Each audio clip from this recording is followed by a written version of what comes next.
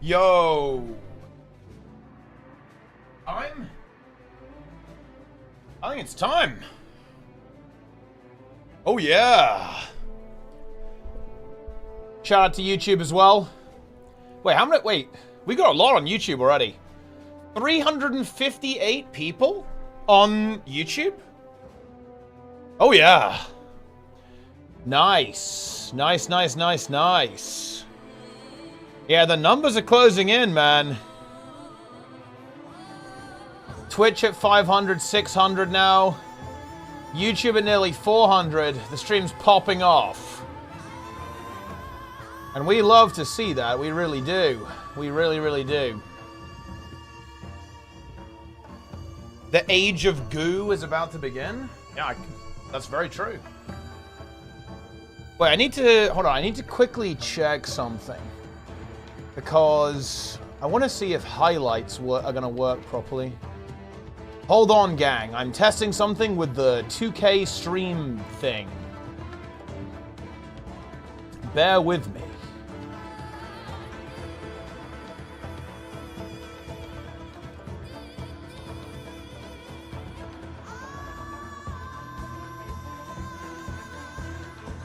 Okay.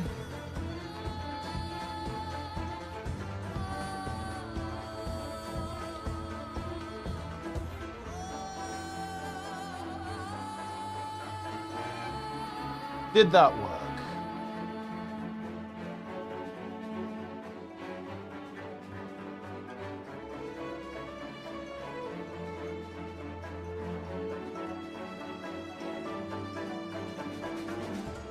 It may not have worked. That is annoying.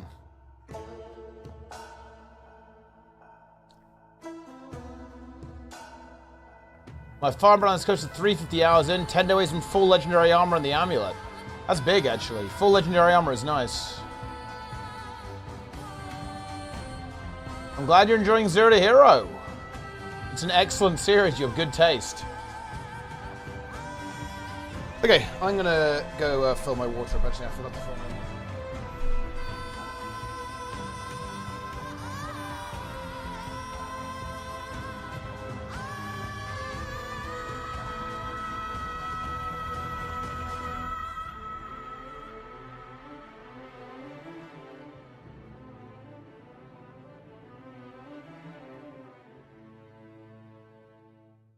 Yeah, there'd better be Roy on this stream. The people, we the people, demand Roy.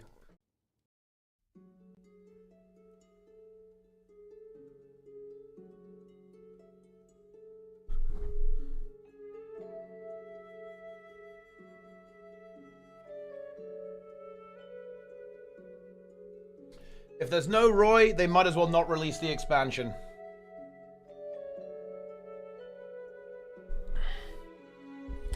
Darren's update, negative 2k gold. I mean, that's good stuff. Also, shout out to the subs. I think some people subbed. Skywalker, Ditty MMO. And I think there was one more. Arathorian, whoop indeed. Thank you very much, gamers. We have a brief period of AFKing. And then it's going to be time. Time for the stream. So stay tuned. My camera's in a bit of a... There we go. Okay. Let's do it. Stream is in 18 minutes. Also, do you guys know there's a raid tournament tomorrow? It's a bit of a YOLO one, I will admit that, but it should be pretty funny. We have a series of highly amusing restrictions to put on the teams. It will be content, I promise you that. Basically, Sneb forced me to do a tournament. Doing it with Sneb, yeah. Yeah, the timing is absolutely catastrophic for me with everything going on, but we've managed. It will exist. Is it live? Yeah. So we've got some stuff going on. Some pretty interesting technology. What programs do I use to develop? I use All my stuff is in Visual Studio for the tools. It's all win forms, guys. It's win forms all the way down. You played Divinity Original Sin 2 with Planix. Did you finish the game? Do you think there's a recording of that available somewhere? I don't think it's recorded anywhere. Did we finish the game? Yes. It was very good. What programs did you write? It's a little bit hard to explain exactly what, but basically the stuff that I have done is all of the, basically the back end for everything. Like I've done some of the front end, but mostly I try to get other people to do that. Well, actually, that's not entirely true, actually. That's actually not true. A lot of the front end is me as well. But I have other people who do the design, right? So, for example, the motor overlay, the design was done by someone else, and I implemented the actual functionality, right? So there was a designer who built that, the actual page itself, like did like the CSS, for example.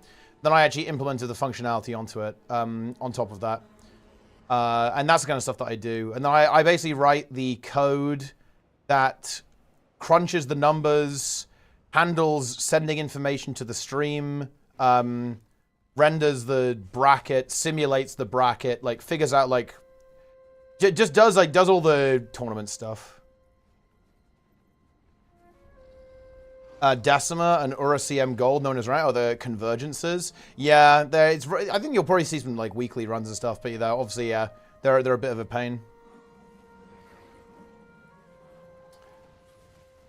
And yeah, I obviously wrote like the stuff that interacts with Twitch chat, right? So I've done the Twitch bot, the overlays. I have a script that basically makes the credits video for tournaments as well. Like I have the stuff that, you know, shows who's casting at any given time. I have a bunch of OBS scripts that like move stuff around on the stream. Recently, we're going to be testing this tomorrow. It does work, so it'll be it shouldn't be a test. It should be simply using this technology. But we've actually developed some really good tech. It was actually done by, I don't really work with C++, but I do know people who do. Basically Renorb, one of the developers that has done a lot of stuff for the tournaments, he basically has converted or like fixed basically an old project, an OBS plugin that allows us to view Twitch streams directly within OBS.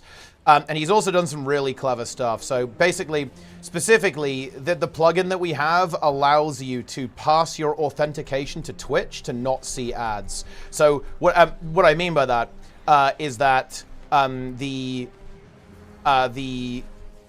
you send like a Twitch Turbo authentication token, and it skips the ads. Huge fan, wanted to say hi. Big. Good taste.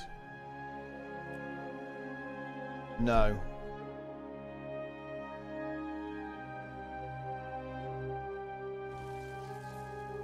Locked in the basement? Pretty much, yeah. Renault, he lives in the basement. What language is the backend written in? It's C# mostly. So the languages that the language that I use for tournaments, it's C#, Python, JavaScript, and C++ is pretty much all of it.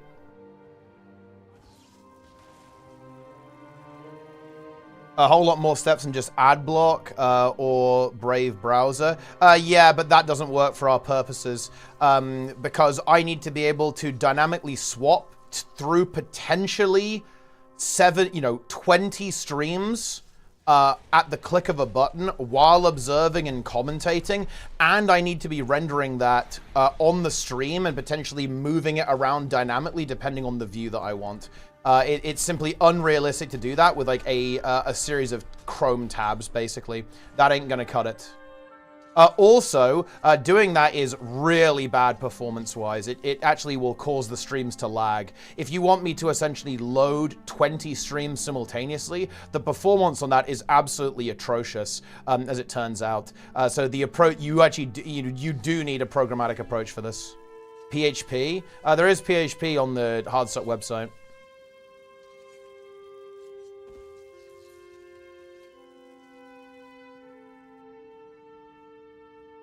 That's how it is.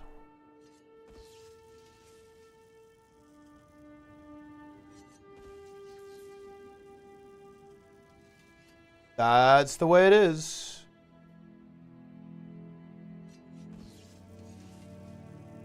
Don't work on Twitch, then code the ads into the stream. Yeah, that is also a problem too, yeah. Particularly with the embedded player. Even if you have, if you use the embedded player, it doesn't matter because basically the stream gets a signal when ads are running and it just replaces the video with a waiting screen pretty much. So ad block actually won't cut it.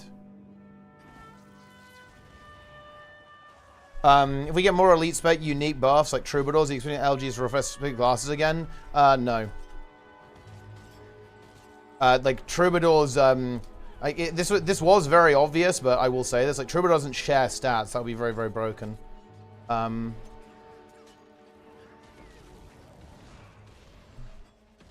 dev stream is in 10 minutes, guys. Prepare yourselves. Either pirate software of Guild Wars 2, Corsair software. Yeah, maybe. Although I think my code's better. Twitch Prime members are a thing, so does that limit the ads? Twitch Prime gets rid of the ads for specific streams, yeah. The reason we need to do it with Twitch Turbo is because we need to remove the streams from any, the ads from any stream. So like an arbitrary stream. Look, Rancid next to the tier 1. You know, look, guys, these conversations are really funny to me. Okay, do you know why these conversations are funny to me, guys? Look, this is going to sound toxic, but it needs to be said.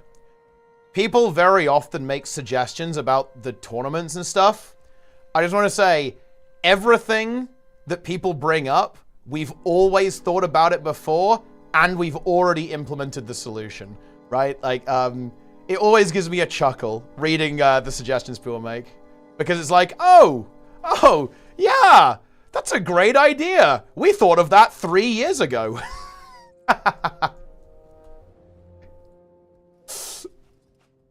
Oh, you love to see it. When is the Evoker stream? In 9 minutes. Which pro swimmer do you admire the most nowadays? I think Adam Peaty's very impressive, and the boring answer, as always, is Michael Phelps.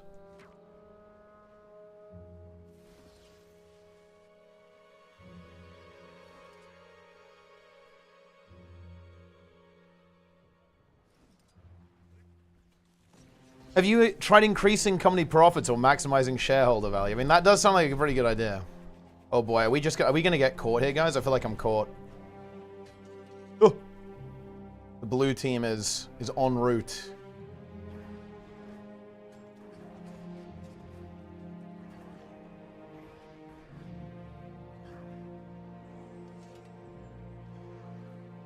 Oh.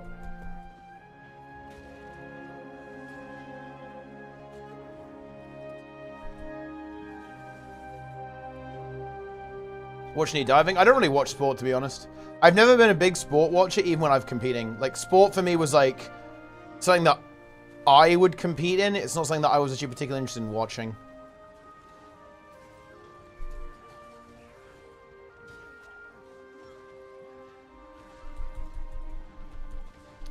$360p stream today? I mean, I hope so.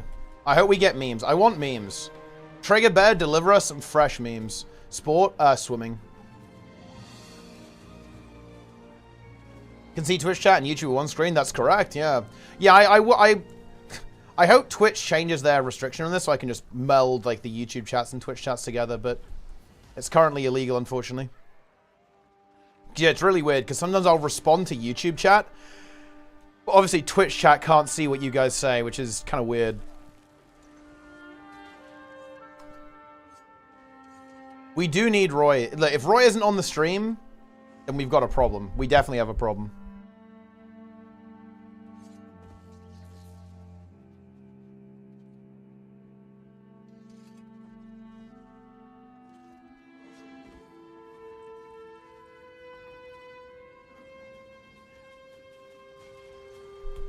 Huge. We need a poll to see if Magras will be dropped again. I mean, like, I feel like he can't drop it again. Like, what would be the point in that? You can't just like keep reusing the same thing. Trailer for Dispatch, and does that interest you? No, I don't know what that is. What is it?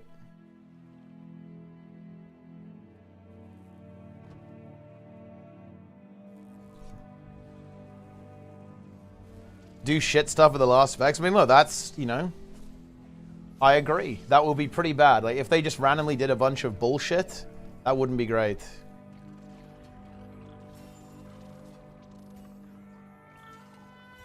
That would indeed be a disappointment. If the last specs are just dog shit. You would hate to see that. Staff trait. They probably won't do weapon traits. I think that would be kind of bad. Especially on Ellie, actually. Alright, it's time. Wait, oh, they are playing music. Okay, nice.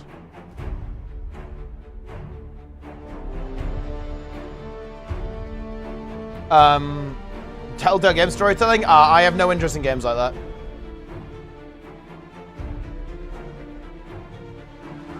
Ooh. Big music, guys. We've got Conduit, Evoker, and Amalgam. It's coming. Content is about to drop. Dude, yeah, if the Conduit traits suck, then we know that it's like the same dev, like trolling the heavy classes. Could happen.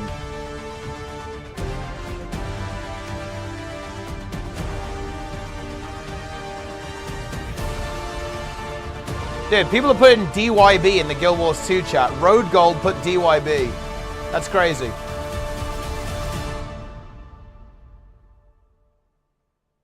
All of Ellie traits are boring as shit. I don't think that's actually true, but I certainly hope that won't be the case here as well. Toad Lord. Yeah, Toad Lord is coming, guys.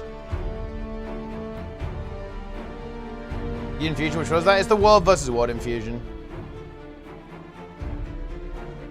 Where is it? Mistwalker Infusion. The Rev icon? Yeah, the Rev icon is pretty weird.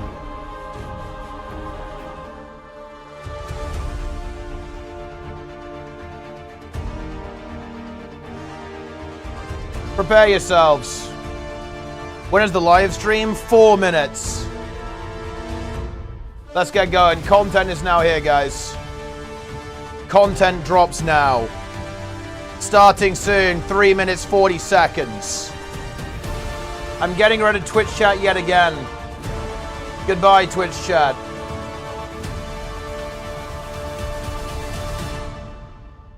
Gonna put the...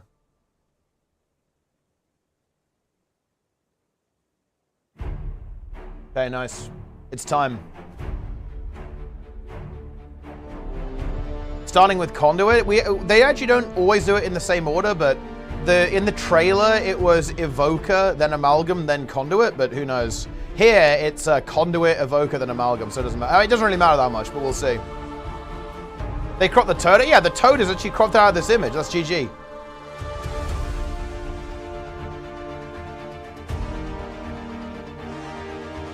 Firefox is built 1440p. Weirdly enough, on Twitch, it's region locked. I don't know why that is, but that is the way it is. It's very strange.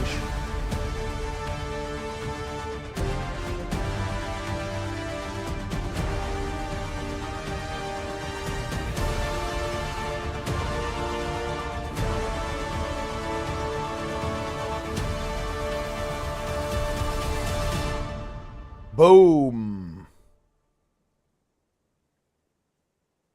All right. Get ready for it.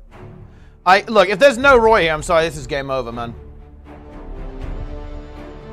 If Roy isn't on this stream, do you guys know what happens? It curses all 3 of these elite specs and makes them both unfun and unplayably bad. So you guys had better hope that Roy's here. Also, shout out to YouTube. 727 people on YouTube, guys. Keep it coming. Keep up this energy.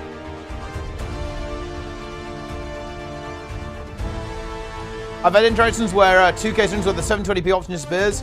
That is because Okay, so the way the 2K stream works is that right now my GPU is actually encoding the stream 5 times over.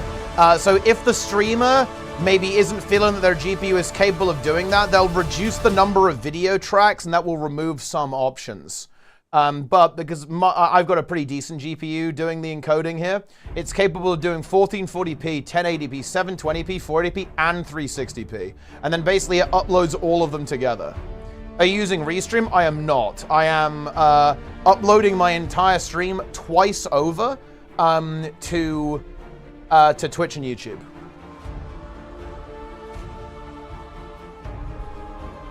$180p. I actually think I could do that. I just have to right now I've got it set to do 5 video tracks, but I believe it would also do 160p if I added another video track.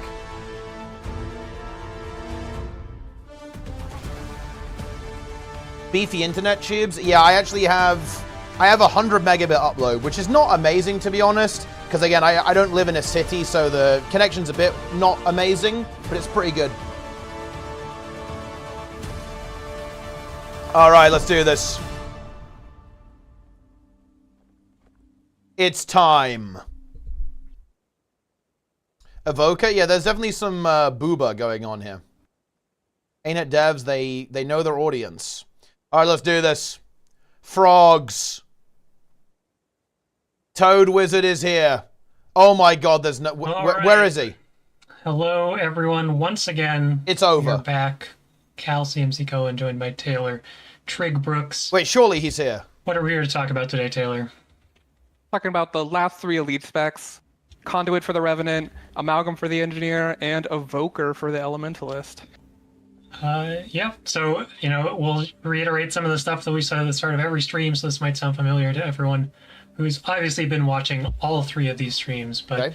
We are leading up to the beta, so we're going to see a lot of stuff that is, you know, it's not going to be perfectly balanced. Maybe there's some art that's still being worked on, some designs that aren't quite optimal or quite where we want them to be, but that's kind of the goal of the beta event in the first place, is we're getting some stuff in front of you, all the players, in definitely a playable state, but not necessarily an optimal state. Okay. And we're going to gather a bunch of feedback over the course of that event and take that and find a lot of opportunities to improve these specializations as we get closer to the launch of the expansion. Anything you want to add? Normally at the end of every profession, we like kind of hover over the tooltips for people to get screenshots, but we've done some of the work ahead of time, and there should be a link in the chat. There's going to be a forum thread that'll have an album of all of the skills and traits after we cover that section. So easier to obtain for you guys, less work on your end. Very nice. So look forward to that. We like to see that. Awkward silence at Incredible the end of feedback, guys. I love feedback. I love feedback, unfortunately, guys. Roy could not join us today. No! He had a prior engagement. Oh my God. But surely we'll see him at some point in the future. Dude, Roy needs to appear, dude. Like, if there's no Roy, I'm not sure this X-Mac's going to be good. It's going to be, I mean, we've been running pretty long on these streams because there's a lot to talk about, and we will continue to do Conduit first. So we can talk about everything there is to talk about. We're going to kick things off with the Conduit here. Okay. You can see, starting with Legendary Entity Got Stance. the F2, as you can see. We're obviously invoking the power of Raza. Ooh. So there's also one other new mechanic. We'll get into the legend skills in a minute here, but we're going to start off with this new F2 button for the Conduit. This is going to be Cosmic Wisdom. Ooh. And this is going to draw a lot of inspiration from dude, wait, it's like you get giga stats. Skills that you guys might be familiar with from the Dervish profession of Guild Wars 1. Obviously, it doesn't make a whole lot of sense to channel human gods on a specialization that is usable by multiple races. So instead, we are going to be channeling a lot of different professions. So we see here Raza will be kind of representing the Dervish profession. People familiar with Raza know able to use every profession in Guild Wars 1 after some things got figured out. But he will be representing the Dervish here, or they will be representing the Dervish here. So what we can see here is that it's kind of like a stance. I'll probably call it a stance a bunch of times on the stream here. It is not a stance skill type. It does not care about stance, things that care about stances, but it is mechanically kind of similar to a stance in that when we activate this is going to give you some stats, and it's also going to give you kind of an on-hit effect. Again, similar to a lot of the form skills of Guild Wars 1. So looking at the Cosmic Wisdom for the Dervish here, we're going to get all stats. This is going to be kind of the most powerful of all of the forms in that sense. We'll see some higher numbers on some more restricted stat combinations as we get to other legends. Oh, so it's a lot. You get big stats then. Your active Big legend stats, determines the cosmic wisdom that is available to you. So with Raza, we will get these bonus stats, and then we'll create a scythe when we strike an enemy to deal damage to nearby enemies. Let's see it. Let's take a look. This will happen around you, so pretty good with melee weapons. We're already going to be in melee range. You see, it's kind of bonus scythe attack happening every so often. This can only happen once every interval, so you looks like the affinity UI looks really tiny, by the way. Especially scythes trigger off themselves, but this is kind of a nice callback to the dervish, who obviously used scythe as one of their main weapons. So as you can see, the duration here is a little short, but the extra mechanic here that we see with this specialization is the affinity mechanic. The way that this works, baseline, there's going to be a lot of traits that care about affinity, so we'll get into those in a handful of minutes here. But every time you use a legend skill that costs energy, which is a lot of them, then you will build up a stack of affinity. And the way that this works is that it will extend the duration of your cosmic wisdom. So by 1 second. In general, so you can get 3 seconds extra. Use some legend skills. I'll press some buttons that do some things that we'll talk about in more detail shortly. But we see that we built up to 3 stacks of affinity here. So activating cosmic wisdom is going to give us a much longer duration of that effect. Whoa. There's also going to be some other traits that care about your affinity. So we'll be talking a bit more about that as we get into the trait section as well. There's almost certainly one that lets you get more affinity too. That might give you some hints toward what some of the traits are. Notably, when you swap legends, that's going to reset your affinity back to 0. The idea is you're kind of building up, your affinity or your rep with. Yeah, I don't know why it's not over the endurance bar, to be honest. It's kind of weird. Invoking, so it resets back to 0 as you swap legends. You'll obviously get some energy back. Get some new Scott in YouTube chat. Shout out Scott. Affinity again. But let's just go ahead and look at the other cosmic wisdoms. Malix here is going to be representing the Mesmer profession. I don't know if Malix really had a profession in Guild Wars, but they're both purple, so it makes a lot of sense. That's just the way it is. They are both purple. But obviously Malix is more of that condition-focused legend, so we're going to see a lot of condition stuff, which Mesmer obviously does a lot of torment and confusion and some bleeding as well, so it makes sense. Get some random so the form of the Mesmer here, bonus condition damage, bonus expertise, and then on hit, you're going to be inflicting one of these damaging conditions, whether it's bleeding, torment, or confusion. So you can just take a quick look at that. See some conditions being applied to these big Condis. We strike them. Moving on to the Centaur stance. This is going to be Cosmic Wisdom of the Healing Monk. and Vitality. Bentari, very much that supportive character. Don't know if he ever saw a lot of combat, but a lot of themes of Bentari make sense with the monk, so we're going to see kind of this self-sustaining, gives you some healing power, gives you some vitality as you channel this, and then also going to give you this kind of on-hit healing buff that you'll see a bit better if I'm actually in combat. You can see you're just getting some, a little bit of coming from the tablet, of course, but we are getting some nice healing procs here. Some big healing. Bit of self-sustain. It's kind of a shame it's not AoE healing. Next up, we'll look at Shiro, obviously representing the assassin, legendary assassin sense. This one is kind of the most on the nose. We do see that the form of the assassin grants you bonus power, bonus ferocity, leading into that power DPS. And also going to be inflicting some debilitating conditions here, whether it's crippled, weakness, or vulnerability. No damage proc on this one. I just see the same stuff. So we're getting some vulnerability from the sword auto as well. And we are getting the lowest duration of this Cosmic Wisdom. So again, you will want to build up your affinity and get the maximum duration to give you the maximum value of this stat bonus, these on-hit effects. And last but not least, we have Jalis, channeling the form of the warrior. This one makes a lot of sense because, Jalis is a warrior. This is going to give you some more personal defense. We're going to see toughness, concentration, giving some boon duration to play into these kind of defensive boons on hit. You could get resistance. Oh, you get random boons a bit wonky, but okay. Same idea. It's just kind of like, one of the introductory mechanics is this Cosmic Wisdom. And this does, I am not cheating. My recharge, you'll note that this recharge does not refresh by default as you swap legends. So you will have to kind of pick and choose which legend you want to channel that form of and get this bonus for, because it's not going to reset as you swap legends. Well, bear in mind, these are only solo boons. So we talked about that. We can hop not into AoE boons. the Yeah, it's entity pretty long stance cooldown skills there. themselves. So we're going to see a lot of... I'll just hover one of the skill facts here as we're talking. But we're going to see a lot of kind of flexibility as each of the first 4 skills that Negative we're going to look at 75% has kind incoming of damage on a association channel. with another legend as well. So we see this resonance mechanic being explained. On the healing skill, it's going to be resonant to Centaur stance. And the idea is that based off the other legend that you have equipped, there will be a bonus effect if you have the matching legend. So here, if we have Centaur, which we don't, but we can kind of show off the base of this skill, and then we'll show the Centaur version of the skill. But if you, as you can see, this is just going to be Centaur a stance is personal Ventari. kind of pulse healing. Let's comment again.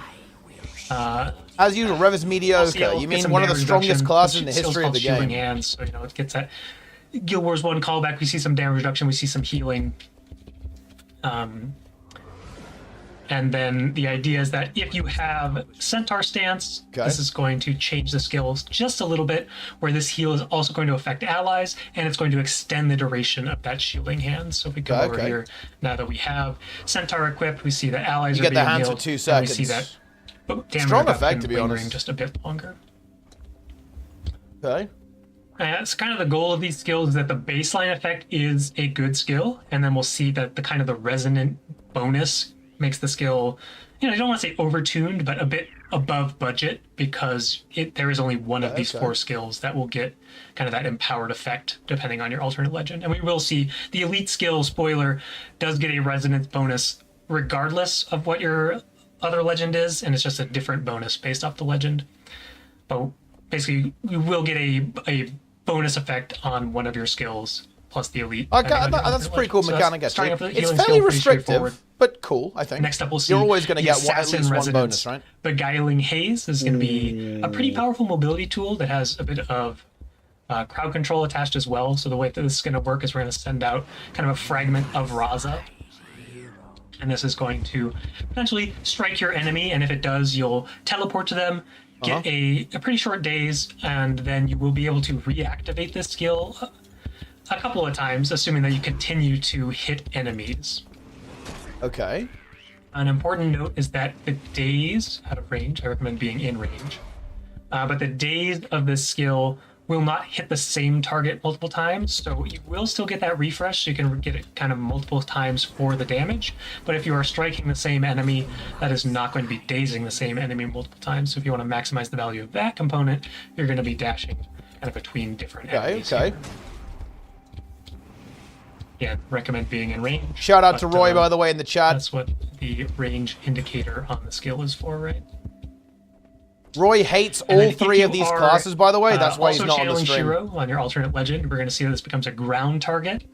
So this gives you a lot more flexibility. Yeah, look at that. That's pretty cool. Where you dash to, because obviously you can go up. There's not a lot of Z-axis here, but you will be able to port up a ledge or whatever. A lot more flexibility. Notably, you still do need to hit an enemy in order to get the refresh, but you can still use it as a better escape. Zoom around a little bit. Notably, the AoE, or the daze and the strike are AoE on the resonant component here as well. Next up, we'll take a look at Gladiator's Defense. This is going to be the stun break and also the Dwarf Resonant skill. We see that this is just kind of a nice little quick activating stun break. It's going to do a little attack around you as well. This is going to inflict weakness. If you strike someone, you're going to get resistance. You're going to get resolution. And if you, this is kind of cool. This has a similar They're doing idea the stun to one of break the thing skills we again. saw before, where if you break a stun, it's going to cost a little bit more, so it will drain additional energy from you.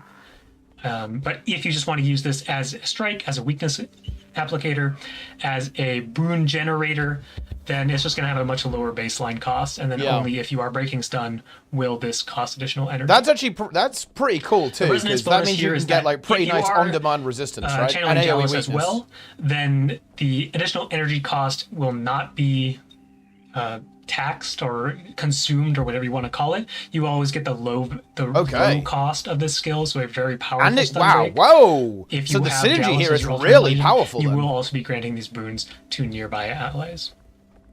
Wow. That's potentially very Next up, strong. we have The Demon Stance Resonance Hex Eater Vortex. This is going to be a condition removal skill. And that will also be a bit of condition damage. The way that this skill works is by default you will throw a projectile and consume or remove 5 conditions Big from Conduit yourself. cleanse, actually, right? And 5 if you Conduits. actually remove conditions from yourself, I am not currently removing conditions for myself, but you'll see that additional... I'm going to put some conditions on myself real quick. He's condying himself. We will get some additional projectiles being thrown. I'm going to be real, boys. They need some help setting up the mic so the goddamn keyboard burning. sounds don't come through, yeah? And Dude, once again, if anyone from ArenaNet's watching, I'm willing to help people set this up. Myself, so that will be up to 6 projectiles. Obviously, just I am 5 OBS tech condition removal support, from guys. yourself is a pretty powerful skill. And notably, if you have Actually, the demon why is resonance, Roy not this help will them set always up? throw He's the maximum bro's number of literally a streamer. projectiles, and it will always throw at the nearest target.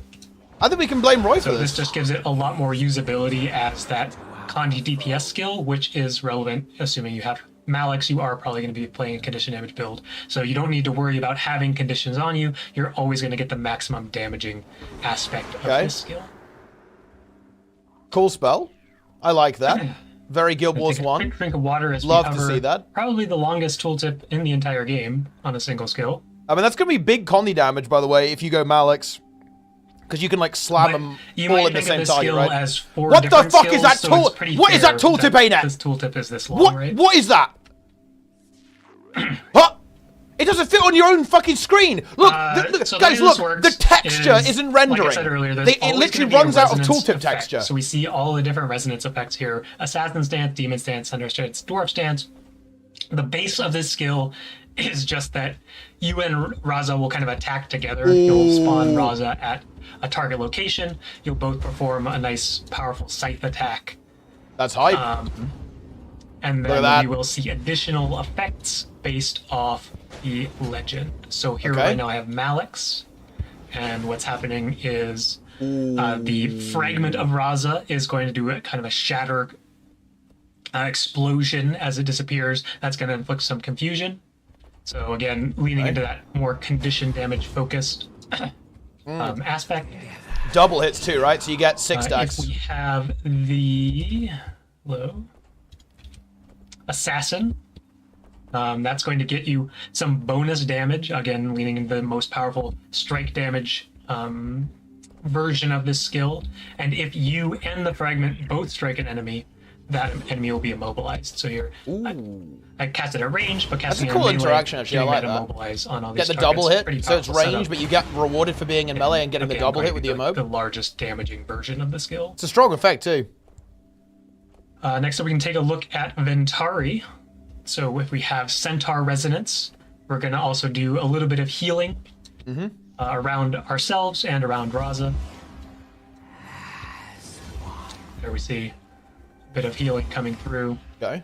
And this is also going to do some condition removal based off enemy struck. For each enemy struck, remove a So Condi. notably, Strong effect. you will want to potentially strike some enemies if you want to remove conditions from yourself, or you can use it as kind of like a ranged support skill as you cast it on allies only. Or, you know, maybe you're in World v World and you're able to cast it on top of allies and enemies and kind of get the full value of this skill. Then last up, we have the Dwarf Resonance. This is going to give some defensive boons again. On activation, we see getting some stability, getting that resolution, getting some resistance, and the kind of team up double hit component of this is that you will stun enemies that are struck by both you and Raza. So again, pretty decent damage Bunch as of well. boons too. You see some baseline might being generated, you see some baseline bleeding being applied, and then some extra bonuses based off which resonant legend you have. Yeah, also big on might your if you bar. actually land a lot of hits there too. Pretty fun skill with a lot of flexibility. You're going to get bleed and confusion for Condi. A lot of power damage as well. Next yeah, the up, we Jalas can one take looks a look pretty damn at strong. some traits. Just wanted to add Okay. anything, Taylor. Ooh, cool looking icons actually. Yeah, I think there's a lot of different ways to play this. As you like, we can see the resonance. it's very adds hybrid, different very things to hybrid each build for Like sure. if you're a Condi, you're gonna play Malix and really get a strong resonance with the Hex Eater. Put a lot of like throughput there, but you won't, like, say if you're playing the assassin, you get a lot more mobility. So it's a way to really focus in on what we want specs to be doing when we play these things without having You to worry do see a bit of a about different how, like, animation. the You get like a different interchange spell between effect. them. Like if you're a Jawless build, you won't have that like really crazy mobility, but you'll get a lot better defenses there. Come on, So give us really the trying to juice. heighten what the core legends want to do while you're playing with Raza. Explain the spec icon trig. For sure. So let's run through the traits we see here. Enigmatic connection, this is going to be the baseline. Explain the spec. Little cough.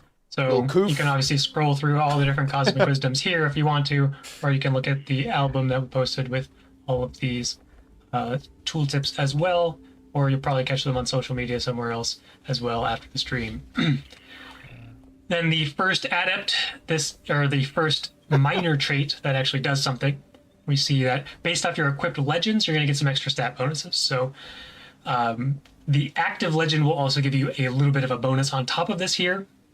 So here I am currently invoking Raza, so I'll be getting 75 to all stats instead of 50 to all stats. And then Jawless, as my off legend, is currently giving me 120 toughness. But if I swap to Jawless, then I'll be getting 180 toughness from that, and then the 50 all stats from Raza. Yeah, just like big stats, so flat out. Kind of just gives you those build-defining stats based off which legends you have equipped and kind of what expectation your build has, whether it's more damage-focused, healing-focused, meant to work with everything, focused, or defense-focused.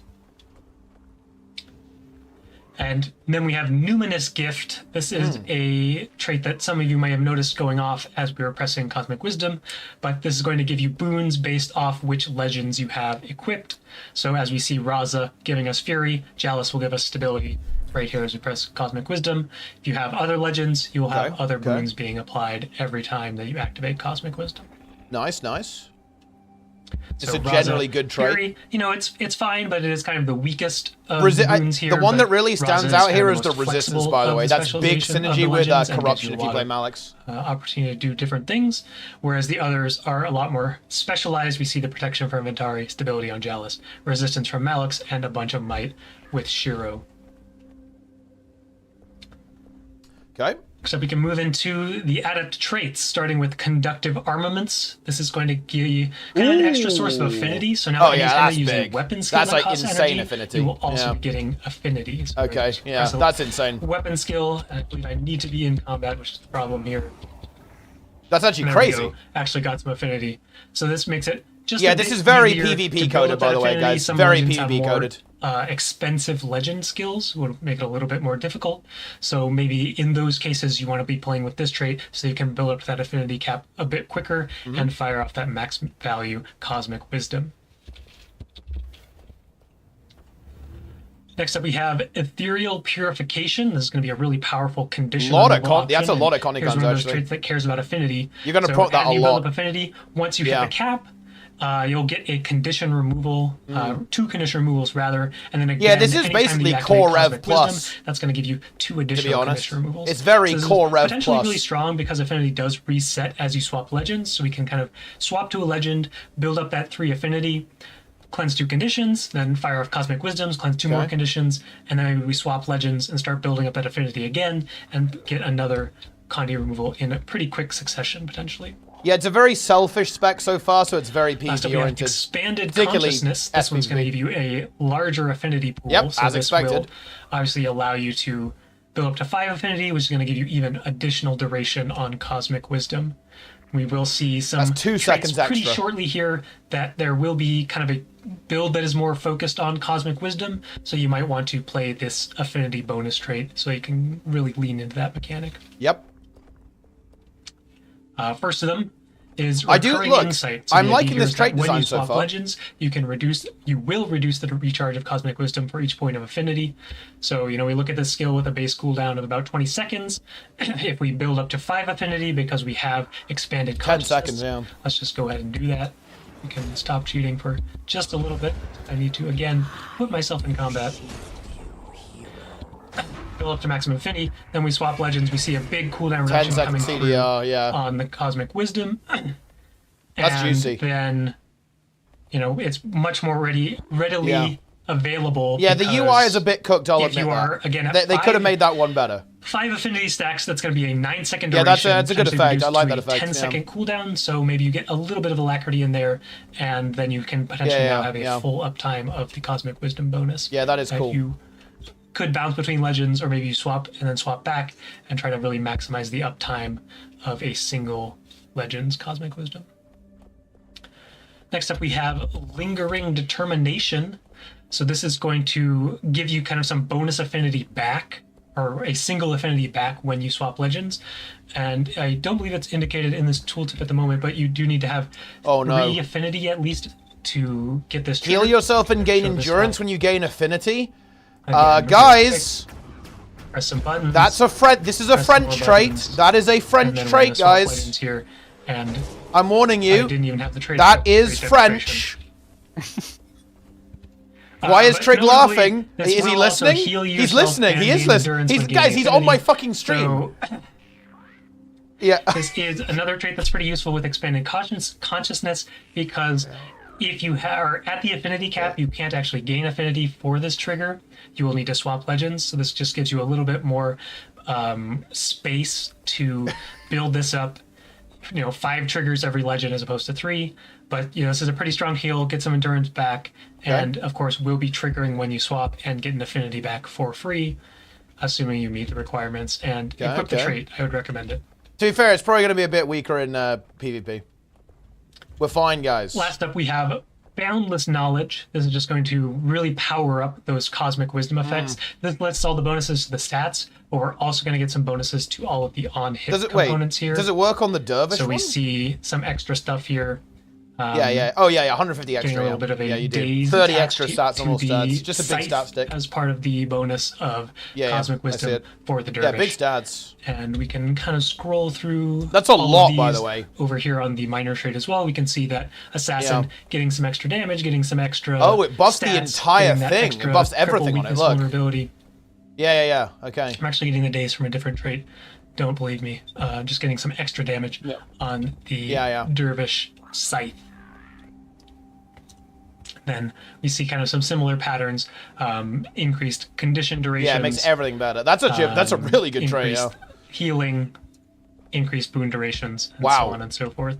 So this really just powers up those Cosmic Wisdoms. You can kind of make this kind of a burstier trait as opposed to recurring insight, which gives you all these traits more are cool. uptime overall, but this is going to give you more heavy armor classes redeemed. All these traits are actually very interesting. Cosmic Wisdom. This is and I like going to this. be good with expanded consciousness because again, you can have that longer duration of this effect. Okay. Notably, today's was coming from Misfire, and this is the first Grandmaster trait, going to be more condition damage focused. Wait, what? Anytime you disable 3 an burning enemy, on every conditions CC? on them, they'll be burning. And then when you activate Cosmic Wisdom, that's going to do a little bit of damage and a little bit of daze to kind of get a guaranteed trigger there. You can obviously be getting some additional disables coming from maybe the hammer or whatever weapons you so choose. This does have a small internal cooldown, so you can't staff 5 through somebody and get maybe 200 stacks of burning or whatever number you want. That would be pretty good. There is some amount of a safety valve. Yeah, like this is. Oh god, dude, that's so disgusting with spear. Holy shit, with Spear 4. Oh my god, that's so fucking gnarly, bro. Next we have Twofold Embodiment. This is going to cause Cosmic Wisdom to grant you all the bonuses for both legends. So we see that we currently have Raza and Jalis equipped, and we're going to get both. Dude, look at that cool trait icon. It's like a snake with 2 heads. Activate Cosmic Wisdom. Again, a trait that makes balance big synergy, knowledge kind of even That's more also really strong, by the impactful, way, because you get like the hyper boons. The empowered version of both of your legends' Cosmic Wisdom. Yeah, that's really strong effect. Pretty powerful effect if you're leaning into that kind of combination of traits, especially. Okay. And last up, we have Perpetual Wisdom. This is kind of shifting the gameplay around Cosmic Wisdom. It's going to turn it into an upkeep skill. And so this will work with dude, they went hard on this upkeep one. Traits. Look at that. That care about upkeep will get that count of 3 as you're upkeeping Cosmic Wisdom. And this will just kind of give you more uptime of this effect at the cost of energy. I guess potentially an infinite uptime if all you want to do is channel Cosmic Wisdom and auto attack. That's pretty expensive, to be honest, but still. And there is another extra component here that when you swap legends, you will get some energy back for each point of affinity. That's So 25 another energy. trait that is quite good with expanded consciousness, but still pretty good with the cap of 3 affinity. You get, between 15 and 25 energy. Exciting back traits, though. Exciting traits. swap. So that's all we got for the Conduit. We're zooming. We're just zooming through all of that. As we talked about, a lot of flexibility depending on this is a speedrun stream to kind of specialize in based off your build, which alternate legend you have equipped. You don't have to play Raza with this elite spec, of course, but it is a pretty powerful legend for pretty much every build. So we would expect to see a lot of Raza and alternate legend of choice based off what your build is trying to do. I'm just going to go ahead and get set up for our next demo, which will be the Amalgam. Yep, and as we mentioned, all those tooltip screenshots are going to be on the I love forum. I love how they're saving pinned Ellie link for to last. it, That's incredibly so, funny. We don't have to take all the time to hover through it. It's time for the mold. Trig, say you ooze, you lose. But now or something like it that. is slime time. Oh, yes! Talking about the Mercurial mold, the Amalgam. Very nice.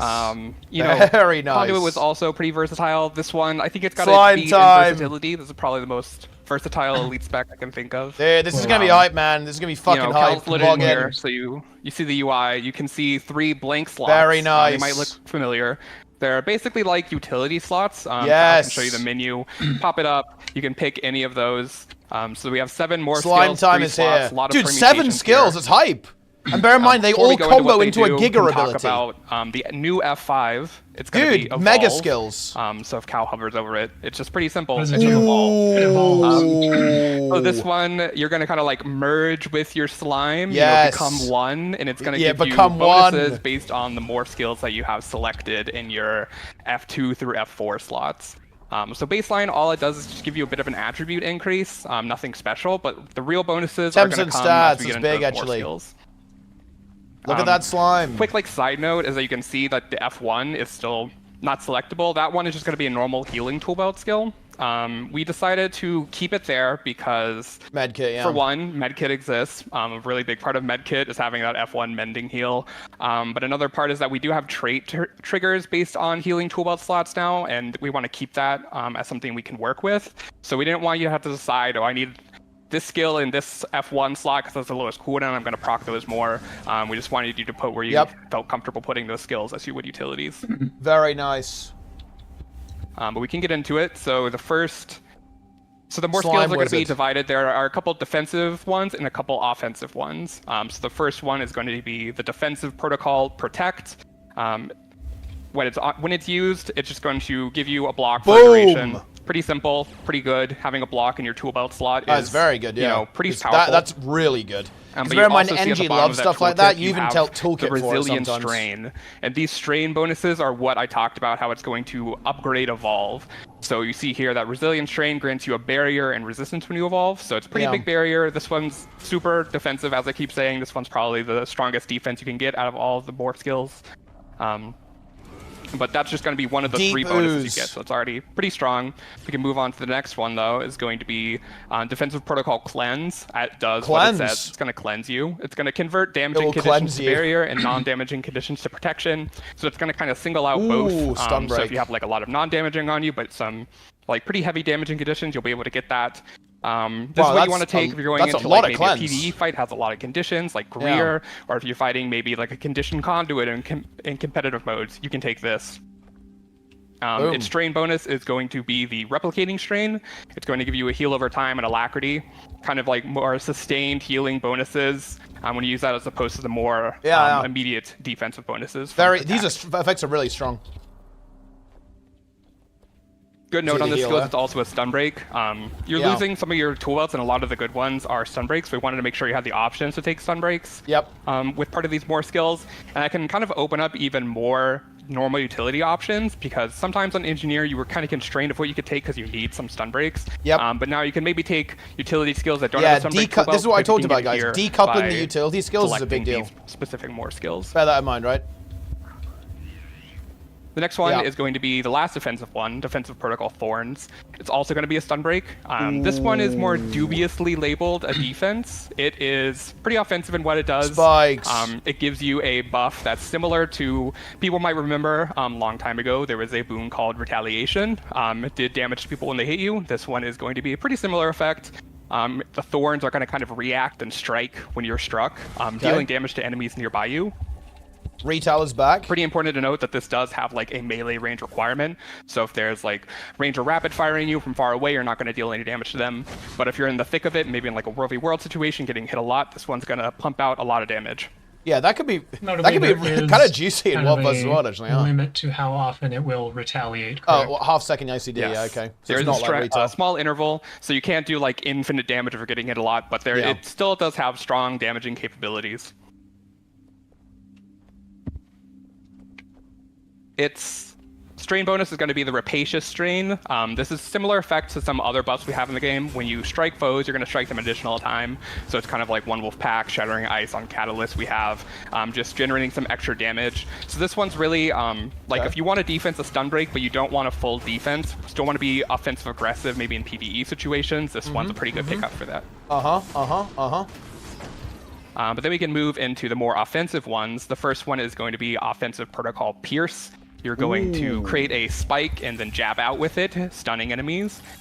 Big note on this one is that it is unblockable. It has a really high wind-up time, so it's pretty easy to see coming. But if an enemy is like shield blocking right in front of you, unblockable 2-second stun, it can be a pretty good counter to that. And big damage. Just very offensively minded.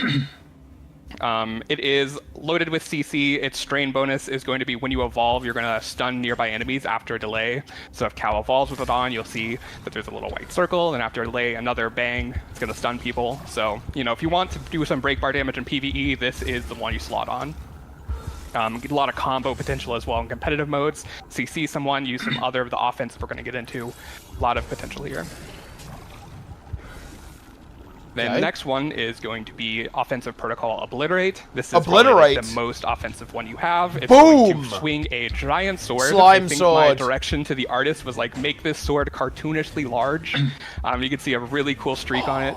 But it's going to deal a lot of damage, deal a lot of bleeding, and it has a special mechanic that I don't think we've done before, and that is going to break your enemy's barrier. So that's like all of it. So if you're up against, it removes all barrier. It has a lot of barrier built up on it, that's actually a really fucking strong effect. Holy shit! And break their barrier before you deal the damage. So specifically, log really in. Good if you know you're going to fight someone who has Bunker Scourge is dead. But also just Amalgam is here. The Breaker. Its strain bonus is going to be Titanic Strain. Evolving gives you might and also increases the effectiveness of might. It's going to be like 10 might stacks and also make that might even better. So if you have 25 anyways in PvE, dude, you lose, man. Wait, dude. Damage increase, like I said, doesn't this like break severe? That's crazy, actually. What? This actually breaks a couple of encounters. Wait, doesn't it break I think you should make this. It breaks Lagos too. I agree. It already is like cartoonish. Like I think when you're like a Norn, big like bleed it scales on that most as well. things due to races, and it's like incredibly big there. So the next one is going to be Offensive Protocol Shred. This one, you're going to throw out 3 discs, you saw this in the video, that are going to cripple enemies. If you hit all 3 of them, it's going to apply and immobilize. So this one's kind of a gap That's actually the really Spec good isn't as be well. As fast as it Scrapper with pierces its too, Super by the way. Speed or Hollow Smith with like Photon Forge 2. So this is a good, like if you want to make sure you're chasing enemies. Dude, I'm just going to say, Trig went hard. Trig actually already exposed that. He made this one. Trig exposed that. Just giving you quickness and super speed when you He's gone lunatic two mode. Pretty good bonuses to chase people down and deal some damage pretty fast. Then the last morph skill we have access to is going to be Offensive Protocol Demolish. This one you're going to swing a hammer around, and then at the end you're going to smash it down. Again, we saw this in the video. This one is really focused around doing heavy AoE damage. So if you're trying to cleave a lot of mobs, if you're in World v World, you want to do a lot of damage to the group in front of you, this is a skill you take. To go along with that, when you're in the cut of things, it can be kind of dangerous. So the Berserker Strain is going to give you stability and also heal from outgoing damage. So while you're doing that, you're healing yourself, staying up, making sure you don't die while you're in the middle of things.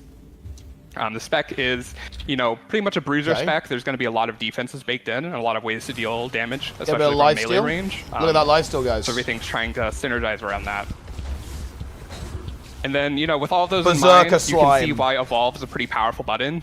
Getting 3 of those bonuses we just went over whenever you want, customizing it for the situation. Healing from outgoing boot and condition makes damage. it a I pretty guess good cooldown to have. It's really you like a heal go for time some of button. your You're gonna regen press that, healing and or people something? are going to be scared. Could be trait interactions too. But that kind of covers the general way you're going to play with profession mechanics. We can move into the utilities, which are going to be stances. Okay. Healing Important to increase while you hydrate. have barrier. But the heal is going to be mitotic state. You're going to command your cells to to separate, you know, regenerate. It's going to heal you over time pretty rapidly when you use it. Okay. And then it's got a little hook that is going to increase its effectiveness while you have barrier. As Cal's been pressing the skills, you can see that you're getting some barrier when you get more skills, so it's pretty easy to trigger that. We'll get into that when we talk about the traits. But this one, it's not going to give you like a burst heal like you normally do. It's going to be a heal over time. And so it's kind of vulnerable to pressure. You know, if people are hitting you while it's healing, they're going to break your barrier pretty fast. So you're going to lose out on that. You might not get the, you know, direct healing that you might get from like an AED or like the normal elixir heal. But it is a pretty strong heal over time, so really good sustain benefit. Okay. But then talk about the heal. We can talk about its healed tool belt as it's going to have one because you don't get a morph in that slot. It's going to be symbiotic shielding. It's going to be instant cast, give you barrier mag aura. Pretty good defensive cooldown, get that barrier to trigger the healing. Yeah, projectile block is nice. Magnetic aura, as we talked about, not a lot of range or mobility in the kit, and so having that little counter pressure to use just instantly is a pretty good thing to have in the kit. Yep. Then we can go on to the just normal Mag utilities. aura. There's going to be 4 of them based on the states of matter. You saw liquid state in the video, and it's like super Solid cool, state. but there are also other ones. The first one we're going to talk about is solid state. That one is going to be a CC ability. You're going to leap up in the air, harden yourself, give yourself some stability, and then you're going to crash down, stunning enemies. Then you're going to get a buff for a little bit that increases outgoing stun duration. So this pairs pretty well with Pierce we talked about. If you have Throw Mine, if you have Hammer on, just if you need to do break bar damage, start with this and then throw all your things out. In competitive modes, you know, getting stability and stunning people, pretty strong thing to have. Really good initiation tool. Then next one, we can talk about liquid state. You're going to melt down into a puddle. Most importantly, you can move while being a puddle. And then while you're in that state, you're going to deal damage around you, kind of ticking damage and poisoning people that stand on top of you, crippling them, making sure they don't have much mobility. But this one's going to be kind of a short defensive cooldown mostly. You're going to evade while you're under there. Become the slime. Yeah, So it's Vladimir, right? Something like Elixir S. But it's also going to have a lower cooldown, be a bit more usable, and also you can keep up some pressure while you're, you know, ticking poison onto people that stand on top of evade you. too. Then the next one is going to be gaseous state. You will sublimate, vocab word, breaking stuns, and then you're also going to remove movement impairment conditions and prevent their reapplication because you're kind of like in a gassy, airy state, so how can people immobilize you? You're not going to be completely incorporeal like maybe mist form, but you are going to be a bit hard to hit, so this has a little bit of a new mechanic. It makes everyone have weakness. Going to be glancing blows. Yeah, everything's glancing. So it's basically That's like actually anyone very that hit strong. You had a weakness on them. Yeah. So can't be crit.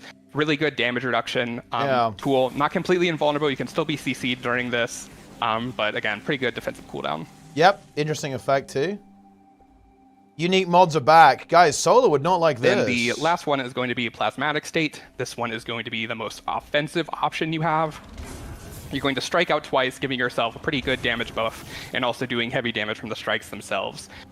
This is a pretty high modifier, so usually you want to stack it, you want to evolve, and then use this, stack all your damage multipliers. I think in PvE, the spec is going to have a more bursty damage profile, where you're going to want to save your cooldowns for when you have evolve up, and stack all of them at once, get a really high damage burst off. Okay. So managing those cooldowns is going to be kind of important. And then competitive modes, this one is going to be, if you want just more damage from the kit, this is a pretty good button to have. Then lastly, we can talk about the elite. It's going to be flux here we go. state. You're going to kind of command your slime to swirl around you, creating a magnetic field. Whoa. You're going to initially pull people in and then create like a storm of those like spiky metal things you see going on that's going to take damage and apply bleeding. So pretty good control thing to start with, and then as you pull enemies in, there's going to be a storm that damages around you. NG elites are competitive, again, so I think pretty that's good to tough. have up when you're bursting things. I think good for PvE Simple though, where you because want like out of the NG... elite skills are not super that kinda PvE covers oriented. all the utilities. But in We can PvP, move it's pretty into the competitive. traits here quickly. Okay, we go trades. Yep, the first one is going to be Experimental Union, explains what the spec does. That's, can move on to the first interesting one, is going to be Hybrid Vigor. You're going to gain Vitality, and then this is where the barrier is coming from, as Cal was pressing the skills. When you gain Barrier, when you use a Morph skill. This one's kind of built-in Sustain, kind of the heat therapy equivalent of this spec. Doesn't give Vigor, so maybe it's like an unplayable thing, but Hybrid Vigor is like a biology term, so get educated, I guess. Whoa. Then we can move to the next minor, is Willing Host. This one, when you use a Morph skill, you're going to get yourself a damage increase. Again, kind of like the baked-in damage increase for the spec. This buff, when you use it, it's not going to stack duration, it's going to reset duration. So it's a bit of an incentive to spread out your cooldowns to make sure you always have this buff up. Okay, that's a high number, guys. At once and then run out of the damage bonus. That is a high number. number. Make sure you have spread them out so you can, make sure that buff is always on you, getting the most value out of it. Okay. Then going to the Adept tier. This tier is kind of a theme. They're all going to be defensive. None of them are going to give you a damage bonus, but it's going to be how do you want to pick that defense. The first one, Stainless Steel, is going to be oriented more towards conditions. When you use one of the stand skills or evolve, you're going to convert conditions into boons. So if you're going into a place where you would want that cleanse morph against, again, Greer, any Conduit boss, or in competitive modes, this one is probably the one you want to pick.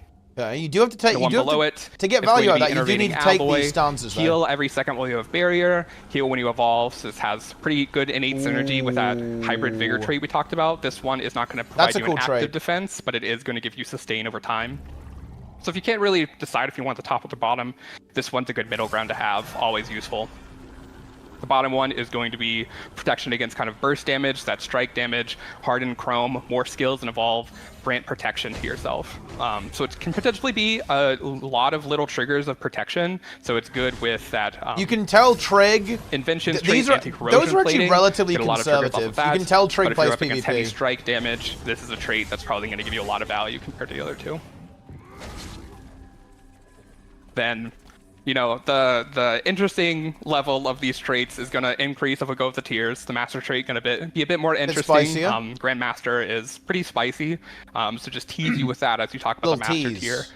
The first one is going to be Carbolic Composition. This one is going to focus on poison application. It's going to cause all your amalgam skills. Every hit, by the way. Any skill that's special to the amalgam, all the morph skills, all the utilities on hit, they're going to apply poison. And then you're also going to get a pretty big duration increase for poison. Engineer has pretty big duration increases for both bleeding and burning in the firearms trait line, but poison was kind of not there. So this hopefully makes it easier to condition duration cap, specifically with some condition builds, and also be a more biological Poison Lord focus on applying poison and just getting some extra damage, enabling some condition amalgam builds here. Okay. The middle one is going to be Mercurial Tendencies. Disabling an enemy reduces the cooldown of Evolve. That's a cool one. It's a pretty powerful effect if you can get a lot of CCs in your build. This one is specifically going to give a lot of synergy towards hammers, I think. If you're a Juggernaut owner, you want to use it with this spec. And hammer can get a lot of CC you get the procs bolts off. too. So again, using that, you get Evolve off cooldown more, can mold your rotation some, based on getting those CCs matched up a bit better with Plasmatic State damage bonus. Should be pretty interesting. Something you definitely want to be capitalizing around on a damage amalgam build. And then the last one is going to be Silver Lining. It's gonna do what it says. There's gonna be a bit of a downside, but a pretty good upside. Evolving no longer inherits the bonus of strains, so it makes so all you do when you evolve is get that stat bonus, but instead morph skills are gonna grant their strain bonuses at a reduced duration. Yeah, it completely changes that up. This one shouldn't give you a lot more uptime on those bonuses, but a lot more flexibility of when you use them. So if you do that hammer spin, as Cal is doing with it, you're gonna get stability at the start. It's a pretty good time to get stability is when you're doing that long cast, and also that healing buff. So you're going to have it when you use splits the bonuses, so you that can damage use bonus it when you want it. So yeah, like I said, just a bit more flexibility. Might be better in competitive modes where it's risky to get all those bonuses all at once, but this is more spread out, but again, lower duration. Exactly, yeah. Okay, he says he went hard on the GMs. I'm ready. you might be thinking with this trait that like, okay, evolve kind of sucks if I take this trait, but we haven't gotten to the Grand Masters there. So all the Grand Masters are going to kind of change what evolve does a bit. Here we go. And make it to the button. That's already interesting. Is like super interesting. Here we go. Here we go. So talk about them. We go to Symbiotic Synergy, the top trait, which has the best trait icon in the game. It's just a little ooze guy that's smiling. But what it's going to do is it's going to cause Evolve to recharge your more skills, and then more skills deal increased strike damage. So recharging all 3 of those abilities is pretty strong. Yeah, Getting all that damage back can get your block back, stun breaks back when you evolve. Makes it a pretty good cooldown to have. Pretty big strike modifier for PvE. All these traits, everything you're seeing on the stream is like kind of split for competitive modes. You're seeing the PvE balance.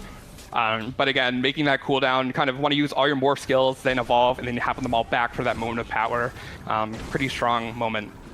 And then I think all the other Grandmasters are going to be strong as well, compete with that. We can skip to the bottom to talk about Double Helix. He doesn't even want to show. He doesn't want to show the middle one. It might be too much for us. Bonus to its increased stats. So this one is going to give you double the evolves, which is pretty good, and make it a bit stronger, getting that stat bonus to 15%.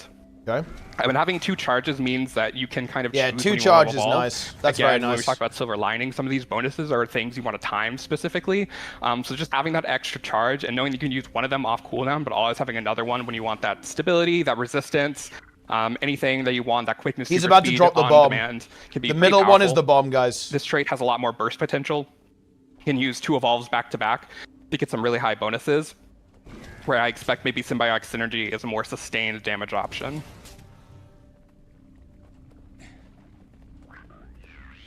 But then there's one last Grandmaster trait, and this one is potentially the most interesting. It's going to be Contagious Mutation. Strain enhancement effects are shared to nearby allies when activated with a reduced duration. So that's all the effects we just talked about. Fucking big. You give your allies the resistance, the quickness, the super speed. Yeah, and the stability. Even the special ones, you can give them that strike bonus from a pace of strain. You can give them increased might effectiveness. They're going to take a duration decrease. You're sacrificing a lot to take this trait. You're not going to get it just fully shares unique mods, guys. Double charges, but if you're in a group situation, this is probably a really good trait to have. Okay, it does do it. Of things that this could just be broken. That's what betas are for. So very excited and interesting to see what people do with this trait. And quickness share, guys. Gonna keep our eye on it for sure. It does work with Silver Lining, so if you have both Contagious Mutation and Silver Lining, you're going to share to allies when you use those morph skills, so just even more choosing when to give things. They are going to stack the duration. It shares the thorns, guys. 3 seconds you share to allies. Retail is shared. Pretty powerful application. You do have the ability to grant both quickness and alacrity if you take both of those, but you have to make a lot of sacrifices to do that, so potentially it won't be potent either. We will see. You might do some weird shit with stacking these, so they have to be careful about that. That is the Amalgam. Pretty unique buffs are back, guys, and it feels damn good. Favorite NG is back. Amalgam is back. I think Obliterate, like the sword is just so good, and just like cranking with it, like it hits really hard. He likes to crank You should too. dodge that if you see it coming. That's a good call. You should dodge that. All barrier removed.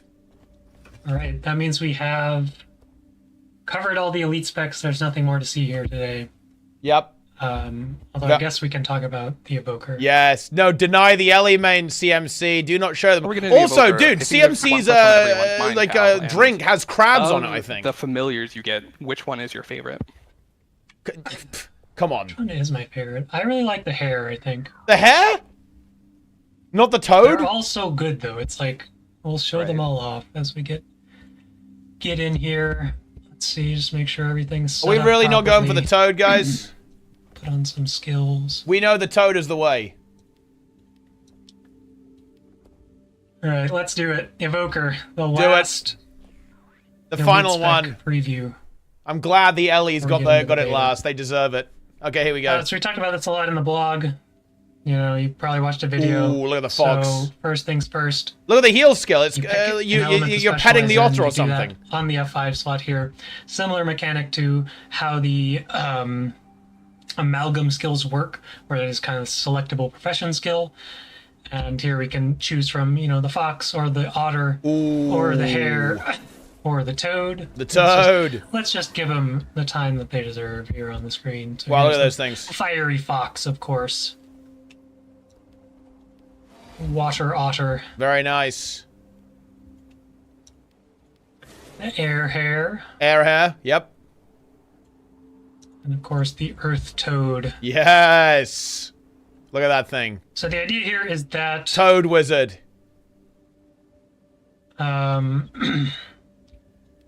you pick an element to specialize in, and this is going to do a few things.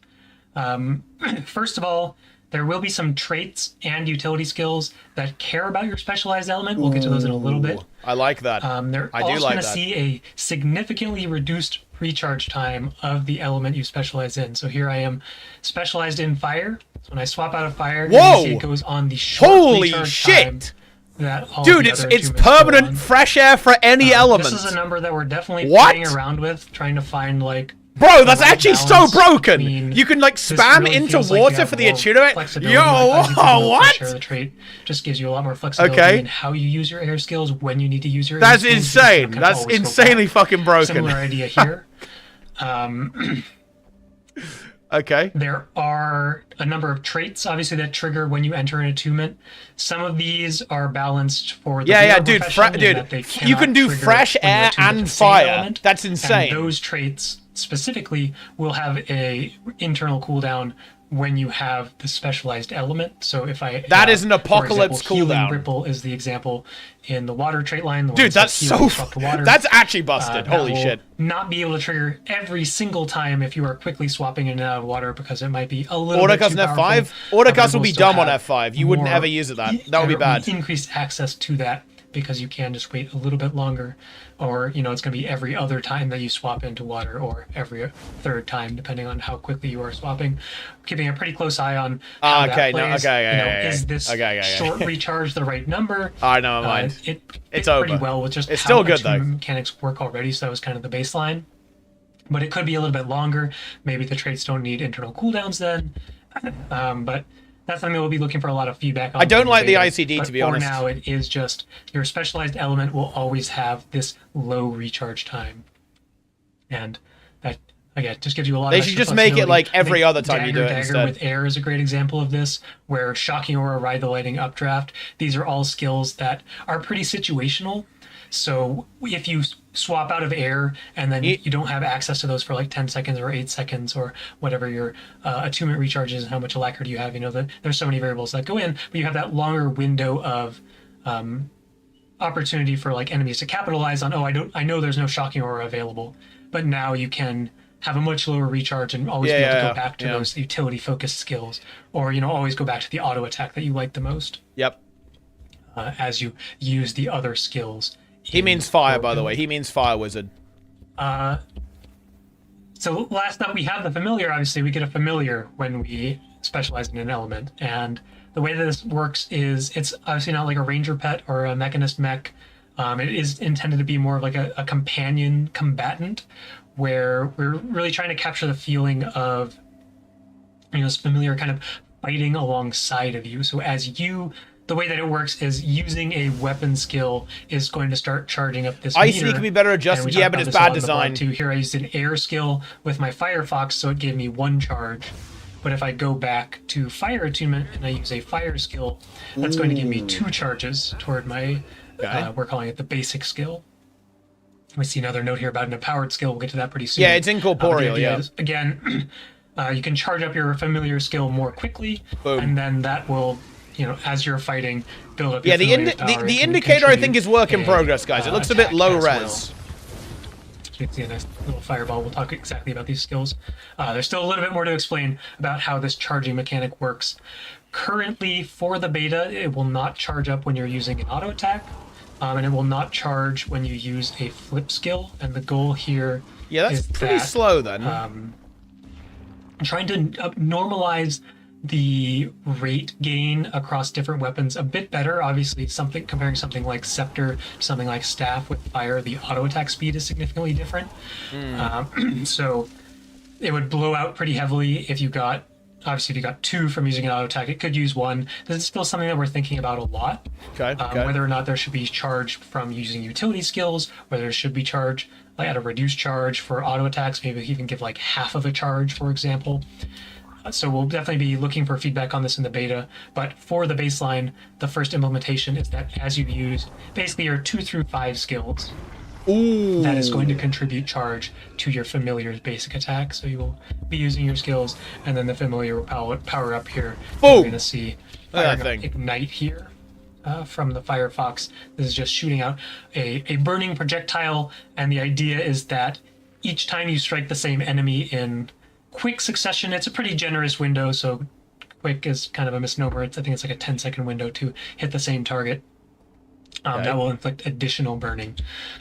So I'm just going to start cheating and have infinite energy here, infinite charge.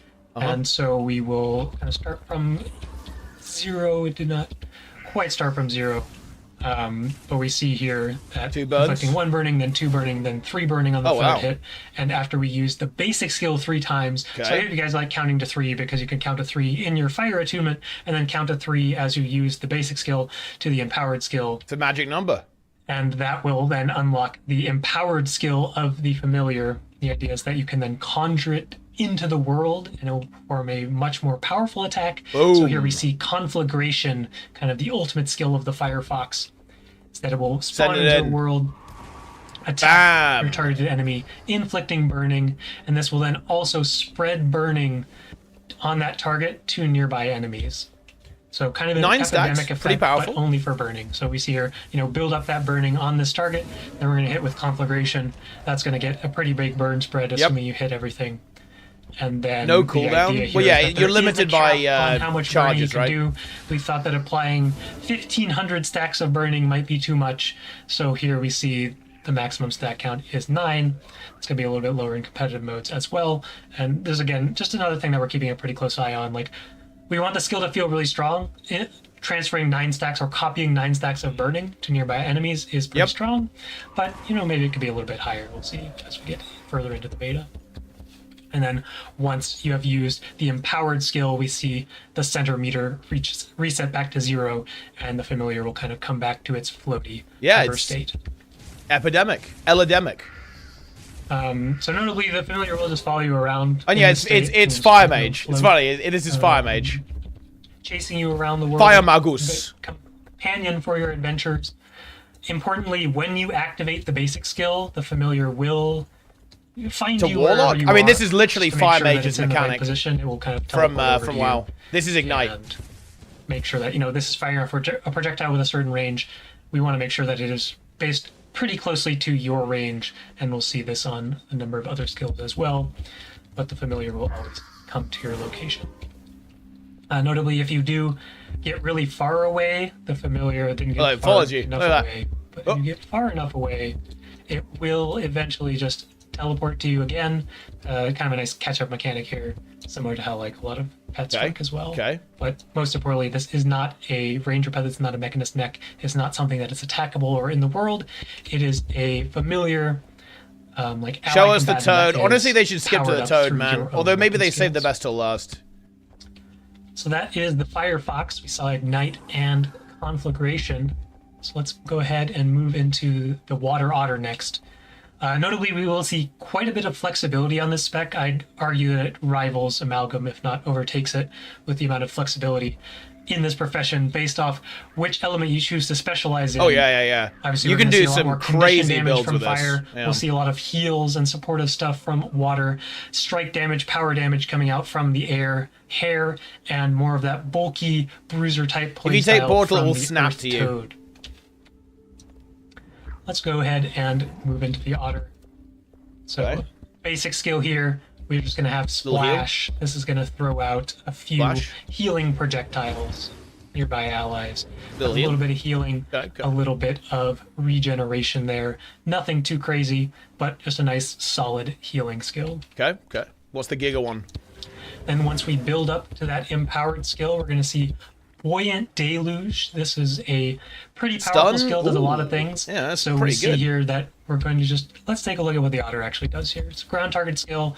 I'll pick the area. Let's throw it on our allies when you want to heal them. See the Otter kind of come in, play around with a little bit of water stuff, and then fire off a big ball of healing water. It just fires that ball. Healing water, but it does also have some offensive components here.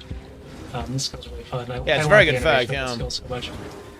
CC, big heal, and Conduit cleanse, and gives some pulsing regen. This is going to heal these allies, create a water field, This is going to pulse some regeneration as well, very powerful with something like cleansing water, and then also remove some conditions. Yeah, there's a lot of potential to be a healer here is for when you this. throw it on enemies. Generally, you're going to be throwing it on allies to heal them. Oh look, it bubbles them. If you also have overlapping enemies, we're going to see that bubble kind of traps those enemies inside, doing a stun. So a really powerful skill does quite a few things. Quite, you know, a lot of these empowered skills, they are a little bit less accessible when you are not given infinite charge. So they are going to be all super impactful, very powerful skills. Yep. Just give some more screen time to the otter. Look at that A thing. nice little shell necklace. Very cute animal. Look at that thing. Feels good, man. Next up, we have the air hair. Zap. The air hair is This here. one's going to be, again, more strike damage focused, starting off with the zap. It's just going to be a ground target damage skill. Ooh. See some damage. Dude, fresh some air. being applied. Crits The way do this more works is damage that to the it marked will enemy. mark Dude, enemies log to in. increase damage Log in from fresh your air critical early. strikes. Grim's gonna like to It see will that. augment ally. Grim is gonna like to see your that. own critical strikes will get a nice little damage bonus here. So you will be wanting to continuously zap your enemies in order to keep that up, or it will rather create some more bursty windows of operation. And here comes the, what's the big We'll one? get a close up on this animation as well. You see the hair doing a little bit of spell casting. It does a little backflip to fire off that burst of lightning. Yeah, Zeus, son of Zeus, is gonna like that. And that eventually is going to flip over into lightning blitz. This is going to be just a big strike damage skill. The idea is that the hair, you summon the hair and it kind of dashes so quickly between your enemies to the point that it might actually be teleporting. I feel like that one is way that's less just going to be impactful than the other two, no? Guaranteed critical damage What was on every that? strike, so that plays really nicely into the zap debuff, obviously. Wait, what? This will What is dash that? Between enemies, Like, if there's what? only a single enemy, we will of course see. I know, it hair looks pretty continue to cool, but strike it does that single nothing. enemy. I guess if it goes on one person, it's Doing a bunch big. of strikes, bunch of damage. Yeah, so and if you then get it again on one coming person, it's back pretty big. To the baseline of floating next to you. Yeah. Oh yeah, he does have no stats too. That is true. But it doesn't seem like Big damage coming out I feel like the from, other two were like big impact, assuming right? you Big have visual real impact. Equipment equipped that has power, precision, and ferocity. I guess you don't need precision for that skill, but I would recommend a lot of power and ferocity That's a good call. instead of nothing. Now, And now last let's get but to the not real least, shit. We have Let's get to the Earth real stuff. Toad. Here it is. Again, leaning more into like this The Toad. rosary defensive playstyle, a little bit of crowd control, or a lot of crowd control, as we'll see. I'll take a quick water break though, as we watch the marvel that is the Earth Toad. The marvel that is the it is the marvel that is the Earth Toad. It's time.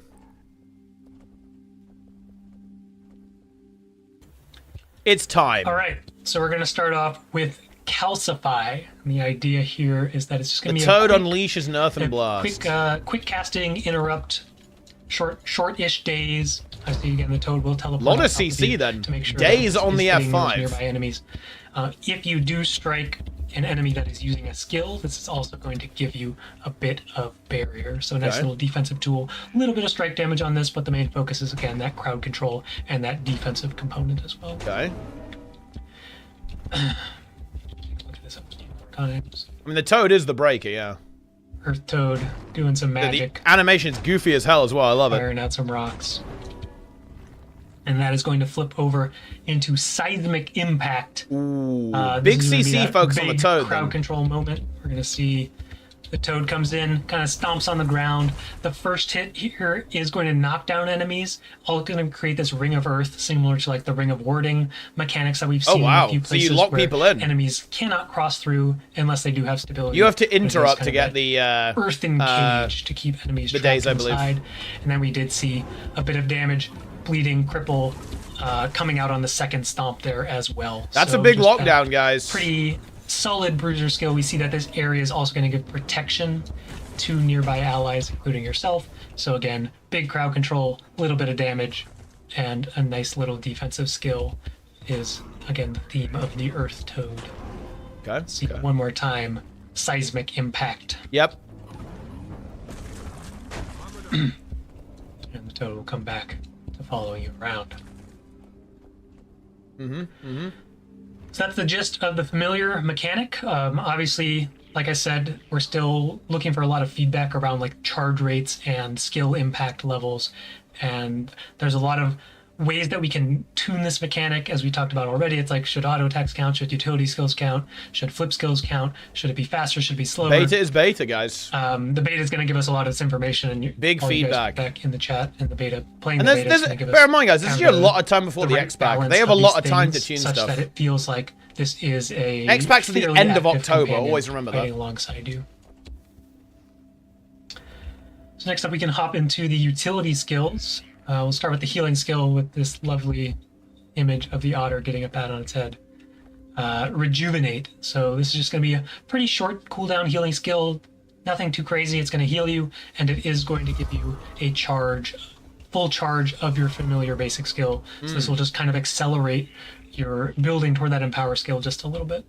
Man, Ellie heal skills are good, but the familiar skills are pretty powerful too, especially because there are going to be trait interactions. That's some nice. I mean, depending on how good the trait interactions are, that could be really what your good. familiar is. The elite skill doesn't care what your familiar is either. But now we'll take a look at these utility skills that do have a slight amount of caring about what your utility skill or what your specialized element is. Yeah, because you can see these are all kind of themed. To the fox, because the first thing we're going to talk about is Fox's Fury. This is going to give some defense or some offensive boons, rather. Still, my mind was stuck in the Toad land. Defense, but here we are with Fox's Fury. This is going to give some might, some fury to your nearby allies, and then you're going to attack an enemy, do some damage, and do some burning. And the damage and burning here is going to scale based off how many might stacks you have. So we have a few different thresholds here. If you have less than 10 might, you're going to get kind of the weakest version of the skill. And between 10 and 20 might, you get the middle version of the skill. And then if you want the big damage, the big burning, you're going to want to have 25 might stacks, as you probably do as you're running around in raids or open world PvE or anything like that. Notably, the might from this skill will count first. It's not going to be enough on its own to get you over that first threshold, but if you just have a couple of might stacks lying around, you can always at least get the middle value of the skill. And assuming you have, I wonder if they're all stun breaks. 13 might is over 20 if might. It's specialized. That's interesting, actually. You can get the full value of the skill as you fire it off. And for anyone reading the skill fact as I'm rambling here, we see that if fire is the specialized element, this skill will be the stun break. That's kind of the baseline mechanic that we've implemented for all of the utility skills here. Your specialized element will control which of these skills is your stun break. That actually makes them way easier to take, by the way, in competitive. Didn't quite get in for the beta, but there is going to likely be... We're already kind of looking ahead toward making the specialized element kind of pump up these skills even a bit more than just having that stun break component. So keep that in mind as you are giving feedback around these skills. If there's anything that you have in mind, I like that. Should it just be more damage, more burning? Maybe that makes sense for this one. Maybe it should do something else. Maybe it could give you more might stacks so you hit that second threshold, third threshold a bit easier. That is something that we are considering moving forward. It's just for the beta, the specialized element will make the associated utility skill into a stun break. So let's see what this. I want to see the healing potential there. At the Otter's What have we got here? Notably, these are meditations. Forgot to mention that, but anyone who can read the skill facts will know that. That's a big AOE cleanse. Fits the theme pretty well. 5 like, the spirits of the wild, and you're kind of. And of course, it's a stun break if you have the otter. Familiars, meditation fits pretty well, and. Dude, I feel like these skills are maybe a bit undercooked. There's at least honestly. one relic that cares about meditations, so maybe you take that, get a little bit of extra protection.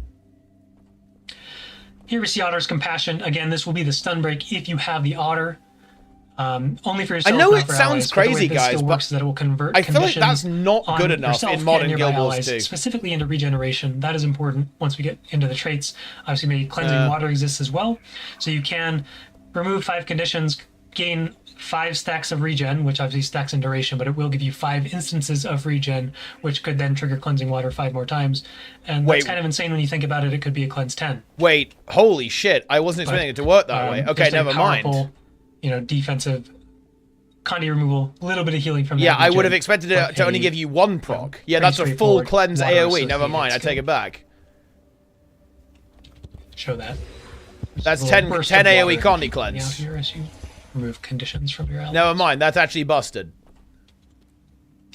Next up, it doesn't really matter I specialize because we're not showing off the stun break component. It's Contemplation and Purity AOE, by the way, guys. Because the hair, again, is the best of the familiars. and there is no argument for any of the other 3, except they're all good. Okay. Hare's agility. That's going to be a ground target, mobility skill, evasion, dash. You see, pretty good. This distance. is funny. This is basically Not like super old long lightning range, flash. but reasonable amount that you can kind of escape. Kind of. It's going to be evading attacks, and it's also going to give you stacks of this venom-esque buff called Hare's agility, named after the skill. This is going to cause your next attacks to inflict chain lightning. Ooh. Let me see here, just getting a little bit extra of that damage from the chain lightning strikes being generated from this buff. We'll see this buff again when we get into the traits, but it is again going to be a pretty decent chunk of damage coming out, so kind of a hybrid defensive and offensive skill here. The target caps just haven't been added there, guys, yet. Looks like this one, I think they're thinking about changing this one a fair bit. Hare, you don't get to teleport across the entire map, but you can evade attacks as you dash and get that buff. Again, this will be a stun break if you have the Hare. Show us the Toad.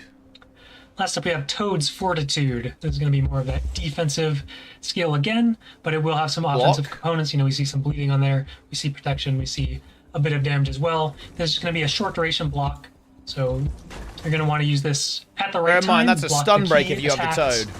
And then this will explode outward, this kind of earthen barrier, explode outward, do some damage, do some bleeding, and also grants you protection, assuming you aren't interrupted by some sort of unblockable crowd control. And then, of course, if you do have the earthen specialized element, this will be a stun break. Okay. Good rock move there. Last up, we have the elite skill. Here we go. So I think it's just all of them at the same time, you isn't might it, get a right? hint from the icon. Yeah. The idea is that this will kind of give you access to all of the familiars, and you guys might have noticed this in the teaser video. And that's a very good effect. It was kind of used at the end of the Evoker segment. You could kind of see the familiars starting to come together. The idea is you ground target the skill, then the familiars will all kind of do their attack around that area. Obviously, there were no enemies there, so Fox and Hare didn't show themselves, but let's use it on some actual enemies. Boom. Toad will come in first, set up with that earthen cage. Then the Otter's going to toss that water ball on top, get that stun. Yeah, I mean, that's a crazy strong effect. Fox and Hare will come in, and they're set up to hit all their damage, so that's what they're going to do. Obviously, you get the healing from this. You get the protection from this, potentially. You get all the things from this. It's an elite skill. It does it all. And it's a really powerful effect for it. That's a really powerful effect, honestly, especially in PvP, I feel like. It's really good. So a very... Because it's like support, it's damage, it's CC, it's everything. That's like a different types of Busto skill. All at the same time. So you can use this and yeah, this is Peepo Ellie. This is like very easy to play, basically, I think. Giving that protection from the Earth Toad. But it's Frog Frenzy. It's going to be somewhere where there are enemies and allies at the same spot. So again, these are just using all those powered skills. We have Conflagration, we have Seismic Impact, we have Buoyant Deluge, and Lightning Blitz are all going to be bolt-ons and fresh air, or you can play both. You can do fresh fire and fresh air, basically. But here we go, using it at the proper location. We see all the familiars coming in and doing their thing. Now, take a quick break for water, and we're going to talk about the traits. Taylor, what is your favorite? We're hydrating big, man. We're hydrating the big. Toad.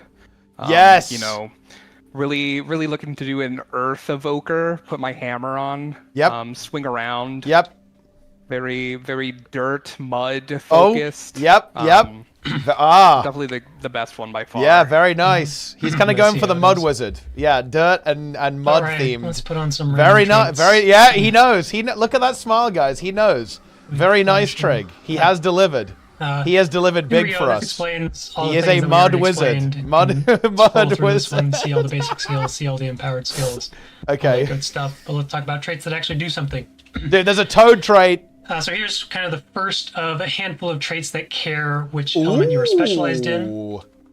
This is enhanced potency. Okay, it's going to improve a boon based off that choice. So we see Might giving you additional condition damage per stack, regeneration. Whoa! Oh my God! Healing. Wait, the prot you get regeneration. Wait, what? More, not an outcome so wait, healing prot gives you resolution give if you you're the Toad, Fury, and that would stack chance with Fury, resolution. And the Earth Toad will cause your protection to do reduced condition damage as well as strike damage. Negative Again, 60 spec it's kind of Conduit. like a stat- Bunker Frog. Stat stick trait that just leans into defining which of these playstyles that you selected based off your element: Conduit damage, healing, strike damage, defense.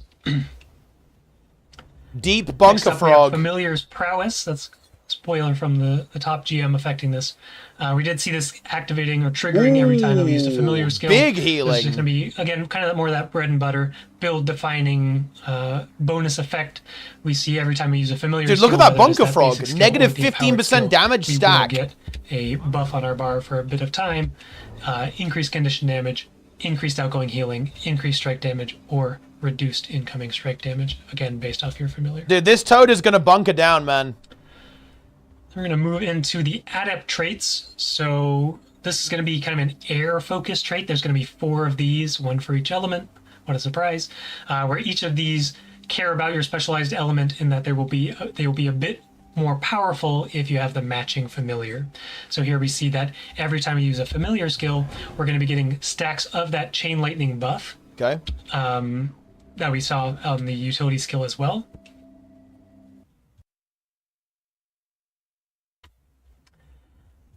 So that's going to be a single stack. Also going to get I like some how he fury in mutes there, all but the if you have audio, hair, by the you're way, gonna get when 2 he stacks does of this that. stuff, so basically double effectiveness of this chain. So lightning. based.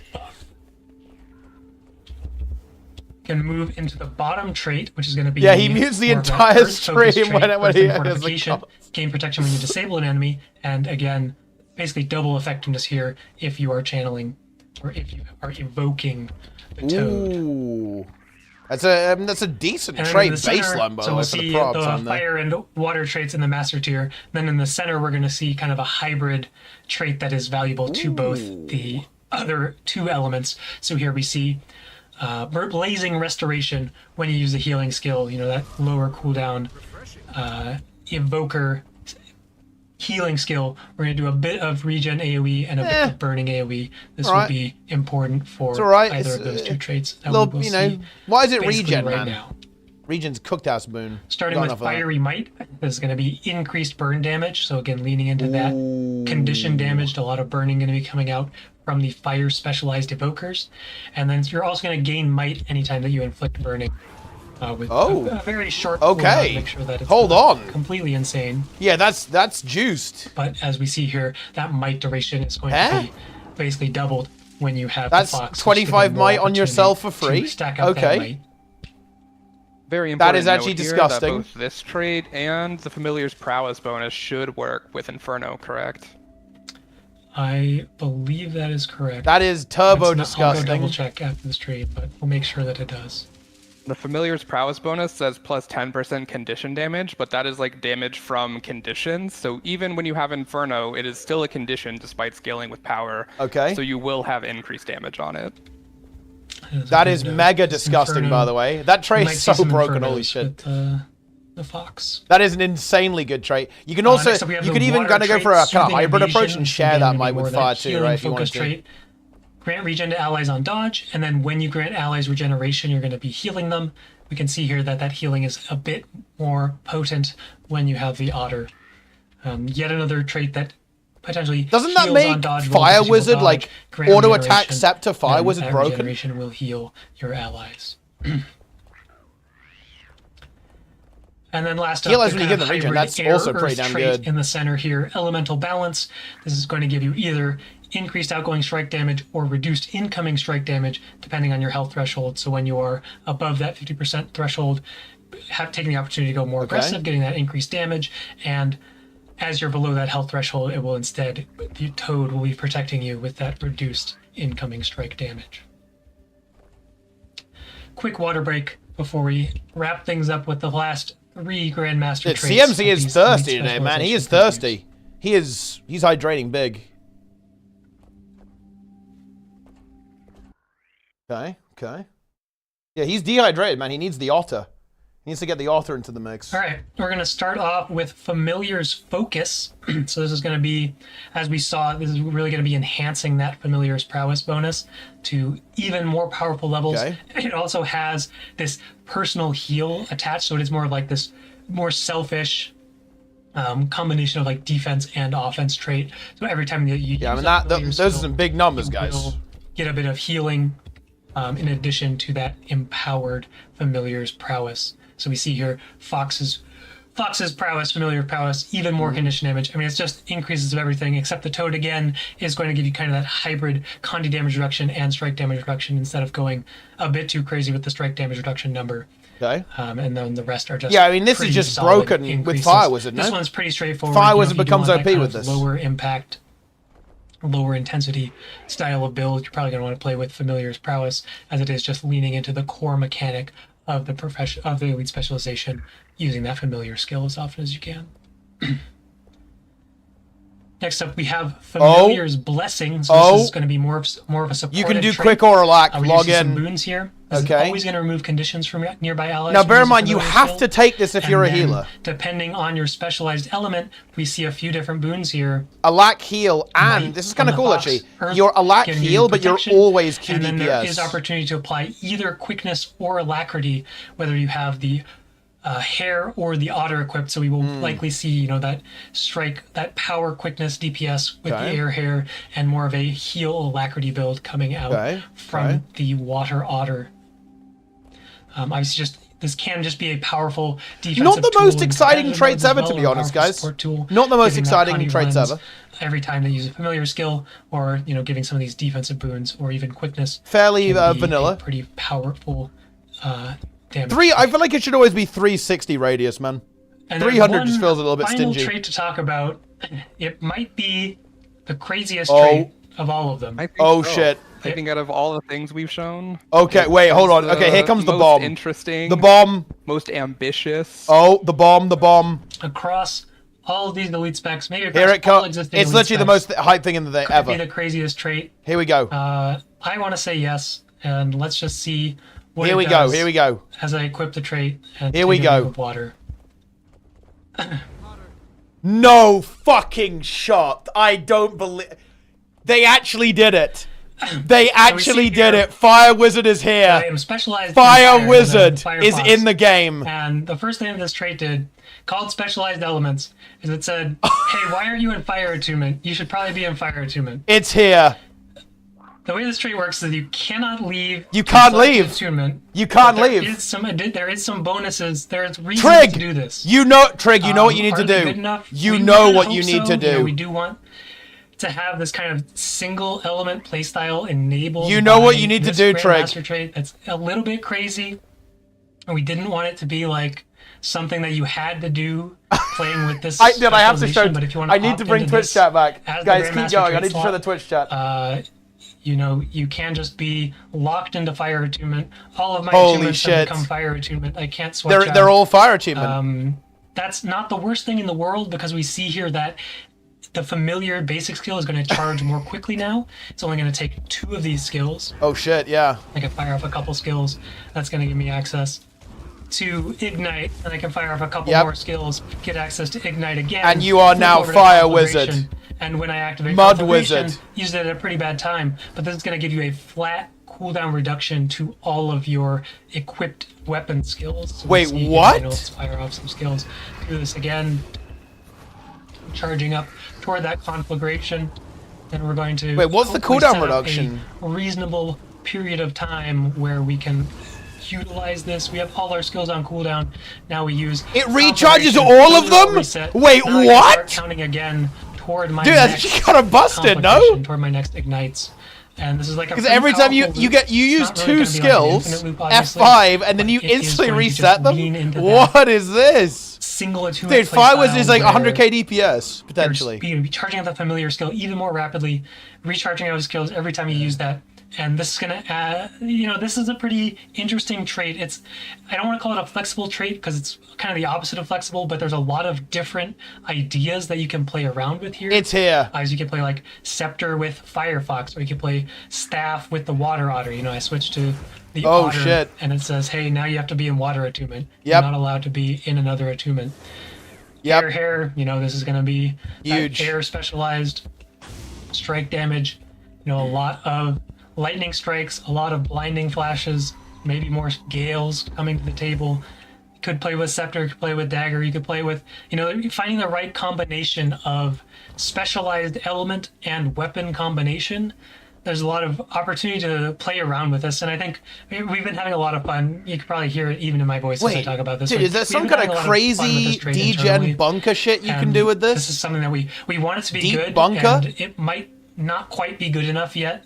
So play with it during the beta. We want it to be good, guys. They want Dirt Wizard. With it a lot during the beta as well. They want Dirt Wizard, man. But we do really like the idea of promoting this like single element playstyle in kind of an opt-in situation. It makes a lot of sense for this specialization. Well, no, it's only 10-second CDR, guys. It doesn't fully recharge everything. Although, yeah, you could go like deep and so if you really want to lean into fire, you can now do that in the most extreme way possible by playing with specialized elements. You can be a fire wizard. I did forget to mention, because I'm just rambling on and on about. So excited.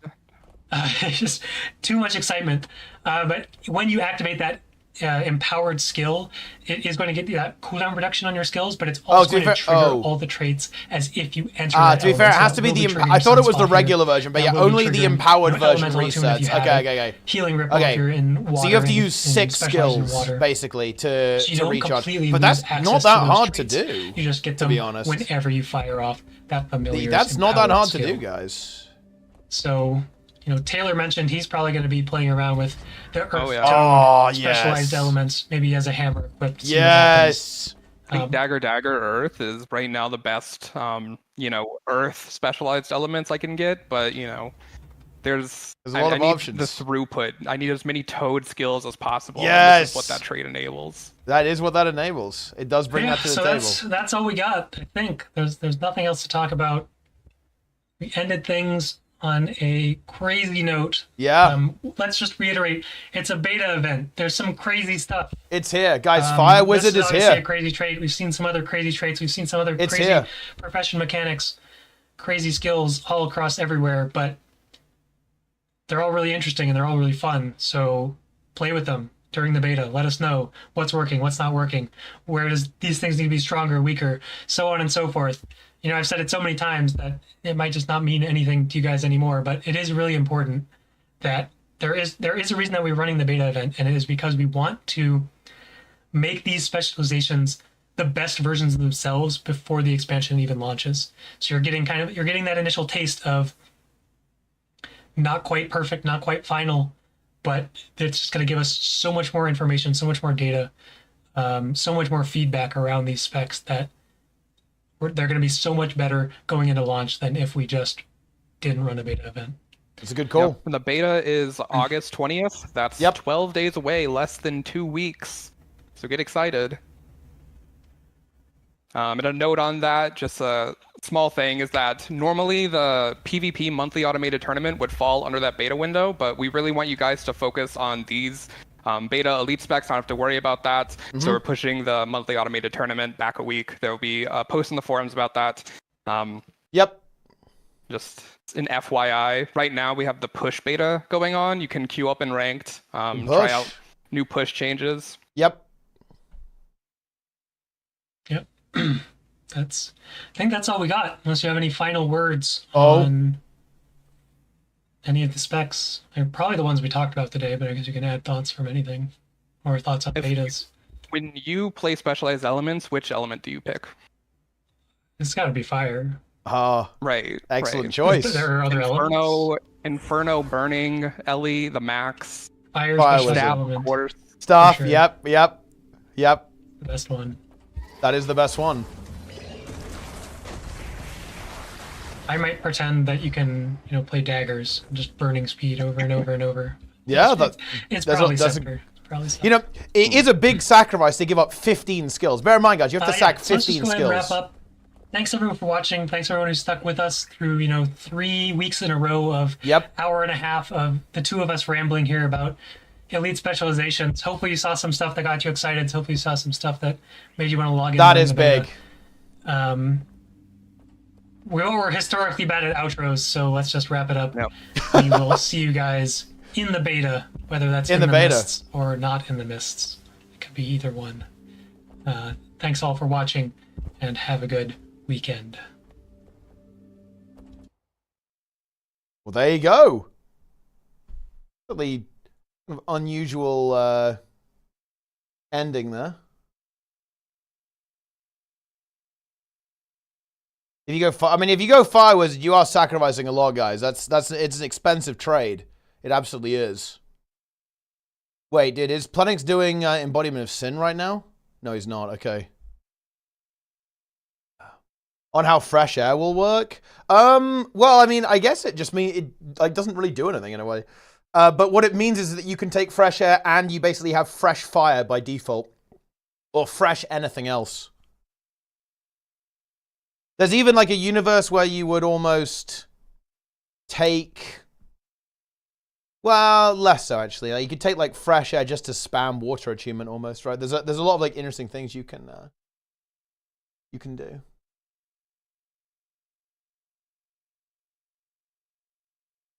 Incredible.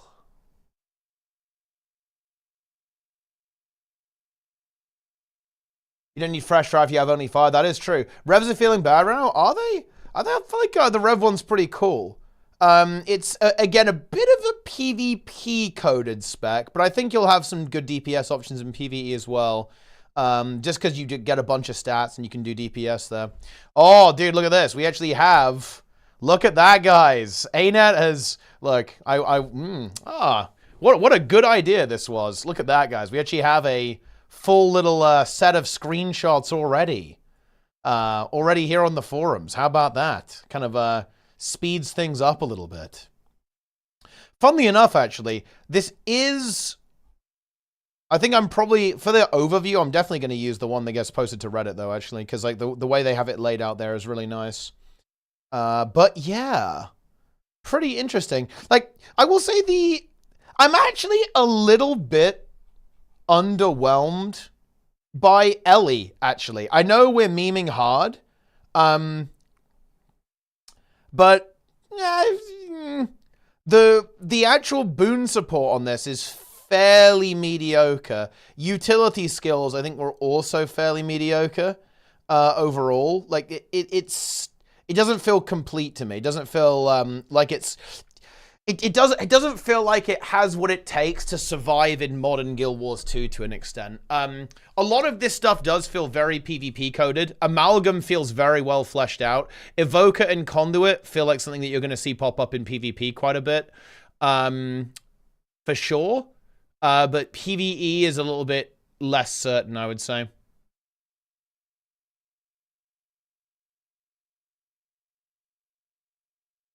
Huge. Check this link. Oh, is there like a better view of it? Oh, there is a better view of it, actually. As an album. But I still think I'm just going to wait. Like, the Reddit version is still better, actually. Because you have like a giant image that you can scroll through. Yeah. The sharing of unique buffs for NG. Yeah, there's some really strong effects, yeah. With that one. Tier list now. Probably tier list on Sunday. Burning makes power, makes burning scale with power, makes it scale with power, or both. It'll be power. But it won't affect how the might works. Like, the might will still give you condition damage. That's gonna be weird. They cooked on the art. Yeah, the art's really nice. The rev spec is mechanically interesting. Yeah, it's pretty passive, relatively speaking, for sure. Not crazy. It just feels like Core Rev, to be honest. Core Rev Plus. Uh-huh.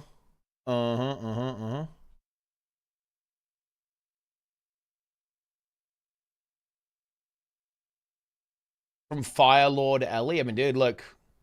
Firelord Ellie is gonna be big.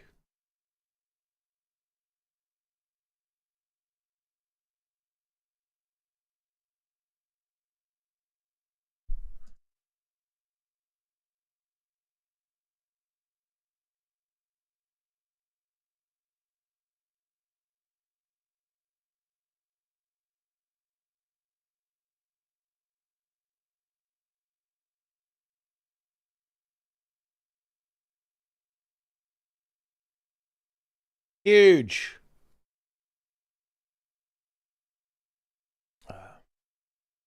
Conduit write-up reactions. Yeah, the UI is a bit scuffed. I will definitely admit that.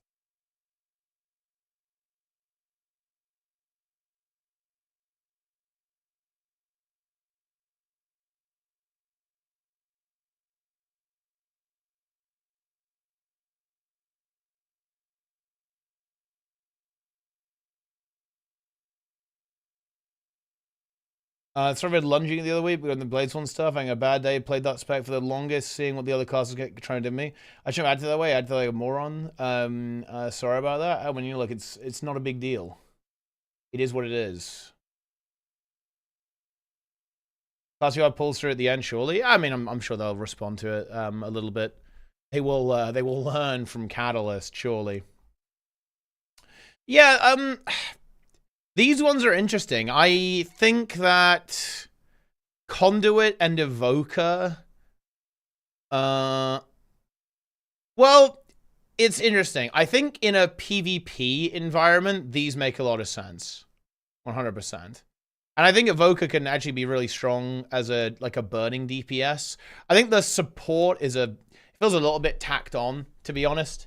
It's kind of weird with this, but it can definitely exist. It's just like, yeah, in terms of support, this is just it's not. I think it's really going to struggle compared to the other healing builds that exist in the game, in PvE at least. You also mean world versus world, I assume? Yeah, at least for roaming. 100%, yeah.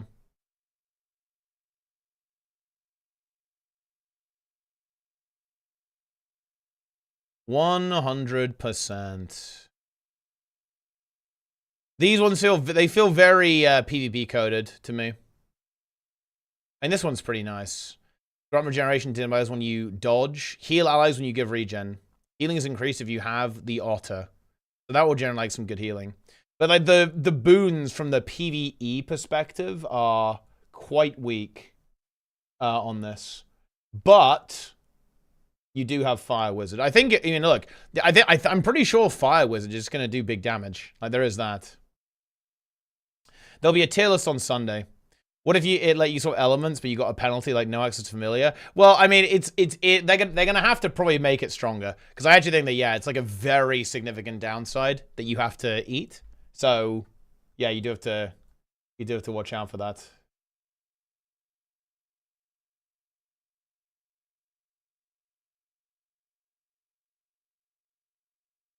Uh-huh.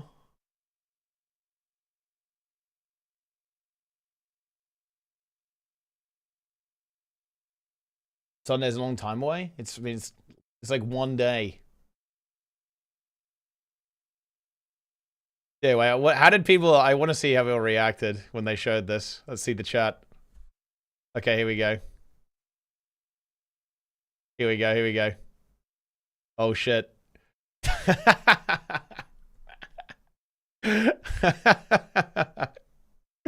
Look at that. There you go. The chat catches up. They see it. Fire Wizard.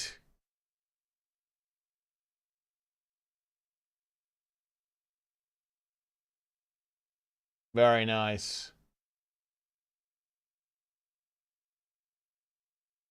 Yeah, I'm getting the albums now. This kind of layout is very good. Although we need...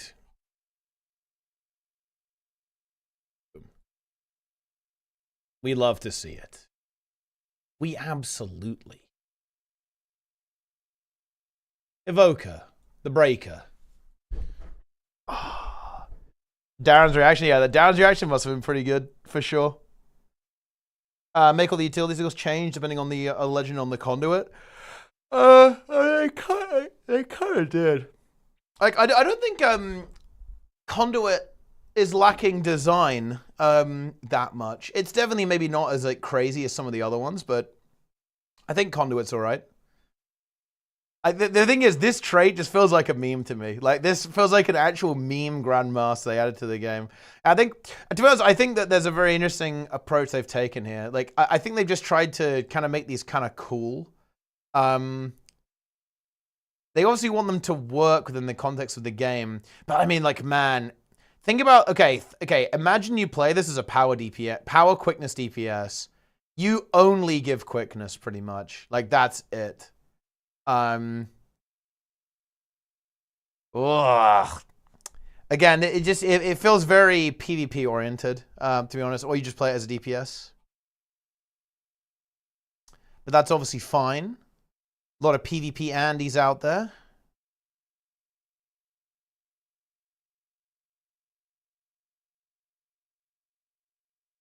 It kind of really in a way, it really wants you to be a Conduit DPS too, because like this effect is very good. Like 10 extra Conduit damage per might stack is crazy.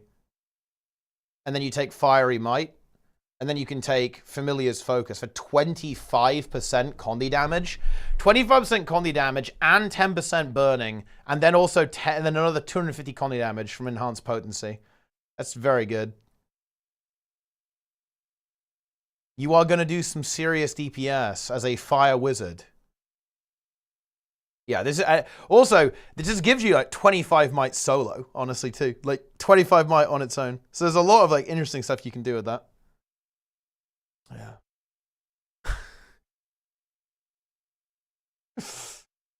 Dude, what is this?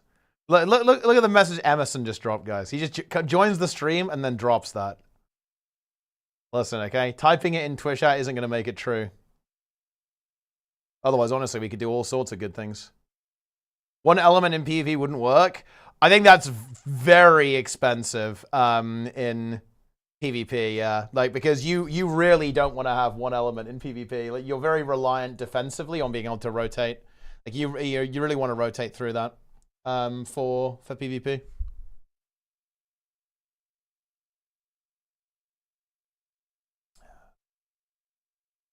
Yeah, this is an interesting one. Because this does... Let me look at the Conduit stuff again. You can't give boons with this, can you? No. I think this is going to be pretty juiced in PvP. Definitely feels like a little bit of a kind of PvP meme. And obviously Conduit DPS and PvE. And then the Amalgam. This one feels pretty fleshed out. Obviously, this is going to do well in PvP, I think. Or at least, you know, it has the potential to be good in PvP. And then in PvE, yeah, there's like a pretty easy pathway to finding some pretty interesting builds here. There's a lot of damage, though, with Willing Host, right?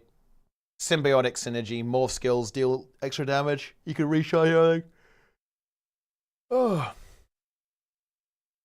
Double Evolve.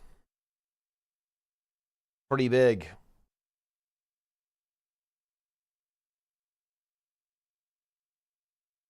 Pretty nifty.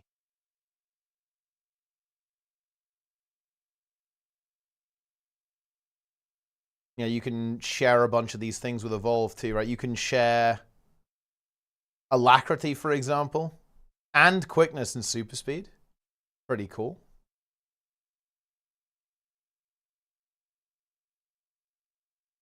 Yeah, and you could actually... This one's kind of cool, right? Evolving improves the effect of Might and grants Might. But that means you can share that effect, right? If you take Double Helix... Or rather, no, Contagious Mutation. You can actually share that with everyone. That's pretty cool. Yeah, and you can share the lifesteal as well, right? Yeah, the Berserker strain. Yeah, you can share the lifesteal. Breaking all barrier is really cool. That's a really cool effect. So if you're going up against, you know, a Scourge or something, or if a boss has... I mean, that effect is so strong, it actually means that they basically can't make bosses get barrier, really, because it's so fucking insane. Because, like, you can just immediately remove all the barrier with Offensive Protocol Obliterate.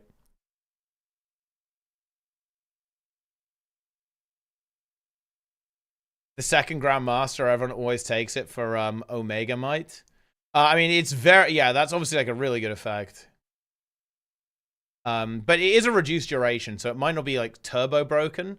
But maybe if you stack loads of them, it gets really weird. Because, yeah, obviously, the duration's only 6 seconds, right? And Evolve has a relatively long cooldown. So it potentially is okay. But, yeah, obviously, that's a really good effect to be sharing that. Because it makes sure... Yeah, it just gives everyone...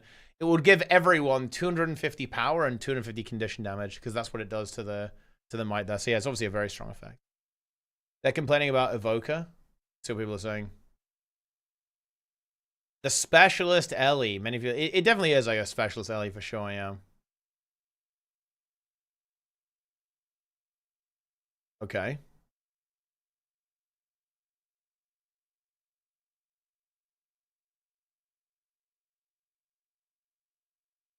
Pressure and Inferno, yeah. See, that's pretty cool. That's actually a very cool idea.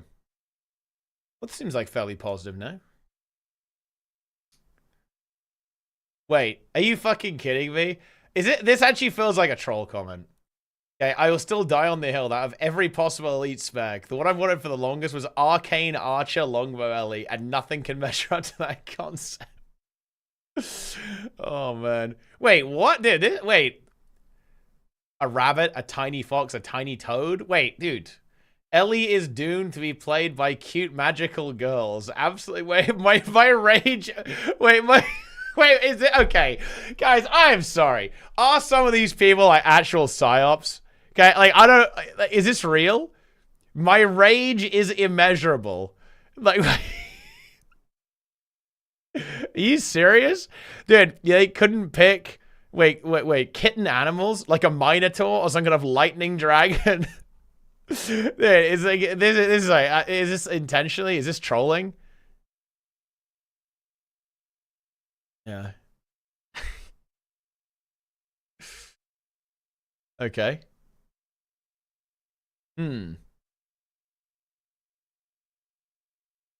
Interesting interesting meme there, guys.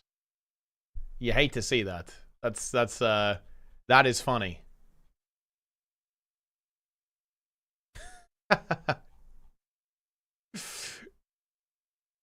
Well, being a badass metal album cover, Elemental Storm is fun for me.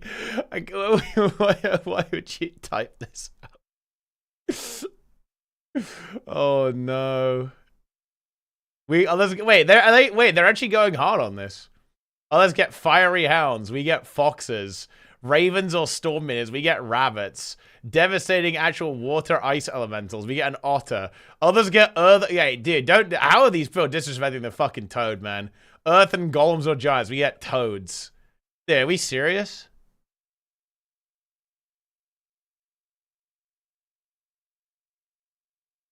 Where are the toads? Wow.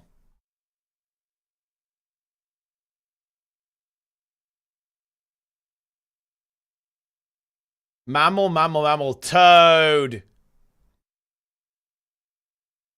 Wow. How can you not like the toad? How can you possibly dislike the toad, guys? It makes no sense. Look. Okay. Guys. I have a very important announcement.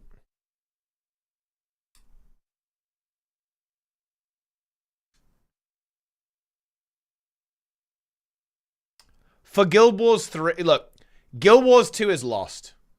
Look, I'm going to admit this. We lost the war, guys. We have lost the war. I'm not going to pretend we haven't. It's over. However, I am now announcing this. For Guild Wars 3, we are bringing back Operation Meme Storm, and we will be running PsyOps and Cabal Covenant Syndicate operations to prevent this from happening. Okay, because this is just not going to cut it, guys. Okay? Like, if ArenaNet can add an Earth Toad into the game, and we have negativity, this is unacceptable, guys. Yeah, the forest will be stirring here. Okay, comments like this, in my mind, are unacceptable. The toad. Are you kidding me, by the way, guys? Okay, this guy's account name. Wait, is this you? Like, wait.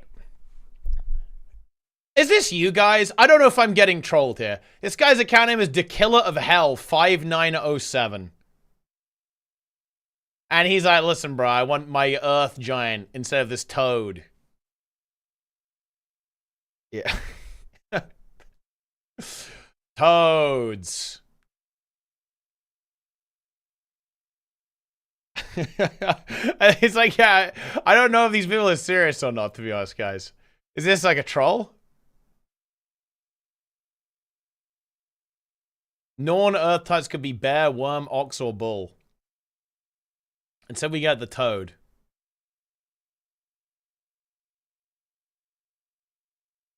F5 can be set as autocast. Macro to use it F5 on CD. Looks like you'll spam it a lot.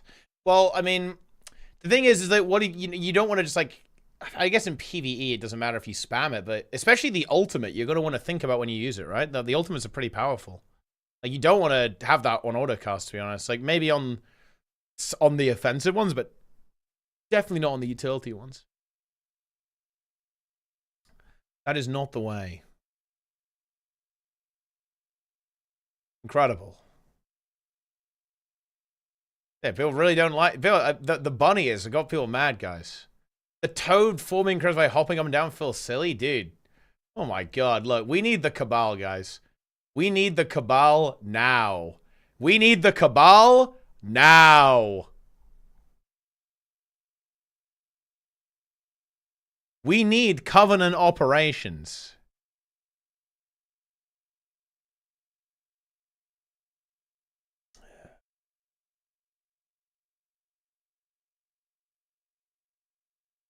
Wait.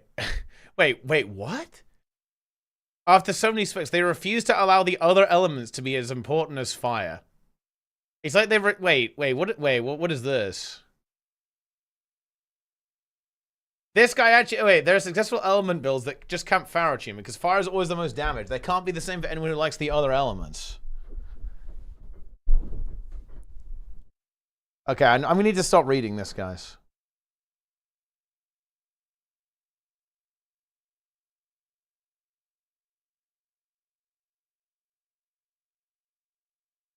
They are disrespecting the toad. They are 100% disrespecting the toad. This is unacceptable behavior.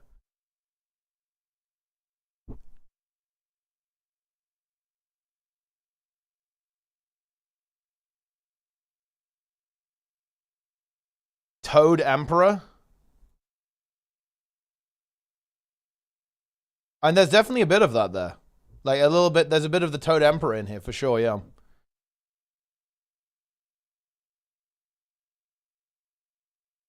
Darren's in the chat as well.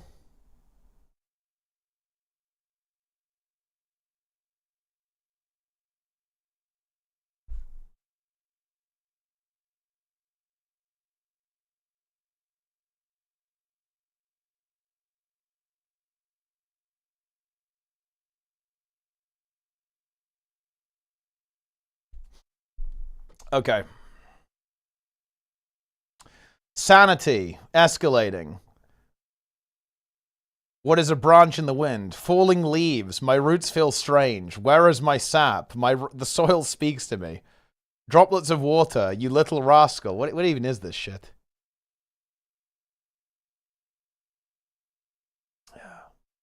Look, no, we do not look, guys, Covenant, stand down. We do not currently require your powers, your efforts.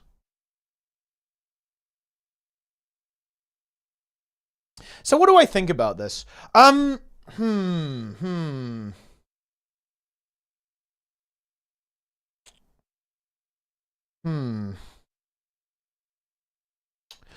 guess what I would say is that these ones I feel like are gonna struggle in some of the environments where you really want to give boons. Like to be boring here. Feels very PvP coded, or small group coded. A lot of these. Amalgam the least. I think like Amalgam is gonna have a very clear like DPS build for sure. It doesn't really care about the boons, but stuff like heal. Or like like Conduit is pretty interesting. Like this, I'd be pretty surprised if this doesn't end up like having some kind of PvP build. I think it's like a lot of this is just these are just like generally good abilities, right? Get a bunch of stats, do a bunch of Condi, get a bunch of boons. Elite skills, pretty cool.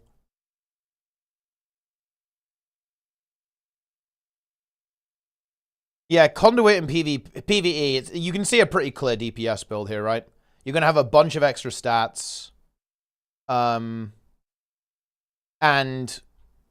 Hex Eater Vortex is going to give you good DPS. Just get a bunch of Torment. And you get, like, loads of damage on Twin Moon Sweep.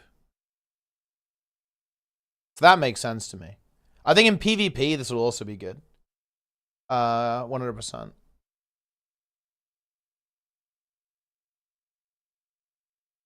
Share Quicken Alert with F5. Well, they probably won't allow it to become, like, really degen, right?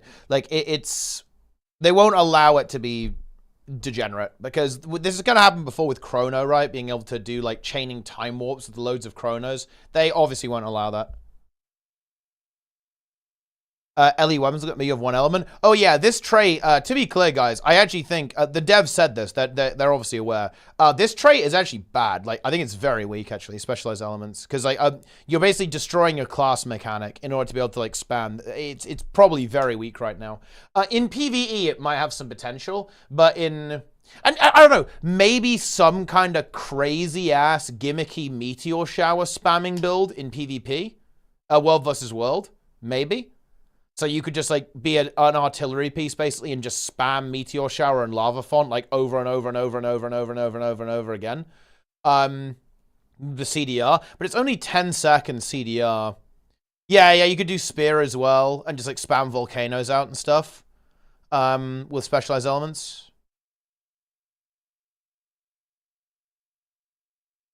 Yeah, exactly, yeah. FGS... and just go crazy, like in World versus World for just massive DPS. But in PvP, I don't see that being realistic to work. And in PvE, it obviously could exist, because there are builds that, you know, look, Fire Wizard is an actual build. Like Fire Wizard is like 40k DPS now, like near 40k DPS. So you could honestly go for like a Fire Wizard build, and that could honestly do well.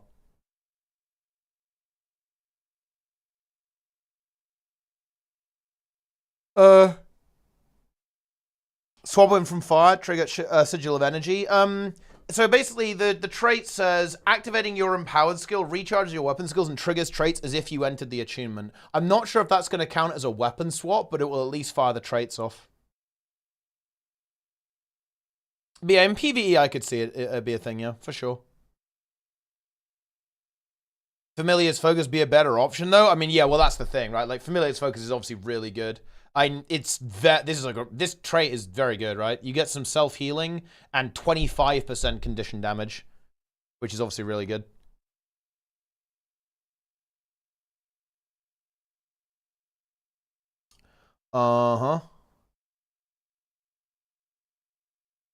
With fresh air will be god tier. Yeah, because you can just be farming that you can be farming that 25% damage increase very easily. Now, you do have to use kind of a lot of skills to get there, but I guess Scepter can use a lot of skills like that. You know, you've got a very short cooldown, 2 skill, 3 can be used for free as well. Lightning Orb can be used very frequently. So you'll be able to have, like, good uptime of that. And also, you really care about burst on Fresh Air, obviously, right? You want to have, like, really good burst damage. So getting that 25% mod is going to be juiced. You know, it's funny, though. Yeah, you can even do, like, both. You can have, like, Fresh Fire and Fresh Air at the same time. I think there's some really interesting theory craft here for damage builds. I guess the thing that I'm a little disappointed in is like the heal build. I'm not seeing crazy potential for this, like because there's going to be an internal cooldown on healing ripple.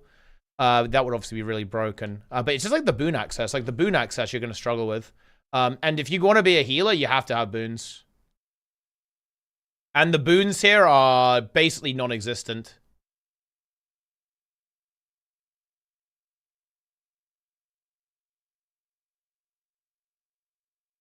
So the heal build is going to be weird. Again, maybe weird things can happen in EVP, obviously, but I'm not seeing a crazy amount of potential there for now. Why have they been so conservative on the heavy classes? Like, there's potential there's something to be very conservative, traits vision. I don't think that's the case with Conduit, actually. Conduit feels like the odd one out to me. I actually think I really like the trait design here. It feels very ambitious. Like, these are good, right? Gain affinity when using a weapon skill. That's a big game changer. Remove conditions when you reach maximum affinity and when you activate Cosmic Wisdom. Again, that's a very strong effect. Expanded consciousness to your maximum affinity. Again, kind of build altering, very gameplay altering effect here, right? With this like extending your bar out there. So I think these are all really good. Middle ones, this one's really cool, right? Reduce the recharge for each point of affinity. Again, notable synergy with the extra affinity. 10-second corruption. Again, very impactful trait. Does a lot. Changes the way you play. This one here as well. If you have the listed amount of affinity, when it's 3, you regain affinity afterwards. You get 1 free affinity immediately. Heal yourself and gain endurance when gaining affinity. And this one, I think this one here, Lingering Determination, has very notable synergy with conductive armaments. This basically means every time you use a weapon skill, you get 5 endurance. That's a really strong effect as well. And also a lot of sustain too, right? Every weapon skill, you're going to gain like a 1k heal. They need to keep an eye on this one in PvP, right? Because that's going to potentially be like a bunker operation. Boundless Knowledge, kind of a standard trait there, but I don't actually hate standard traits like this. You know, I think it's fine to have these. You just get like a better effect. It's a lot better too. It's 50% stronger, right? Like you normally get 100 all stats, you get 150. Again, that's a lot of stats on the Dervish one. And also the other ones, right? 180 power, 180 frosty. That's a very good effect. That's 360 stats. It's very good. For you know, something you can have like good uptime on, right? 180 expertise, 180 con damage. It's good. And then the GMs are also, you know, pretty impactful. This one's pretty cool. Burn and bird enemies AOE when you get a CC, and then you also damage and daze enemies when you get Cosmic Wisdom. Is Cosmic Wisdom instant cast as well? That's kind of disgusting. Ugh, it is. Dude, they probably need... They're probably going to have to change that in PvP, by the way. Because stuff like this is fucking cancer. Like, instant cast AoE CC is kind of degen. I guess Druid kind of has that with Glyph of Equality, so maybe it's not that bad, but it's like pretty short cooldown, right? And you always have it. Something like that, I think it's cancer, but it is what it is. Steal from Thief. Yeah, to be fair, steal is single target. And it's also you know, you can go on terrain, right? You can like no port it, but I mean, I don't know, maybe it's fine. Twofold embodiment. I think that, again, this is cool as well. Twofold embodiment. Bonuses of your other crypt legend. Yeah, nice. Look, I like this is good trade design, right? This changes you know, this changes like the way you think about your class a lot, right? Because all of a sudden, you're going to be getting both of the bonuses, right? If we scroll up here, you're going to get, you know, if you've got the Dervish one, you're also going to get the one from Mesmer too, right? If you've got Malix, for example. And that's like a shit ton of stats, right? Like, look how many stats that is, right? If you get both of those. It's like a very strong GM popping off there. So you just get loads and loads of stats if you don't want the Mistfire one. And then Perpetual Wisdom. This one, honestly... This feels very expensive. Like, the upkeep cost here feels really high. Maybe I'm cooked, but that seems really expensive. Like, 3 energy or 3 pips to keep that effect up all the time seems very costly. Because that means you're only going to have 2 pips of any energy regeneration. Maybe that's fine. Maybe it would feel... I don't know. Is that okay? Is that under... Honestly, I don't care about tuning. Like, tuning's irrelevant, right? We need to talk about design. I like the design, so I'm not going to bother talking about balance. We'll figure out the balance, right? We'll figure out how the balance is in the actual game. Like, I like the design on it though, because again, I love traits like this that like change the class mechanic, entirely. And this does exactly that, right? This is basically changing your class mechanic, and there you go. Boom. That's how it is.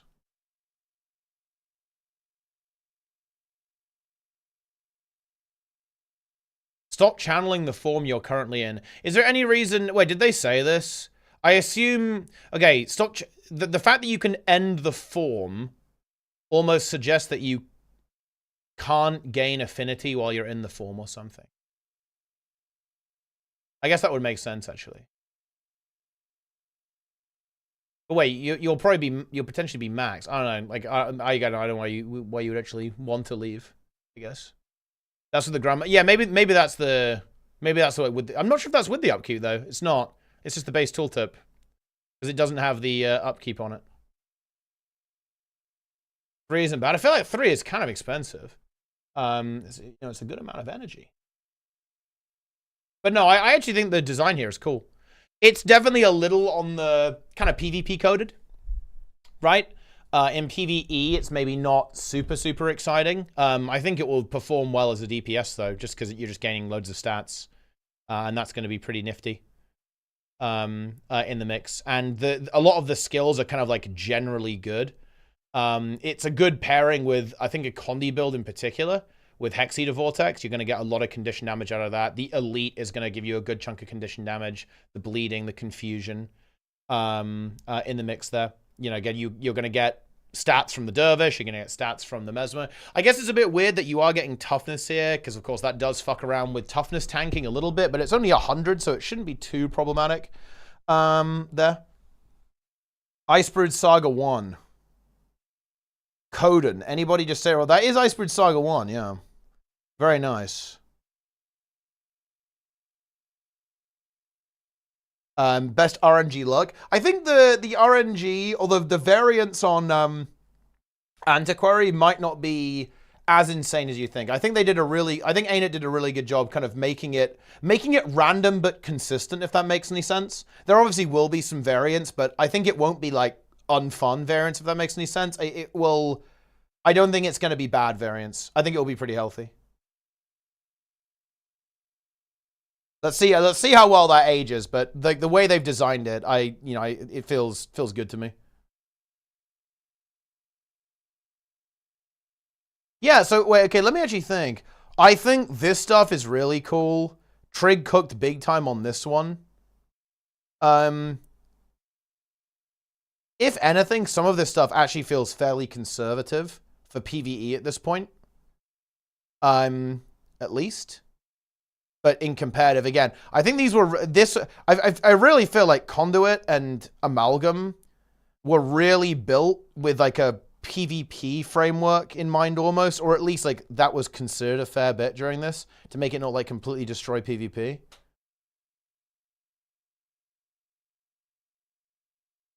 There's a lot of like very interesting mechanics that have been added to the game here.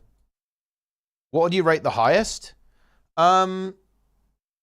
Let me see.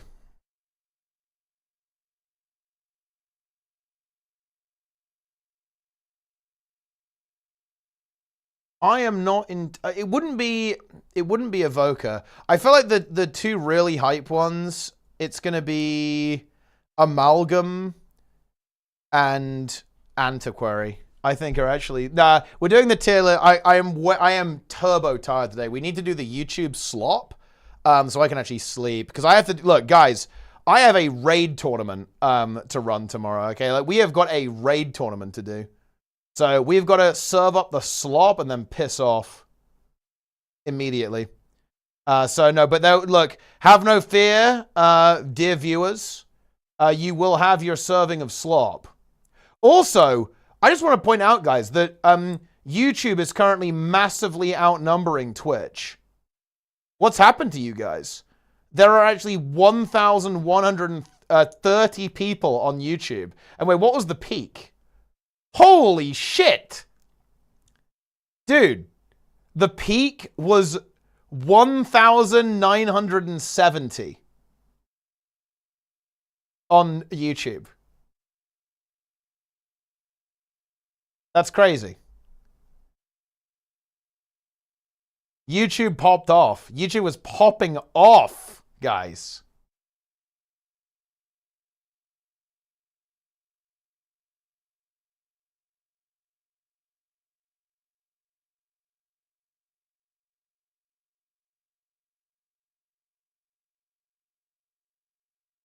We love to see it. Twitch is dead.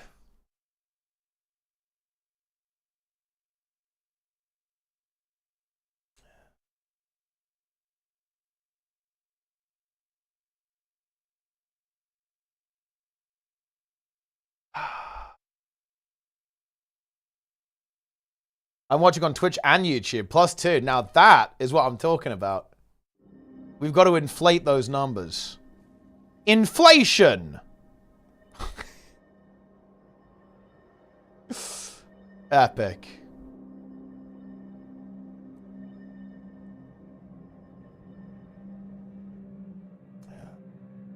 My new tier list. Okay, this is Magras rating. Ritualist, Amalgam, Gale Shot, Antiquary, Conduit, Troubadour, Evoker, Paragon, Luminary. Yeah, I think Evoker does lose quite a lot of points. I don't know where I would put it. I feel I feel a bit better about it than this. I think you're underrating Paragon a bit. And maybe overrating Ritualist too. I'm not sure if it's that hype, but it seems pretty okay. You sleep on the barrier slasher of Amalgam. You mean I sleep on it? You mean the thing that I specifically called out as like really powerful? Yeah, I'm definitely sleeping on it. Everyone fights for something.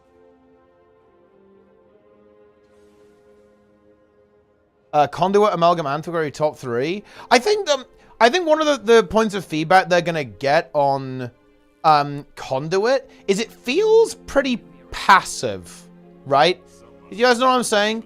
Like, your profession mechanic is a passive, right? That you just get... and I can see where they were kind of going with this. It's a little bit like the elite skills in Guild Wars 1. Like, the transforms, right? The avatar abilities. Like, you kind of become an avatar of your legend and get bonus effects. But it feels like very passive. It's like very stat sticky, right? Not super active. So I think that's probably like a point of feedback I would say here that I think a lot of people are going to say. I think it can definitely be powerful, though. There's no question about that. It's just that it feels pretty passive.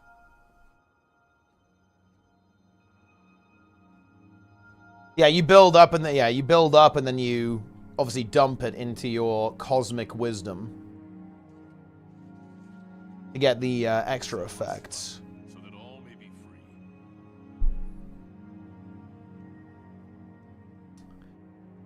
Let's hear it for Toad Wizard. The trade design? Yeah, I do like the trade design quite a lot. You know, I was worried that we were going to have all the heavy classes with pretty mediocre trait design, but that is, in fact, not the case.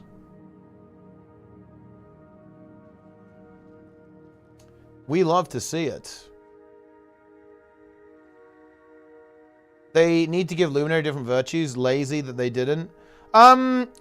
Luminary is interesting. Maybe it needs a bit more. Again, I think we shouldn't judge it until we see the beta. To be honest, I actually think the issue with Luminary isn't the virtues. To me, it's the traits. I think the traits aren't interesting enough. That, like, the traits just need more text on them. Like, it's weird. Okay, to meme a little bit here, some traits that are for some of these elite specs, they read like they're designed for the balance of the game 5 years ago, right? Like, that's more than 5 years ago. Like, guys, how long has it been?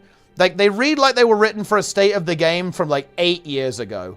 That would be the criticism. And it's just like, you just can't have that. Like, you can't... Like, okay, so for example, like, if you want heal Evoker to be a thing,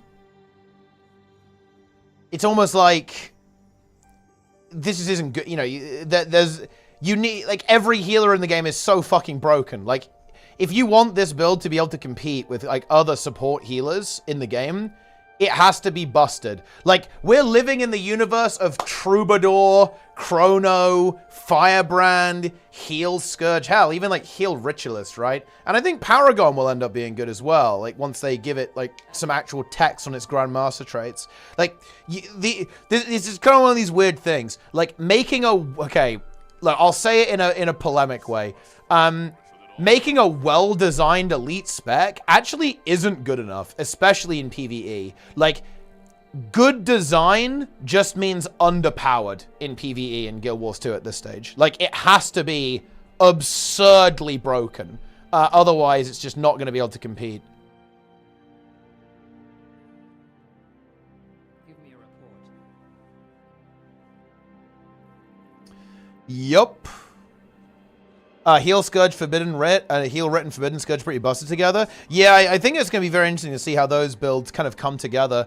I think it's probably going to be Heal Scourge and maybe... I think it could be really interesting to see what a Quickness DPS Writ combined with Forbidden One looks like. Because you can still take all of like the funky utility, like the heal skill and the block even. Or you could just take quadruple Celestial and see where that takes you. There's a lot of options. Have you tried Heal Scourge in PvE? Actually feels like shit, not gonna lie.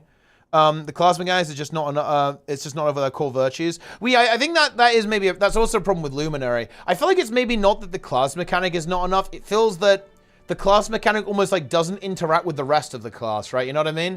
It's like, to me, they were like, oh shit, how are we gonna make the virtues trait line make any sense with Luminary? How are we gonna make Radiance make any sense with Luminary? And they were like, well, I don't know. Let's just give it core virtues. You know what I mean? It's like it's almost like it doesn't connect with the rest of the class in a way. That's what it feels like to me.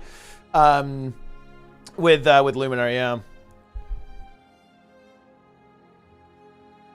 Because they could make it if the traits in Luminary were mega strong, and the Luminary interacted with the rest of Guardian, I feel like it makes sense, right? Then that could be really cool. But the problem is, it just doesn't. Like, it feels disjointed in a way. And then you have these core virtues, like, tacked onto it. Because, again, what are you know, I don't think they had an idea. They didn't find an idea of, like, how it could work together. And so it feels super weird. Arc Divider spins.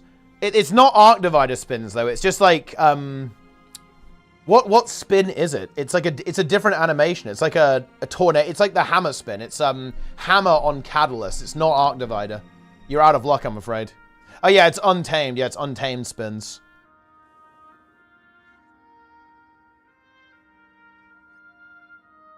Yeah, hammer untamed.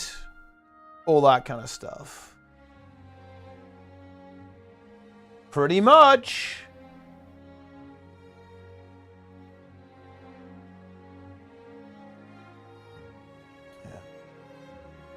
Inferno style traits to all core trait lines. I mean, yeah, they obviously could do that. They could.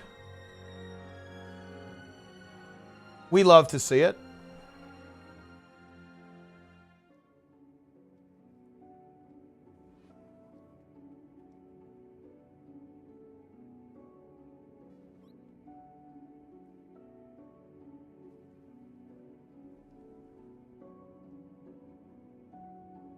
Huge.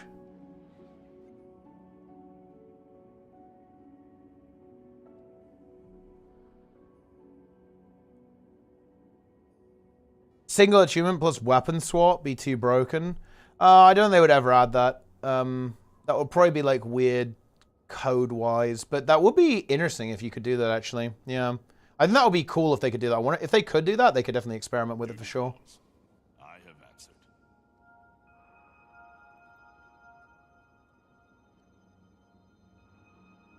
Evoker sounds good on paper, and I think it would definitely work as a damage-oriented spec. I think, again, in PvP, a lot of this makes sense. I think it's going to have PvP builds that will work, definitely. Like, you know what's interesting, though? I feel like oh, man. This is going to sound weird, but it almost feels like 2 Peepo. The fact that you only have 1 familiar, oh, dude, it feels... really restricted, I think. In a way. But then again, you do get... I think the attunement cooldown reduction is very strong. But yeah, this is like a very Peepo spec.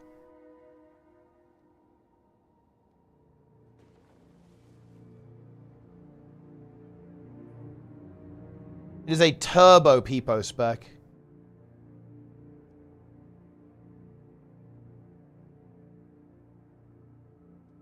Frogs.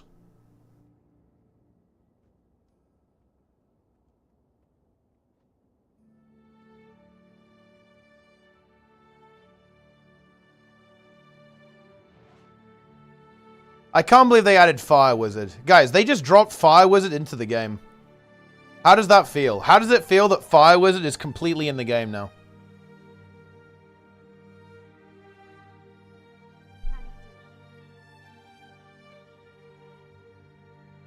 It feels good. Yeah. And if you think about it, they added Necromane into the game too. Because Necromanes...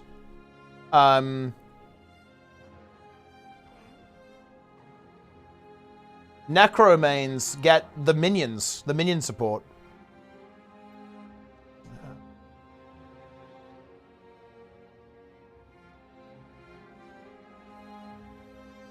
A lack water wizard? Yeah, well, look, who knows? Maybe they'll add a trait like that for water, like Inferno or something, and you can have water wizard as well.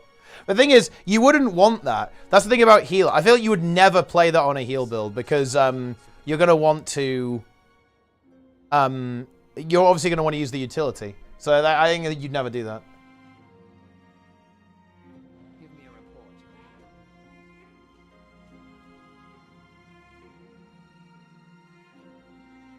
Very nice. Yeah, and you want to go back into water anyway to get your, you know, healing ripple proc.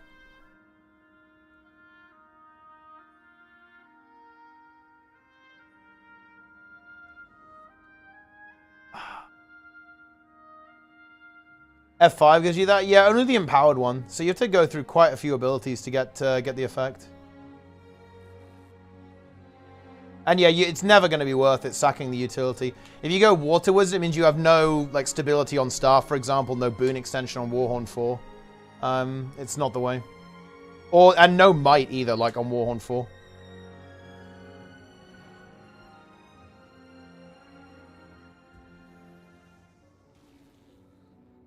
Water wasn't always healing, but Dowish too. Yeah, I think what I could have... I think this is something that they... It's too late in the day to do this now, but I think what they probably should have done is almost like make each of the weapons work differently for each element, to an extent. So, you know, like water could be much more aggressive on certain types of weapons, kind of all about like hurling ice spikes at people and, you know, freezing them and you like shattering people, right? All that kind of stuff. And like another one, the water can be healing, right? Another like, you know, earth could be like really aggressive as well. Like they could have mixed that with different weapons. But that's kind of not the direction they went, right? Like they went in a different direction. They wanted to try and make it a bit more consistent.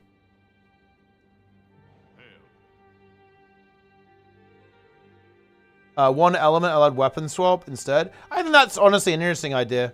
Because that would make it better. Like, because I think the trait right now is actually pretty weak outside of basically like DPS burning wizard. Which, you know, again, that might be a fun build. You know, I think it will at least exist, right? It'll be playable. But yeah, it's very punishing to give up all of your other attunements. At ease.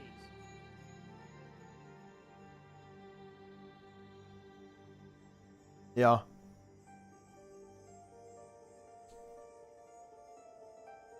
Minions. Kind of locked in based on your chosen familiar. Wait, are you actually that locked in? Let's see.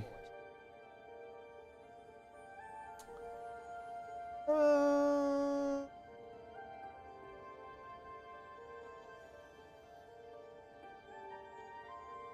mean, you're not super locked in, but yeah, obviously it does kind of push you in that direction. But it's kind of like, you know, if you're playing this build, you're probably playing a heal build, you're probably running the Otter anyway. Because you're pretty locked in. I think this one is generally good. Even if you could run that even if you weren't running the Toad. But dude, look at that prot on the Toad, man. Deep tank. Resolution and prot becomes resolution as well. It's pretty juicy. Imagine if you give yourself resolution as well. Resolution's kind of hard to come by though, isn't it? On Ellie. Unless you're playing Catalyst. And yeah, if you have this, look at this, guys. You play Toad, look how tanky you are.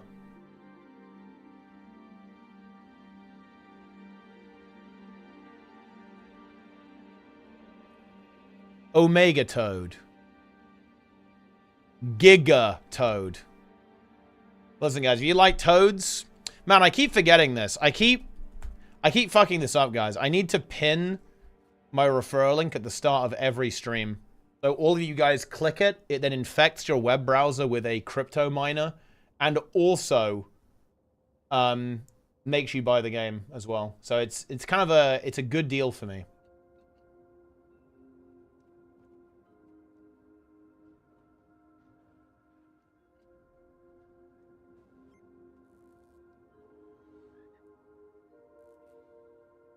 Corper indeed.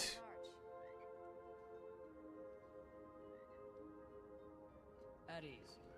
Yeah. But they want it with your referral link today. Ah, very nice. You've made an excellent choice. We love to see that. Yeah, I guess I would say just they're very conservative with boons here.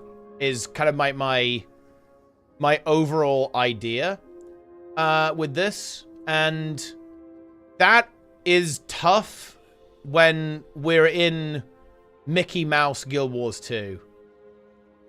It's fine in PvP, but you guys have got to understand, PvE and World versus World, guys, it's a clown car. It is Mickey Mouse, right? So if you don't have, the ears, if you're not Disney, if you're not Mickey Mouse, it just doesn't work. And these specs are almost not Mickey Mouse enough for boon rolls in PvE, at least.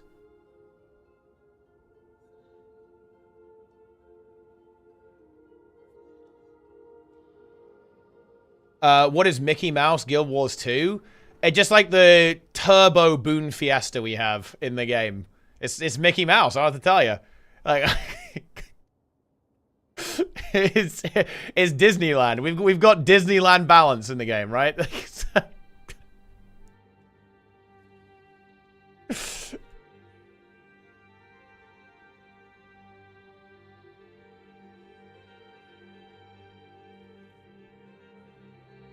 Doing a lot of DPS. Oh yeah, like obviously DPS is never a problem. I think these specs will do fine as DPS builds, obviously, and they can just make the numbers be higher.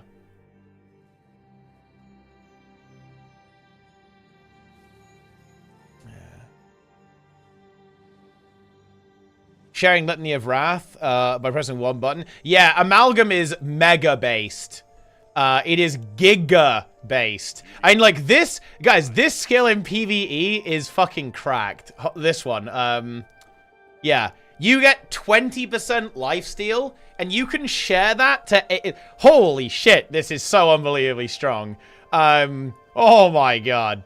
Like, this is a giga effect in PvE. You basically heal your team to full when you press this. Because you can share it to everyone, right? Contagious Mutation is very, very good. Now, of course, you are going to have to give up Symbiotic Synergy there.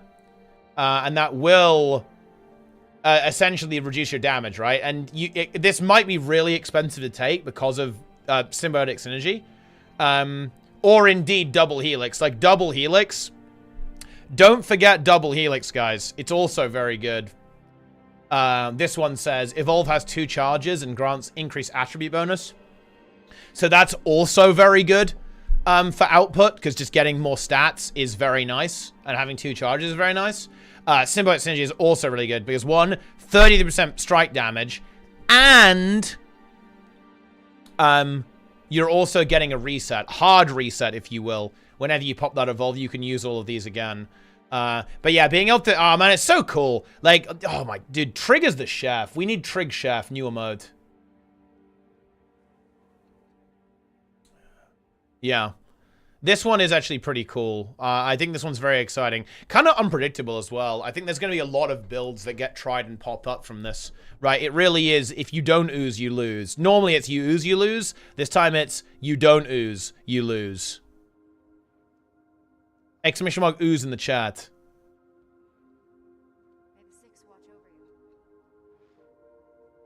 Well, to be fair, it's probably easier to buff things than to nerf things.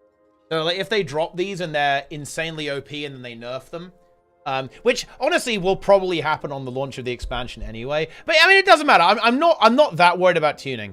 As long as the design is good, I think it's fine. Because the tune, they can just fix that, right? At the end of the day, that's not a big deal. The number can go up. The thing that's really concerning me about a couple of the specs is the trait design. I think Luminary and Paragon need major reworks to their traits, 100%. Evoker, I will admit this. Evoker is unpredictable because don't underestimate this, guys. Recharge time of your achievement being 1.5 seconds on any element you like, That is actually really fucking good. Do not underestimate that. There might be something that we're not quite seeing here. I do feel like these traits are a little on the underwhelming side, though, again, compared to some of the other stuff that Elementalist can deliver in the other specs. So we'll have to see that one as well. But yeah, do not underestimate how strong that is. It is very good to be able to basically get back to your kind of priority element incredibly quickly. It does feel quite limiting. That's the thing. Like, you do feel quite limited here, in my opinion. Because, I mean, look, you can do some, like, potentially degen shit. Like, think about this, guys. If you pick Earth, look at this. They probably will add internal cooldowns here. They've already said that they will. But think about this, guys. That's going to let you proc Stone Heart, like, insanely frequently, potentially. Right? So, this means, okay, you can't be critically hit when you enter Earth Attunement and when you leave Earth Attunement. So you can maybe get really high uptime on Stoneheart and just be immune to crits. Then maybe you take the, you're taking the Frog, right? So you've got Turbo Prot. And all of a sudden you've got like a really scary build. For sure. So there's definitely some potential here. And like, I think because that mechanic is so strong, it does put the rest of this in perspective, I think. Because like this mechanic is amazing. But we'll have to see like what the what's going to come out of this. Again, the thing that I guess is disappointing. I was really hoping that the Otter would have really good support. Well, support, funnily enough. I'm not feeling super convinced looking at this now as of yet. And it's almost like, yeah, the concern for me is that there's almost... The design isn't that exciting from the heal perspective. Like, you're going to be doing a lot of, like, water slapping, right? Like, water glob. There's not a lot of exciting design here, in my opinion, with that or with the utility skills as well. Like, obviously, this one is actually very strong. It didn't appear that strong, but here's the thing. Otter's Compassion will actually give regen for every Conduit that gets converted. So you'll actually get this skill is fucking disgusting. This is a 20-second cooldown, basically full Conduit cleanse.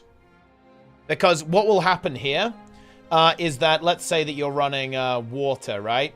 You can take Cleansing Water, and each regeneration application will remove a Conduit. So you have AoE 5 Conduits removed. And then if you have Cleansing Water, it will then also remove another 5 Conduits. So essentially that will remove every condition in a 600 radius from everyone. That is insane.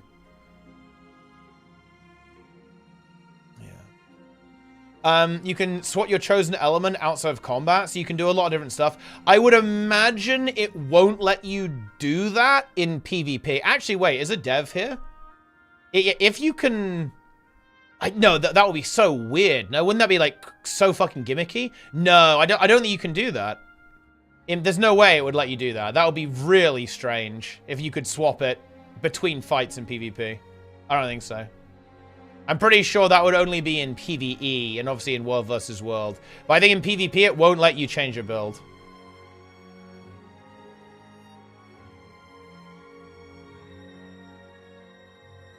Yeah.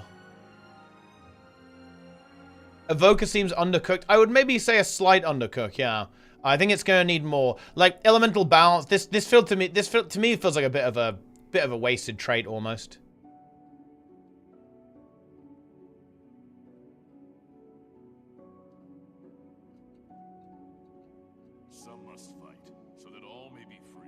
I also think that, I think trying to do a trait, but, okay, this is the problem, isn't it? Guys, sanity check me here. Isn't making one trait for each familiar kind of cooked when you can only have one familiar? I guess it's problematic, no? Because that's just eaten. It's eaten so much space, right? It's eaten so much design space here in the tree. Because like we've got 4 traits that are just like consumed by trying to do that. In a weird way, this is like the worst spec to have a meme trait. Because this is a meme trait, right? Specialized Elements is a meme. Blazing Restoration's pretty boring as well, to be honest. Elemental Balance, right? Yeah, we have like 6 traits that are like... Or not exactly do-nothing traits, but they're like very low impact in a way. I don't know, it's unfair to say that, because like Soothing Evasion is pretty good. That's a good effect. And Fiery Might is a broken effect. This effect is insane. You will just get like turbo DPS, turbo might with that, which is pretty good. The enhanced potency is like juiced as well. 20, I mean, your regen's going to be really nice with the Otter. Because, look, you can get a 30% outgoing healing mod, 20% there on your regen, and then another 15% in water, or whatever. Is it 20% right now, actually, in PvE? I don't even know. It is 20% in PvE. And then you've got all your healing mods from food and stuff. Like, your regen's going to slap. Because you're just going to get, like, a crazy, massive healing mod, right? You get 50% mod on regeneration. Okay.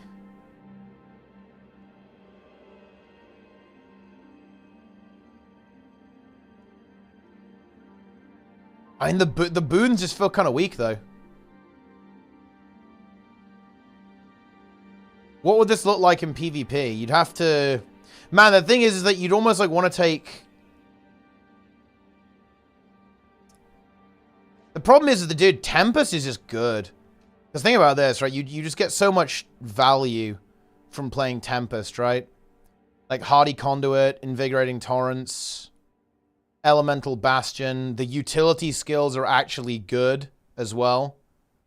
Wash the Pain Away exists. Rebound exists. And Overloads are really good. Yeah, I don't know. Yeah, and in PvP you kind of need this, right? You'd have to take this approach because you want the prot and you want powerful aura. So you could play some kind of staff build because then you get stability here and aura share. So you have that protection application. Stone Heart is also a big deal, so you can actually live in PvP. Like Rock Solid too. I mean, like Rock Solid has some big synergy with the Toad because you can like spam Earth Attunement and spam some AoE stability. But it's only 240 radius. Yeah, I don't know.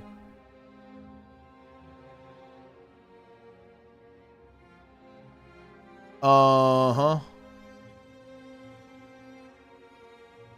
Yeah, and oh, dude, you're so... Oh, man, you're so locked into Familiar's Blessing if you want to heal in PvE. Oh, and this trait is... Dude, look, think about this. In PvE, look what this is. Don't get baited by the 4 icons. Man, this is the problem, isn't it? This is the issue. All these traits do something for each Familiar, but you can only have one. So all of these traits basically do like fuck all if you think about it, right? Because they only do something for one Familiar. So this trait just reads, you give Alacrity when you use your Familiar ability. And yeah, you remove 2 Conduits, which actually is strong, by the way. But I don't know. Wait, maybe you could use the Toad in PvP?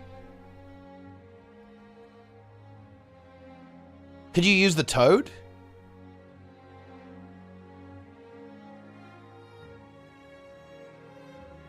Oh, but you really want that healing output, right? You'd really want that healing throughput.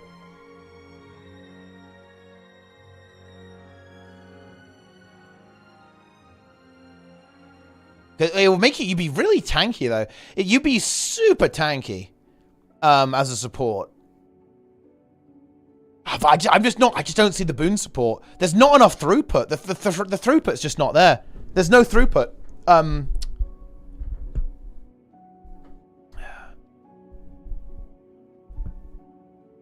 Yeah.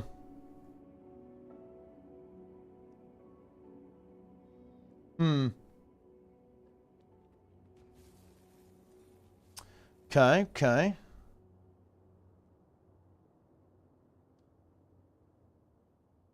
Interesting.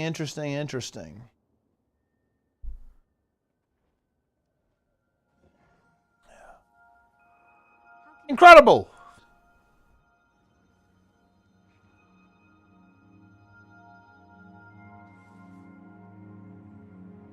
Okay, I'm doing the tier list. I'm doing... Okay, guys, you're getting a spoiler here. Provisional tier list. Shout out to YouTube. This is not being uploaded, but shout out to YouTube. Let's see. Antiquary S tier. Amalgam S tier. Ritualist A tier. Troubadour is A tier. Gale Shot is A tier. Luminary is B tier. Look, this is going to sound crazy, man, but I almost feel like Evoker is B tier. It feels undercooked to me. Paragon is B tier, but only for now. Conduit, I think, is...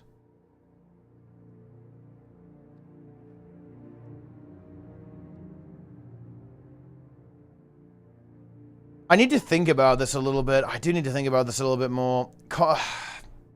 Is Conduit A tier?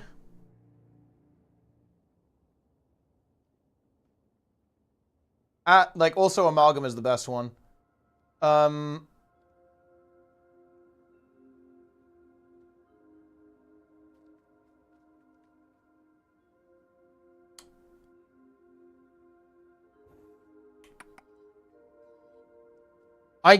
like it for PvP. I'm giving it A tier. I like this one for PvP. I like it for PvP. I think Evoker is actually currently in a better state than these two. I think I would do it like this. Yeah. These are really cool. I love the design on these. These are excellent, but I think these are better in terms of their design. So big fan of these. I think it's gotta be B tier, man, for Evoker. I'm not seeing it. It feels too restrictive. Trait design is like, utility skills are also, yeah, I'm not feeling it, actually. I'd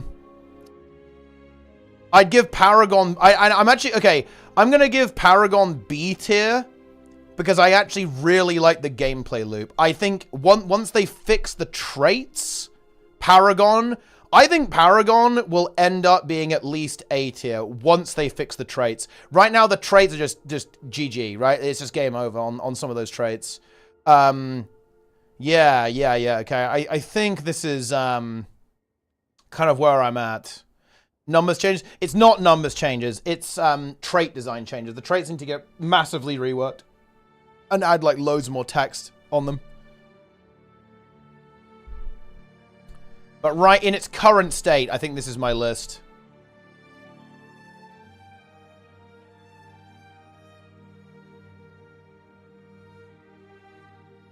Yeah. Do I disagree with any of this? Yeah, I think this is pretty good. This is pretty good. Evoker is worse than Paragon. My reasoning on this, Nike, is I actually think that Evoker is almost like harder to fix in a way. I think it is very likely that they'll be able to resolve the issues with Paragon. Evoker feels like a challenge to me to actually kind of make it work with how the mechanic works.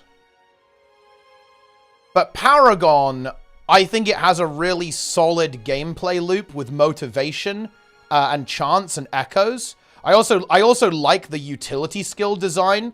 I like the commands with echoes. That feels really good to me. Alongside the profession mechanic with chance and motivation. I like that a lot. So they just need to fix the traits. Evoker, I'm struggling with a little bit. I am struggling with a bit, actually. The RP on Evoker is amazing. I love it. I'm loving the toad. I'm loving the otter, the hare, and the fox. I'm loving it. I am. But where it kind of ends up in the game, I'm just not sure if I'm feeling super inspired about the gameplay, I guess. Yeah. Luminary, I think, needs major changes to make it really exciting. I feel bad about it being in C tier, though. It's not that bad. Yeah, I don't think it's that bad. Maybe I'm being generous. Maybe I kind of need to have a C tier to kind of spread it out. I do think Luminary is the one that has the most troubles currently out of all of them. Wait, do I? Yeah, the traits on this one are really... Yeah, they're turbo undercooked. Yo, Grim with the raid.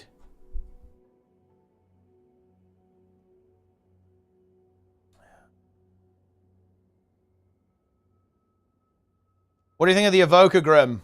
What are we thinking?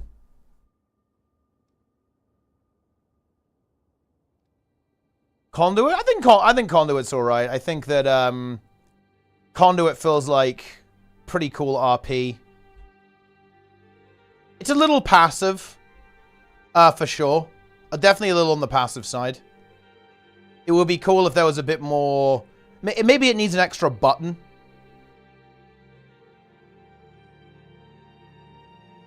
Oh no, I'll let you go, Grim. I'll let you go. You don't need to rant just yet.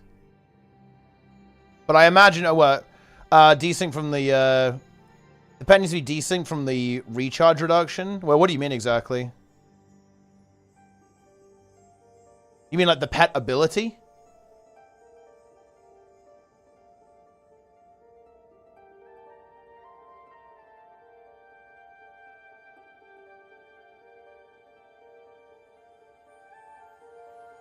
Why does the Chalice one not say Cosmic Wisdom? Huh. Yeah, I guess they haven't updated that yet.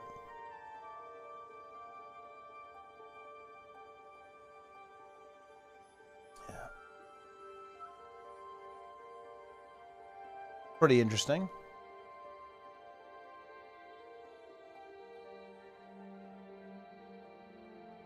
You're forced to take Fox, which is a Conduit pet. Yeah.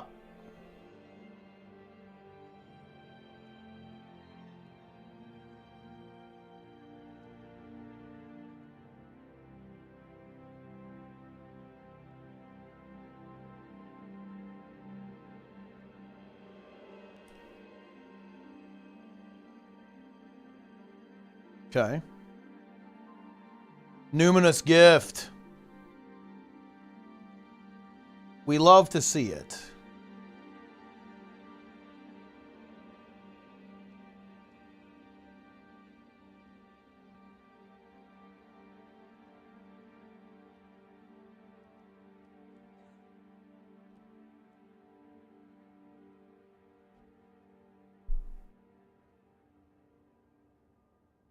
Rev Spec is way more interesting than Gale Shot. Yeah, Inferno is tough, yeah. Because the pet makes you really... Yeah, the Fox means you really want to go Conduit. And Inferno obviously makes you care about power.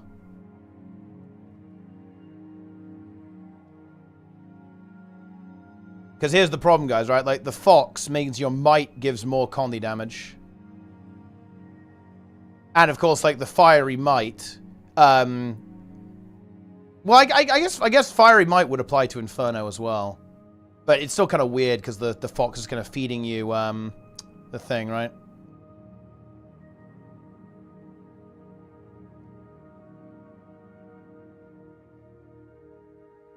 They said they'll make Inferno work. Well, no, Inferno will work. It's just it's going to be weird with enhanced potency. So I guess they'd have to make... Wait, what did they say exactly? I need a quote.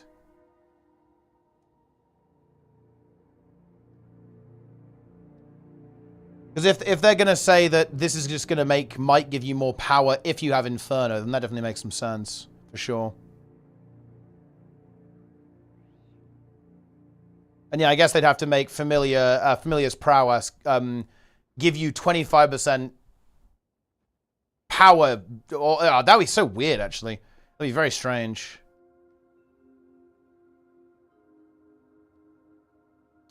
Very strange. Move the mod to his power and Conduit. Power burn damage. Yeah, it would be kind of a weird implementation if they want to make it work there. That was Gale short, not S tier. I mean, I think it's not quite as hype as the design on Antiquary and Amalgam.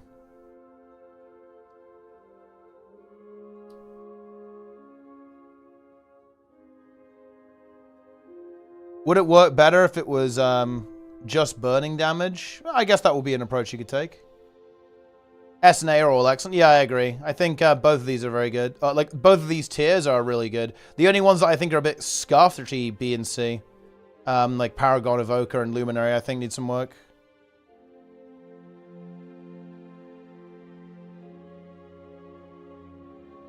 Air only? I mean, I think that trait is supposed to be a bit of a meme rather than practical stuff.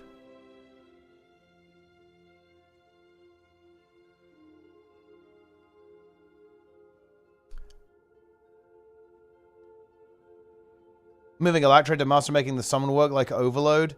No channeling though. Well, I mean, yeah, they probably just need to like slap a bunch more boons on it so it kind of works in PvE at least.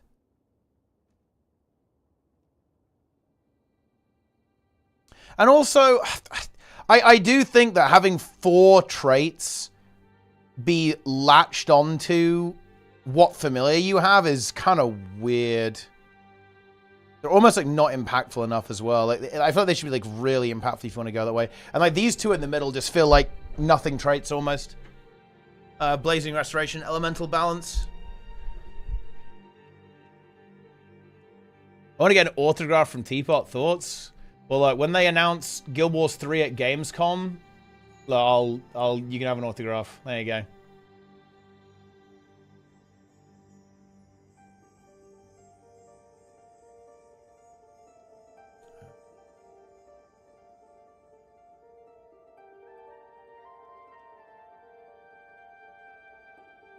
Recharge direction of the pet needs to be separate, 100% mandatory. Oh yeah, yeah, that would be interesting. I wonder how that would work. Yeah, so you could basically take whatever pet you want and also specialize in another attunement. I'm not sure if they would do that though, right? Because that's kind of like the point of the spec in a way, you know what I mean?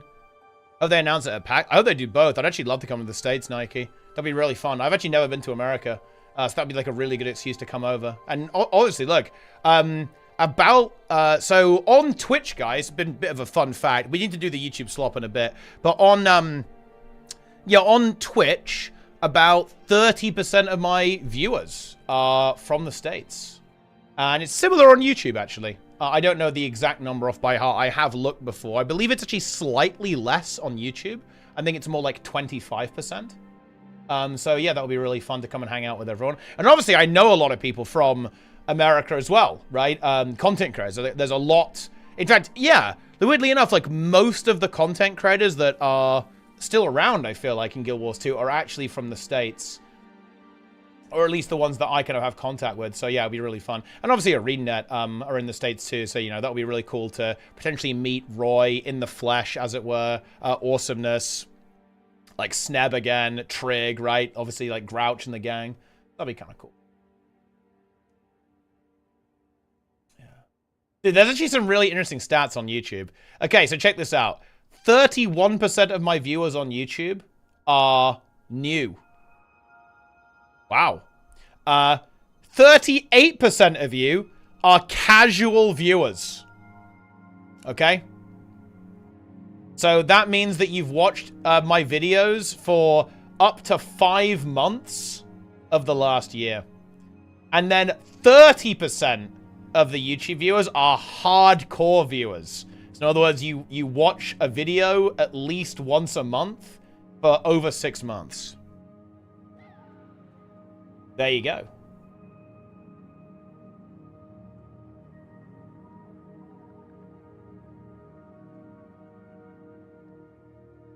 Uh-huh.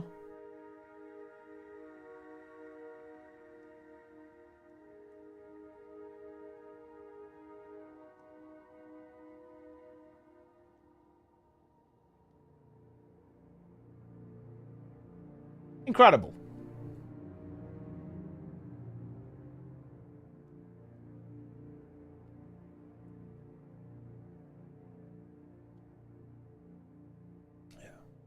What's the next rank? That's it. There's only 3 ranks. That's all the information they give us. That's all I've got. Well, let me actually check. Okay.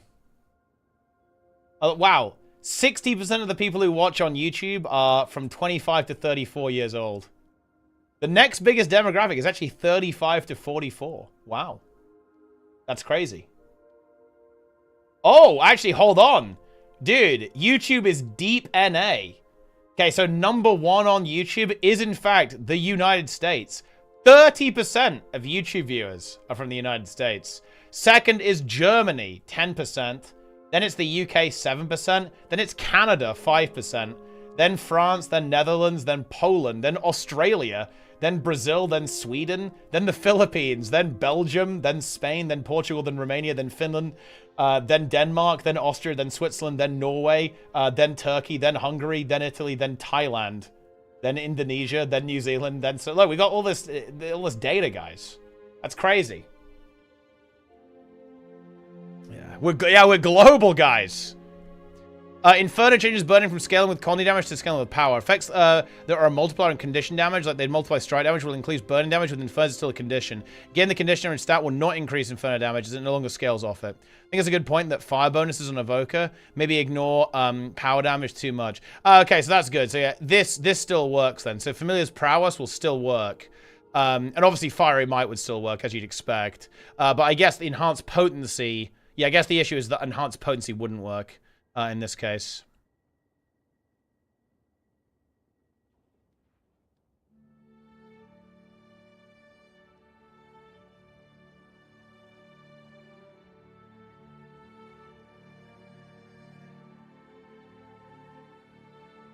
You know how you can do like solid state, liquid state, gaseous state, plasmatic state, and flux state? What if there was just frog state? The true fourth state of matter. And you just turn into a frog. You command your ooze to turn you into a frog.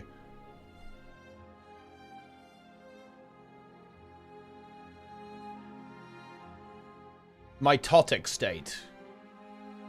Mitotic state? I don't fucking know. Oh yeah, because mitosis, isn't it, right? Yeah, so it's, I guess, mitotic state. You will divide. You will divide, guys, in two. You will multiply, if you will.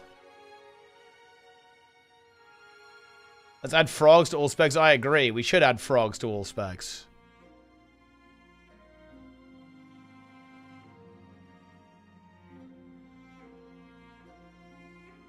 NG and Rev look pretty cool. Yeah, I think... I'm not totally sure how to feel about the Rev one. It's kind of one of the ones that I almost want to get my hands on before I judge it too much. It looks pretty passive. You just get, like, bonuses and stuff. That's, like, the bulk of the spec at the end of the day. Like, there's not a lot of... Like, I feel the F2 feels a bit too passive, in a way. You just get, like, a bonus. I do like the skills, though. I think the skills are cool. It's like, all of the actual legend abilities are really cool. Especially this nice fucking tooltip ArenaNet. What the hell is this? And I like the traits. I like the trait design. Yeah, this is the problem, isn't it? The profession mechanic, it feels lacking on Rev, to me. If we compare this, we get a passive F2 that gives us a bonus, compared to Amalgam, which gives you 3 utility skills and an evolve that interacts with those skills, and you can pick 3 out of the 7. I mean, it's not even close, right? To the kind of like the level of design like between the two. Like this is like super impactful, right? There's like loads going on here. Like the Rev one feels, you know, there's not a huge amount going on there. It does have good trait design though. I really like the traits. And I do like the legend abilities too. These are pretty fun. But yeah, like Amalgam is basically a god king spec.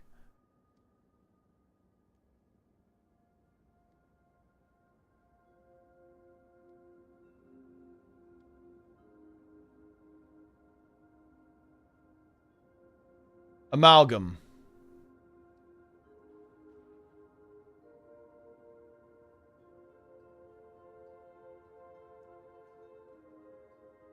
But yeah, you guys can indeed be elite viewers In fact, wait.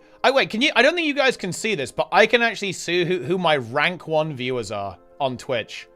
For some reason, it's giving you guys like an XP. I don't even know about the system. Like, apparently, wait. Can you guys see the leaderboard on YouTube? There's like a top fan leaderboard, but I'm not sure if I'm the only one who can see it or not.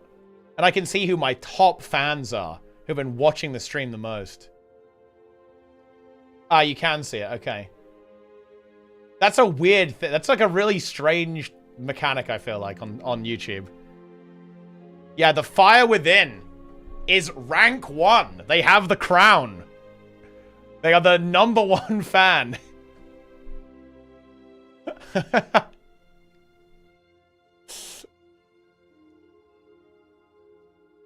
Who's a top fan on Twitch? I guess it would be who has the most channel points. It's probably Jester at this point, I think.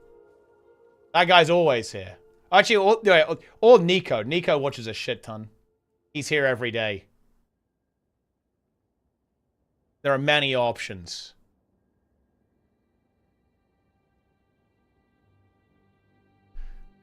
Yeah, Nike actually watches a lot too. Nike is here a lot as well. Yeah, like, so... Oh, man, look, one of my tasks that I will do probably later this year, I'm not going to have a lot of downtime until after the Guild Wars 2 expansion is actually done. So basically in kind of December, I am going to unleash...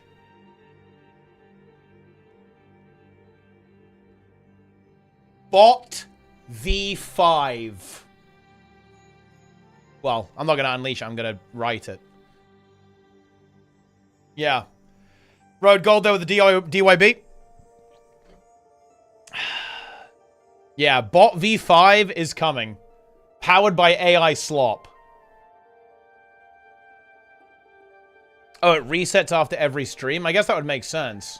So basically, you guys have to compete for each stream to be the top viewer. That's crazy. What's Bot V5? Basically, I do a lot of my own coding gimmicks for the stream. And one of the things is that my Twitch bot doesn't actually care about YouTube, okay? It doesn't know about YouTube. And I want to change that and also make a whole bunch of things better about it. Like, there's a lot of things that I don't like about how it works right now. Mostly because, like, Twitch APIs have been updated and so on. And I kind of want to just make it again. And also, I don't do song requests anymore. So there's a lot of, like, convoluted shit in it that was relevant before, but isn't relevant now, if that makes any sense. Because, like, times change. It just hasn't been updated, really. When is Slop? I kind of want to do the Slop. I want to do the Slop now. I want to initiate Slop. What order should we do it in? It doesn't really matter. It's going to be 3 YouTube videos.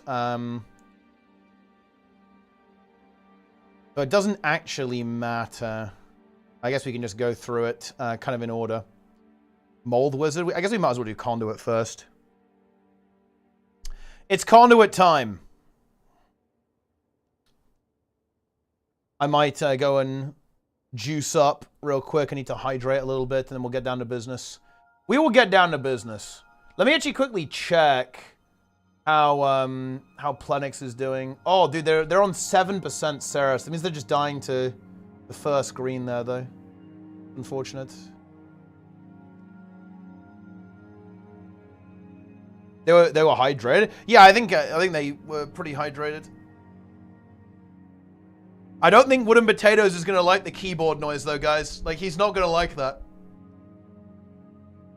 Oh, man.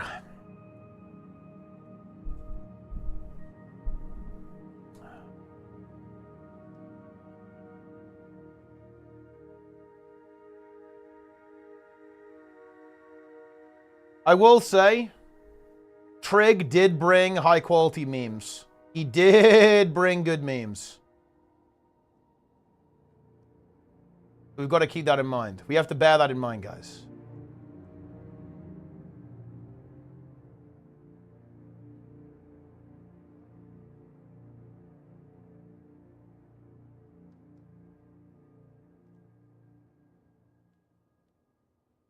Do you see Trig laugh at CMC when he said Evoker was more in depth than Amalgam? Well, I'm sure he didn't do that. Because obviously, like, they're fucking lads. Boys! They were ego 1v1ing about the specs they made on stream. That is base, actually. That is fucking hyper base, if that's the case.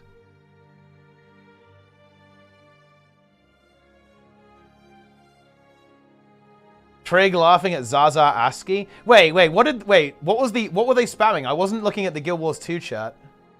What was happening? Was there an ASCII?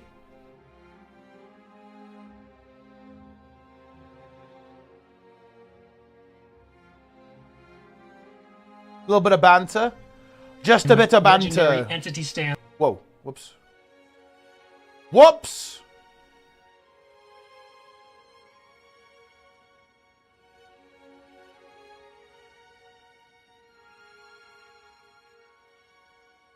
Incredible. Alright, let me go grab some water, guys, and then I think it's time to bring content to the table. We are going to be delivering YouTube slop for all of the viewers.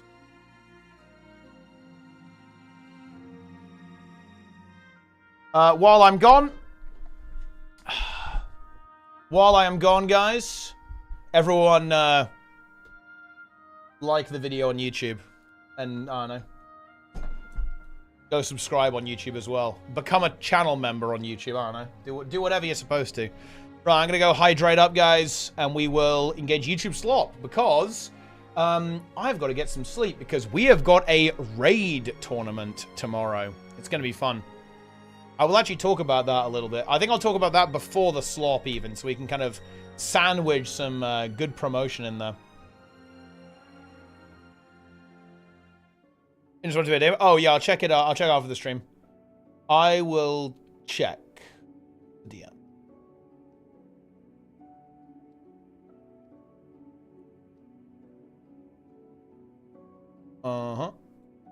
Okay, I'm gonna be right back. 1 sec. Oh, guys, it was fucking leg day. Christ, it's over.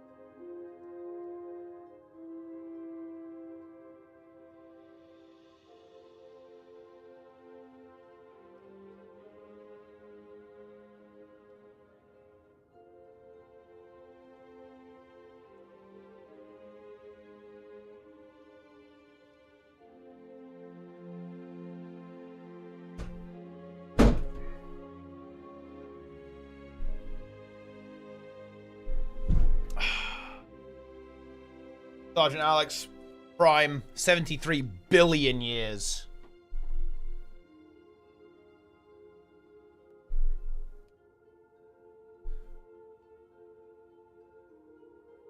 Prepare yourselves mentally. Dangerous shirt, it's just holes. I've had this shirt for, I think, over 10 years. So yeah, it's just got holes in it at this point. The material is failing. Where's the Elite Spec tier list? I will do an in-depth one and think about it more on Sunday, but this is my provisional tier list. Yeah. I actually don't buy a lot of clothes, guys. Maybe you can tell. But yeah, most of my clothes are like, you know, at least 5 years old. The only new piece of clothing I got was actually running shoes recently because I'm getting into running right now. So that's my new piece of clothing. But basically everything else, it's like 5 to 10 years old. Because I mean, I don't know what to tell you. That's just what we do. Do you have a P.O. box? I don't have a P.O. box. Only way I can get stuff from you guys is I'll have to dox myself. Yeah. 20-year-old shirts. See, there you go. That's what I'm talking about. Yeah. If you prefer 10K Ultimate Editions, yeah. Look, guys. You know, I know I can't even say it, man. I can't say it without laughing, guys. You need to buy the Ultimate Edition so I can buy a new T-shirt. Oh my god. Yes.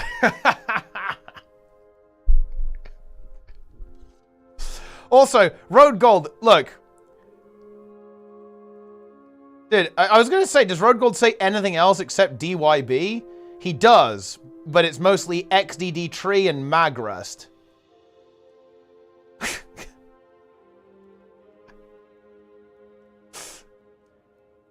Okay. Also, Rancid there with the XDD Tree. Also, a fresh Tier 1 sub from today. We like to see that. Favorite Heavy Elite Spec that was released? I think the one that's in the best state right now is Conduit. I believe. Is kind of where we're at right now. The Nexus exclusive Arc DPS UI. Yeah, I don't like that. I wanted to... I lost my Arc DPS. And now I don't like how it looks. It's deplete. Why did... Look, I am sorry. Rounded corners? What is this? Is this like the iPhone 3? Are we serious right now? Rounded corners? Are we trolling with this?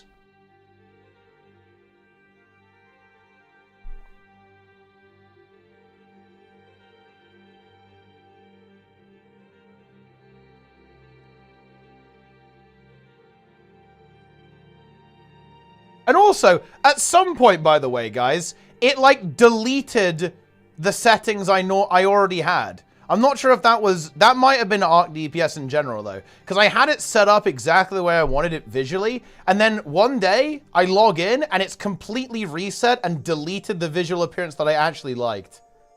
And I can't be bothered to change it back, but it is what it is. I'm not a rounded corner enjoyer, guys. I'm not into that stuff.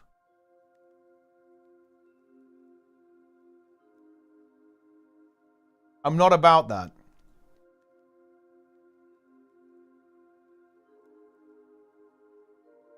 Medium version of lemon milk, so much better than bold for 40p, 4K. Send it to me on Discord so I can get it.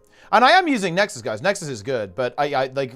Visually, it's got to be... I don't like the rounded corners. The rounded corners, guys, I'm not into that. I like the... Look, I mean, you've seen how I have my WoW UI, right? I have everything, like, square. I'm a square enjoyer.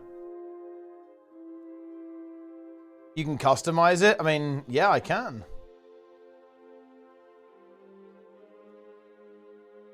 Wait, Windows style. How do I make it go square corners? I actually have no idea how to use Arc DPS at this point. Dude, I am so fucking spoiled in WoW, man. Because the add-on shit there is so good.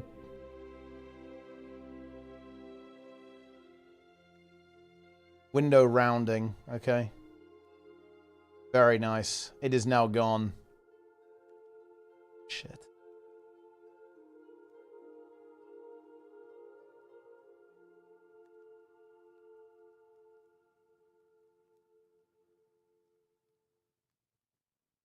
As from while soon though? Nah.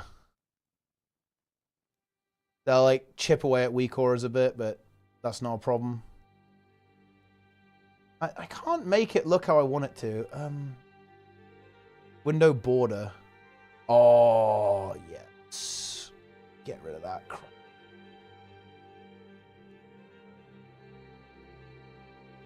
The font is not great either, actually. Can it do... Well, oh, I need to... yeah, dude, I don't know how it deleted all my settings. It just, like, deleted ArcDP. It deleted lemon milk. Like, why did it delete lemon milk?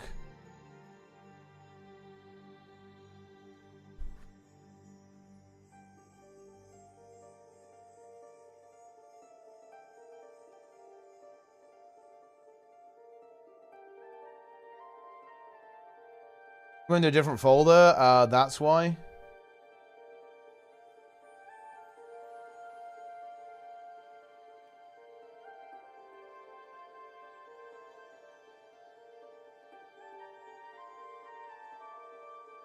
Cocoa Goose. Where? What does Cocoa Goose look like? Cocoa Goose font. Oh yeah. It's kind of a similar kind of thing, actually, isn't it? Just like a very kind of big font. Yeah. It's like a softer version of lemon milk, right? Yeah. That's a nice font, actually. That is a nice font. Yeah. I get it. I get it, actually. I see it. Yeah. Honestly, I might take that one. I actually like that a lot. Nice fucking font. I'm going to download it. I'm downloading it from defont.com. Cocogoose.font. Thank you very much. Yeah, no, I like that one, actually. Font.dll. Monospace font. That actually is powerful. I do like... Yeah, monospace font is very based. Now he likes rounded corners. I don't like rounded corners on Windows. Looks messy to me. But I do like... like Cocoa Goose is like it's a bold font, but it has a bit of softness to it, which I think is actually very pleasant to look at.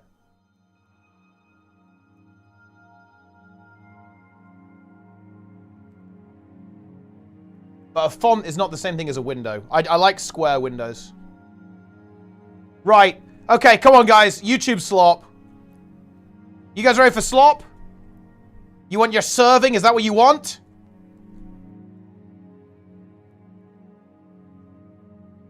Yeah, I know you guys love this stuff. I know we love it. Okay. Come on, then. I'll DM you a powerful emote. Okay. Okay, fine. One more stall. One more stall.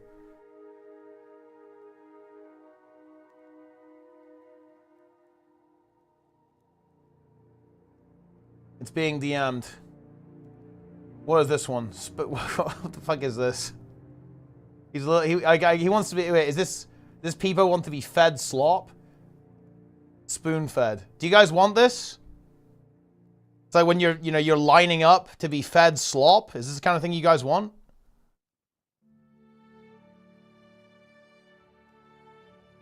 Hold on, let me get my things in the right order.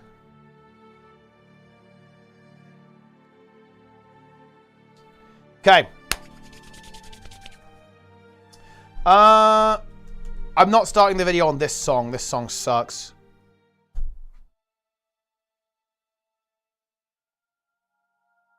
Better. Okay.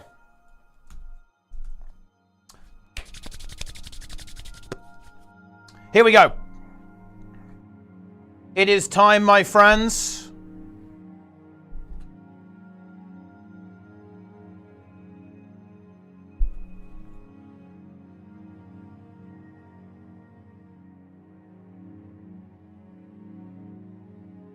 Like, Tree Conga? Guys, please, don't scare the YouTube viewers. Because, look, the YouTube stream, they love this stuff. But the YouTube VOD viewers, they're scared by this. Don't do this. Okay. Yeah.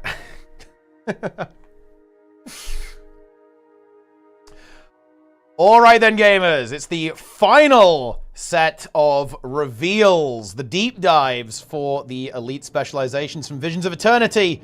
And first up, it's going to be Revenant, the Conduit, is what we're going over here. So let's take a look at what's going on here. So as we saw from the teaser, we are going to be channeling Raza, the legendary entity is the name of the stance. And the other key mechanic is going to be Cosmic Wisdom. It's all about empowering the usage of your legends, both the entity stance and any other one that you might have there as well. The utility skills also link up with what other stance you have too, and a couple of the traits have those interactions there as well. So let's go ahead and get right into it. Let's dive into this. It's a pretty interesting one, I think. And good news, bit of a spoiler here. I've been pretty critical of some of the trait design of the other heavy professions, specifically Warrior and Guardian, of course, with the Luminary on Guardian and the Paragon on Warrior. Good news! The trait design looks good here. So we weren't going 3 for 3 on heavies, having some pretty mediocre traits. It is, in fact, going to be some much more interesting stuff here on the Conduit, and I'm actually feeling really happy. I'm almost like spoiling it a bit here. I'm feeling really happy actually about the utility skill design and the trait design of the legendary entity of the Conduit. Couple of issues though, but let's go ahead and talk about that. So what's actually going on here? We've of course got our legendary entity stance, and here is kind of the key profession mechanic. This is what's replacing the core Rev F2. We get this ability called Cosmic Wisdom. 20-second ability, 20-second cooldown ability, and what you do is that you are going to invoke the legend that you have, and get a bonus based on what stance you're in, right? Or rather, like what what legend you're currently channeling. So you can see here that as the dervish, right, with the entity stance, you're going to channel the form of a dervish, gaining bonus all stats, and when you hit a target while you've got this effect up, you're also going to get a magical scythe, which deals damage there as well. And that's kind of like the blueprint for this. You are going to get bonus stats, and then you're also going to get an on-hit effect. Okay, and the duration starts out relatively low at 4 seconds, but you have a mechanic as well, a resource that you can build up called Affinity that you generate from using abilities that have energy. It's defaulted to utility skills, but there's also a trait that allows you to use weapon skills to build Affinity as well. And each point of Affinity you have is going to extend this effect out for 3 seconds. And that's actually it. Like this, it's a fairly simple one mechanically, and that's actually kind of like the first point of criticism here. I think we need an extra button here. Would be my initial impression. And that will become a lot more obvious why I think that as we go over this. But the actual elite spec mechanic is very passive. It's not super active here. Of course, you do need to activate it to press this button, but it's not, it only kind of augments what you already have there. And I get that's kind of the theme. What they were kind of going for here is kind of the Guild Wars 1 dervish forms, basically. So avatar of Melandra, avatar of Dwayna, avatar of Lissa, right? And so on and so on. That's kind of what they were going for here. And the visuals are pretty cool though, actually. Look at this. So this is like with the dervish thing. You can see the scythes coming from the auto attacks, right? They kind of generate some AoE damage. But I would say that is the first key point here talking about the Conduit, is that it is a pretty passive stat sticky thing. It's very much core Rev plus. So I think it needs a little bit more. Probably an extra button or some other way to interact with it. Almost a bit like the Ritualist, right? You know, when you have the Ritualist, you can summon your spirits, which are, you know, passive and they're doing things, but they have an active component, 1, when you summon them, and 2, you can detonate them as well. I think that's the kind of depth that we need to see here, to be honest, or maybe some kind of interplay between the Cosmic Wisdom and your utility skills in some way. I just think it needs a bit more interplay, linking all the mechanics together. It needs a bit more depth. That's what I feel like the Conduit is lacking. And, you know, again, as you can see, like as we're going to go over this, it's going to be pretty obvious why I think that. So that's the one there. With that, they're just demonstrating Affinity here. And look, I've got to point this out, guys. Really? Okay. 3 tiny little rectangles for this really important thing that's going to interact with your class mechanic. Really, ArenaNet? Come on, man. I think we can do it better than that. Like, you know, make it like Gale Shot around the HP bar or something and make it a whole lot bigger. This is, what is this? Like an indicator for ants? Are we serious? Come on.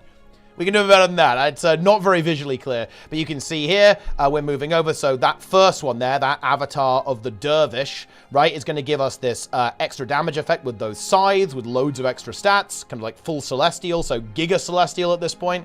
The Malix one, you can see here, is going to apply, you're going to get condition damage stats. You're going to get condition damage and expertise, and then when you attack, you're going to inflict conditions, right? Random conditions, either bleeding, torment, or confusion. Guess what? You're going to use this on Conduit builds to do a bunch of damage. You can kind of see that here. Just kind of attacking away, and you can see the bleeding, the torment, and the confusion popping up. Over to the Centaur stance is going to be a bit of healing. Basically, Cosmic Wisdom Monk. You're going to get healing and vitality, and then you're going to get self-healing. This should probably be AoE healing. Maybe they were feeling conservative about this, but as of right now, this is actually a very selfish ability here on Dentaro, which feels kind of weird. When you attack, it's going to only heal you. It is going to generate you a lot of sustain. We're going to see this kind of used here. It's healing for 720 with every auto attack on sword. That's obviously quite a lot, especially when you're cleaving multiple targets, right? Because, you know, you're basically proccing this heal for every target you hit. So if you've got a 5-target weapon, for example, like Greatsword or something, you're obviously going to get a lot of value out of that. So that's that one there for the Ventari. And then next up, Assassin. Guess what? You get ferocity and power for the Shiro stance, and you're also going to be adding vulnerability, weakness, or cripple as a kind of random thing there as well. And you know that's kind of nice, right? This is something that will also become pretty apparent. This spec feels very PvP coded to me. Even though this is passive, where I'm seeing this build make a whole lot of sense is PvP. Right, because you're getting these debilitating conditions, you're enhancing your abilities, right? There's a lot of like self-boon application, like selfish boon application in there, particularly for the more utility-oriented boons, like resistance, stuff like that. And that's kind of like, oh yeah, we're going to be owning people in PvP with this. And this is kind of the thing there as well, because again, applying weakness is really good in PvP. Applying cripple is really good in PvP, so you can stick to your target, especially with impossible odds. Because again, you're going to slam this, you've got impossible odds rolling, you're chasing down a target, you've got more power, you've got more ferocity, you're applying cripple, weakness, and vuln. You're going to be blasting people, right? With this, doing big damage to targets there. With this, and this is definitely going to be a hybrid spec. I can see this. There's some pretty gnarly trait interactions with stuff like Rev Spear that we'll get into a little bit later. But yeah, this is going to be a hybrid spec. You can 100% play this as a power build, as a Condi build, or again, as a hybrid build, especially with that Dervish stance giving you all stats. Slap a bit of Selly gear on this, you're going to be a bit of a monster. Here's the Dwarf one, and hey, look, speak of the devil, this is what I was talking about, right? So you invoke the powers of a warrior, gaining toughness and concentration, so boon duration and a bit of toughness. And then you're also going to get random boons. I'm not a big fan of the randomness on this stuff, especially when it comes to really strong effects. Like you're going to randomly get resistance, protection, or resolution. Okay, we're talking about a Matrix film there or something. But you're going to get resolution whenever you strike a target. The resolution is 3 seconds, so you're going to get big uptime of that, a little bit less so on the prot or the resistance. There, but obviously this one is actually pretty damn powerful. Like being able to give yourself resistance is obviously really, really nice, especially if you've got a bit of boon duration. You might even get some decent uptime on that when you're hitting targets pretty frequently. You've got some pulsing AoEs, right? You've got your dwarf hammers spinning around there. You're going to have that damage reduction from the hammers, the self-healing, the output, and of course the free boons that are coming away from that at the same time. And that's basically the overview of that. And then it's going to be over to the utility skill. So we can kind of go ahead and kind of open up our glorious. Oh, look at the. Ooh, okay. But we can look at the utility skills here. So the heal skill.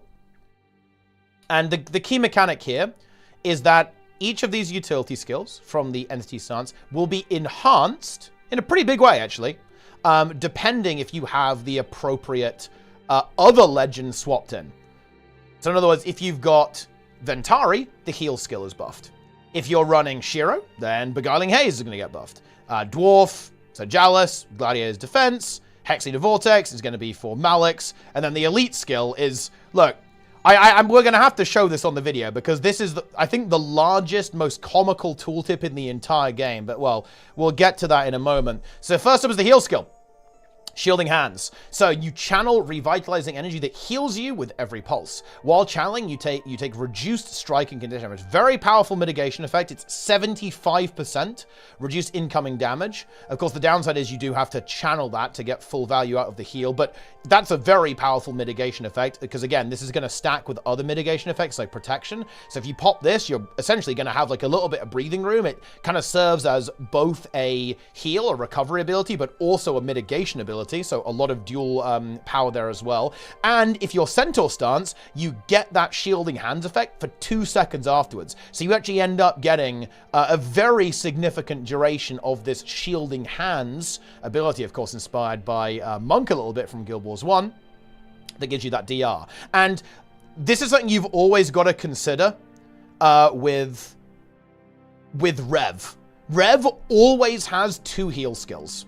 So something like this that go, oh, there's no Conduit removal on this, or like, oh, you know, this is almost a bit situational to an extent, and that's definitely true, right? But you're always going to have another heal skill, and that's like an inherent advantage of Rev that really kind of allows it to sustain itself better, right? And while you'll see these heal skills kind of a bit of like specialization to them. However, I think this is actually a very strong effect.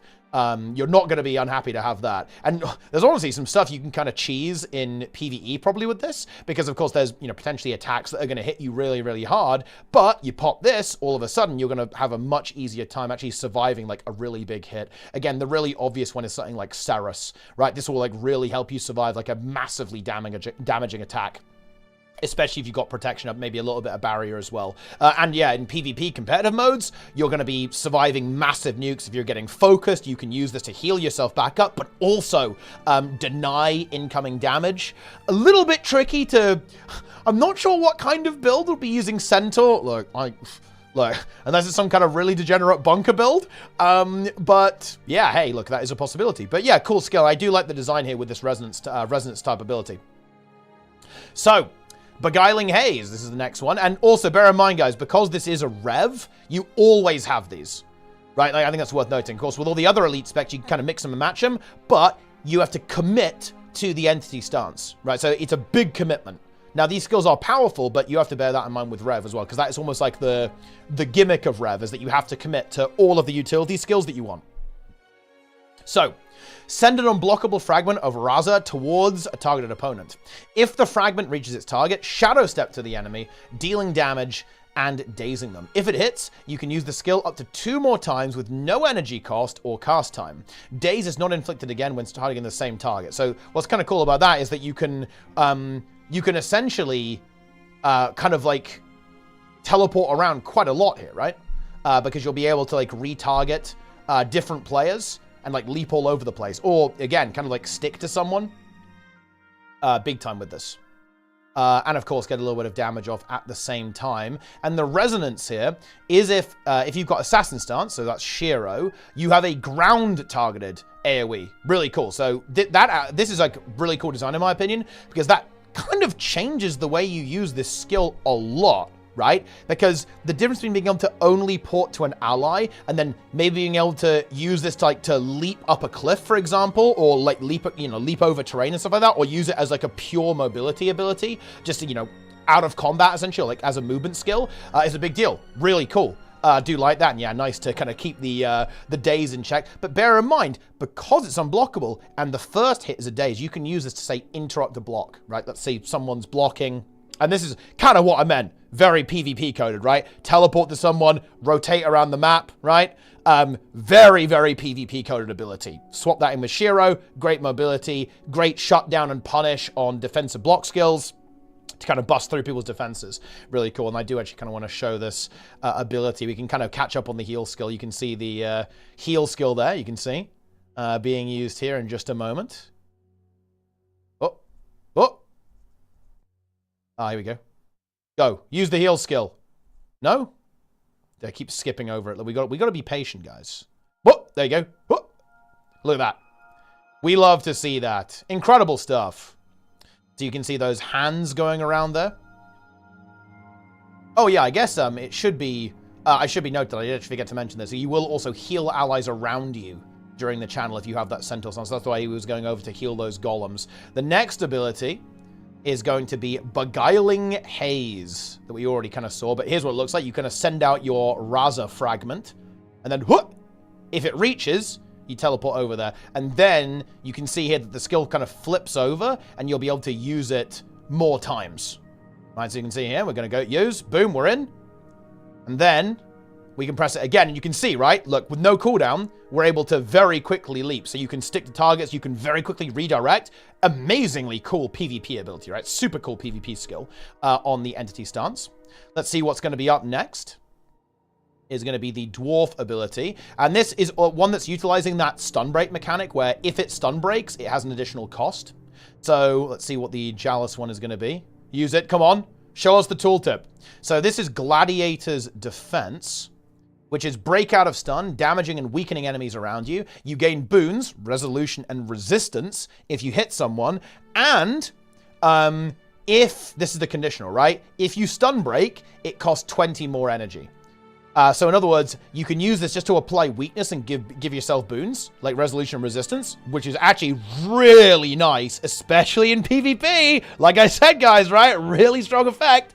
But if you have a stun break, it's going to drain energy. And again, potentially have, looks like a pretty short cooldown too, right? On that. So yeah, really powerful ability. Very multifaceted, deep ability to use. A lot of different situations you'd use this. Using it for resistance and weakness is 100% valid. Using it for the stun break is also relevant as well. So that's big. And of course, this ability gets really nifty as well if you have Chalice, because then it goes a little bit further. It says, if Legendary Dwarf Stance is equipped, the additional energy cost for breaking stuns is reduced by 100%, as it turns out. Again, that might be tuned on differently in game modes. And the boons are also granted to allies in the radius around you. Imagine if it also stun break everyone too. That would be crazy. But it's just going to give AoE resistance and resolution to all of your team, which is a very nifty effect, 100%. Like, giving AoE resistance is not to be sniffed at. Again, that allows your allies to ignore weakness, ignore cripple, ignore chill, and so on and so forth. Slow, right? Blind, you know, the list goes on. Immobilize. So a really good effect there, both offensively with the weakness and the stun break, and of course defensively as well. So this is a very, very powerful ability, and again, definitely rewards you for going for that dwarf there. But even if you, it's worth noting, right? Even without that, even if you say you're playing assassin stance, right, in your off legend, it's still highly potent. As well. It's a good stun break, and it's also, if you think about it, what I typically call a true stun break, because immobilize is of course really powerful in competitive modes. So if you get immobilized, it's almost like being stunned sometimes, but because this is going to give you that resistance, it's going to true stun break you, because it's going to allow you to get out of that immobilize as well, which is actually a pretty big deal. Especially in kind of PvP and World vs. World. Pretty good. Oh, brief interruption in your YouTube slop delivery to say thank you to crew for the raid and for the birthday wishes. Thank you very much, guys. Because yes, I am now older. I'm old enough to be watching this, watching Hexeater Vortex. Okay, look, I'll tell you what, I'm old enough to remember this skill from Guild Wars 1. Okay, so this is the condition damage one, of course, associated with Malix, and this is kind of a cool one too, right? Very reminiscent of how it was in Guild Wars 1. What's going on here? I will tell you. Hexeater Vortex. Remove conditions on yourself. Then fire projectiles that inflict conditions at random enemies within your radius based on the number of conditions removed. This is just straight off the bat, really powerful. 5 condis removed on a short cooldown, because again, you know, you're a rev, so you have energy and cooldown. So 5 condis, and that will give you up to 6 projectiles with 1 stack of torment each, with a little bit of a damage pip on there as well. Really good ability. Now, bear in mind is that if you have multiple targets, it will kind of spew those off to, like, you know, random enemies around you. But here's the thing. If you spec into Malix, check this out.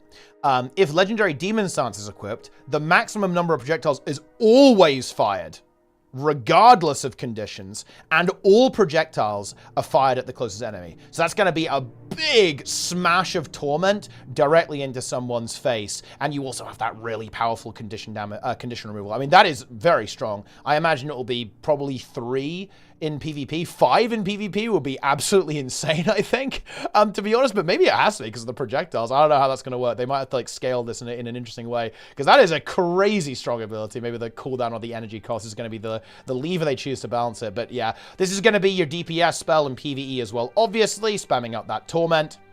Because again, this is definitely a build that could work with, say, Assassin stance, 100% with Demon stance as well, delivering that DPS. Hopefully not Bunker, hopefully not Bunker Rev. Because listen, it's always Rev builds, man. Like Bunker Rev, it is, you do not want to see that, trust me. If you see that in the PvP meta, it is time to log out. But yeah, really cool ability here. For kind of feasting on all of those conditions, and kind of makes up for the lack of cleanse on the heal skill here as well. Like, Revenant does sometimes struggle with Conduit cleanse, and having a really powerful cleanse ability is certainly going to help out with that a fair bit. So yeah, you can see, we'll just have a look at this ability once again. You can see a really cool animation, kind of that orange of Raza there, the entity from the mists, and firing out those projectiles over there, getting that torment and a little bit of damage going on some of those golems there. So yeah, really cool, really thematic ability from that one. And I actually want to show you guys, look, I want to show you what happened when they moused over this on stream. I might have to briefly hide the Twitch chat here to show you guys this. I'm hiding Twitch chat. Look, they're gone. Check this out. What is that? It doesn't even fit on their screen. Seriously. Look at that, guys. The tooltip actually goes from the top of the monitor they're using all the way to the bottom and like clips off the screen. I don't know if you can see it here, but look, the texture they have for tooltips actually runs out. I shit you not. They don't have enough tooltip to cover the tooltip. And I believe they are going to change this to basically, I think, only show the relevant part, I think. Is what they're gonna do. But yeah, that's quite the meme there. But how does this ability work? Well, I'm glad you asked. So, what you do is the following. Let's take a look. You spawn a fragment of Raza at your targeted locations, the ground targeted ability. Both you and the fragment attack with a scythe, damaging and inflicting conditions on foes at your locations. Gain might for each enemy struck. This skill gains bonus effects depending on the legend equipped in the slot. And you can see here that this skill is unique per game mode. So yeah, look, there's gonna be some balance going on there. But so the base effect, no matter what you get all the time, is gonna be a bit of damage. So power damage, might, and bleeding. So it has that hybrid element too. It's going to be 5 targets per side. And this is cool, by the way, you can double hit. So let's say, again, you're in a 1v1 in PvP. You and the fragment can hit the same target, which is a really cool dynamic way to use this ability. You can use it as a ranged pressure. You could use it on one player while also counter-pressuring around yourself, or you could attempt to hit an opponent and also kind of move in and hit them with both for double the effect as well. So that's pretty cool. And then we can see the different effects here. In Assassin stance, the skill deals increased damage. Apply additional conditions to enemies that are struck by both you and the fragment. So you're really leaning into that. So you get big damage for being in Shiro, and if you multi-hit, you get Immobilize. Really cool. Again, like a super skill-testing PvP ability, I think, so really exciting there. So you really want to lock down your target with this elite and then blast them with your power attacks to finish them off. Legendary Demon Stance, again, Conduit here. You and the fragment shatter after the initial attack, dealing additional damage and confusion to enemies. So it will explode, and then you'll get some AoE confusion as well. Again, you can multi-hit, so that's potentially like a good 6 stacks of confusion going on there. In Centaur stance, you heal allies in range of you and the fragment. For each enemy struck, remove conditions from yourself. So again, big Conduit cleanse there, right? Because it can hit 5 targets, so you can remove 5 conditions. And potentially even more, right? Because you can hit 5 around you and 5 somewhere else. So you can get a lot of Condis removed there and a very significant heal, like sustaining you a lot. So it's kind of a big deal. And of course, you'll be healing allies as well doing that. So a little bit of group sustain. Not sure if they, yet again, of course, there's no quickness or alacrity on this build. So this is not going to be a heal build in PvE, and there isn't really a lot of boon support, so I struggle to see it being a thing elsewhere, and that's why I'm, you know, slightly worried, you know, at maybe some kind of bunkery stuff going on, but, you know, look, what could possibly go wrong? Big Conduit cleanse there. And in the Dwarf stance, super powerful effect. Check this out. You gain boons when this skill begins casting. Enemies struck by both you and the fragment are additionally stunned. So again, you have that overlap effect, and you're going to get a stun.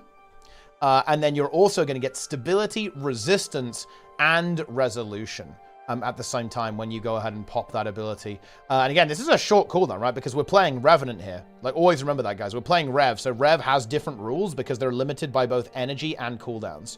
So you will be able to use this ability pretty damn frequently. And it's potent. It's going to proc on elite activations, relics potentially, traits obviously can activate off that as well. Whatever, you know, whatever you got cooked up, it's going to activate on that.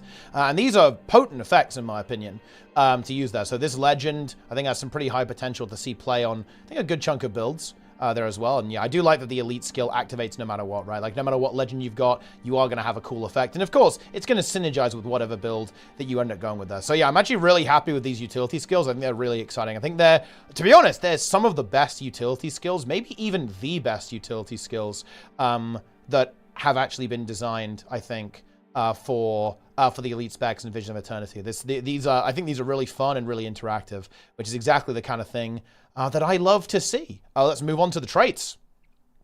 Oh, actually, wait, we have to show this because it looks pretty cool. Let's take a look. Here we go. Oh, boom!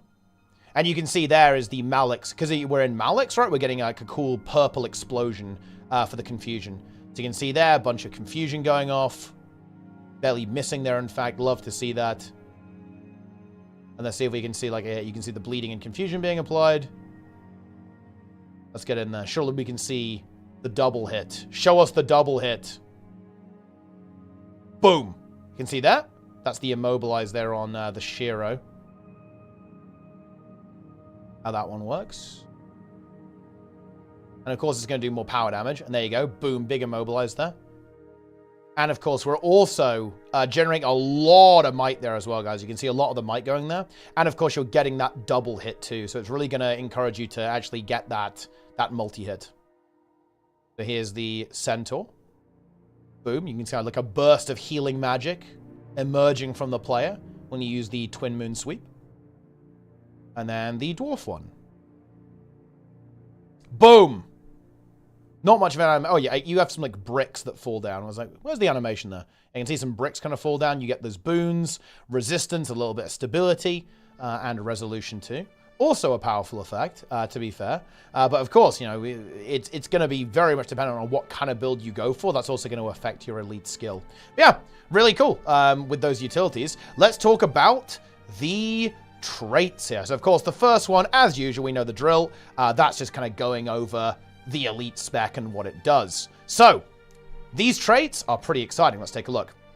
So, the first kind of set, the adept traits, these are all about that F2, about cosmic wisdom and affinity. So, number one, conductive armaments. Gain affinity while using a weapon skill that costs energy. This is a big deal because weapon skills typically have a relatively low energy cost, so this makes it really easy to build up affinity.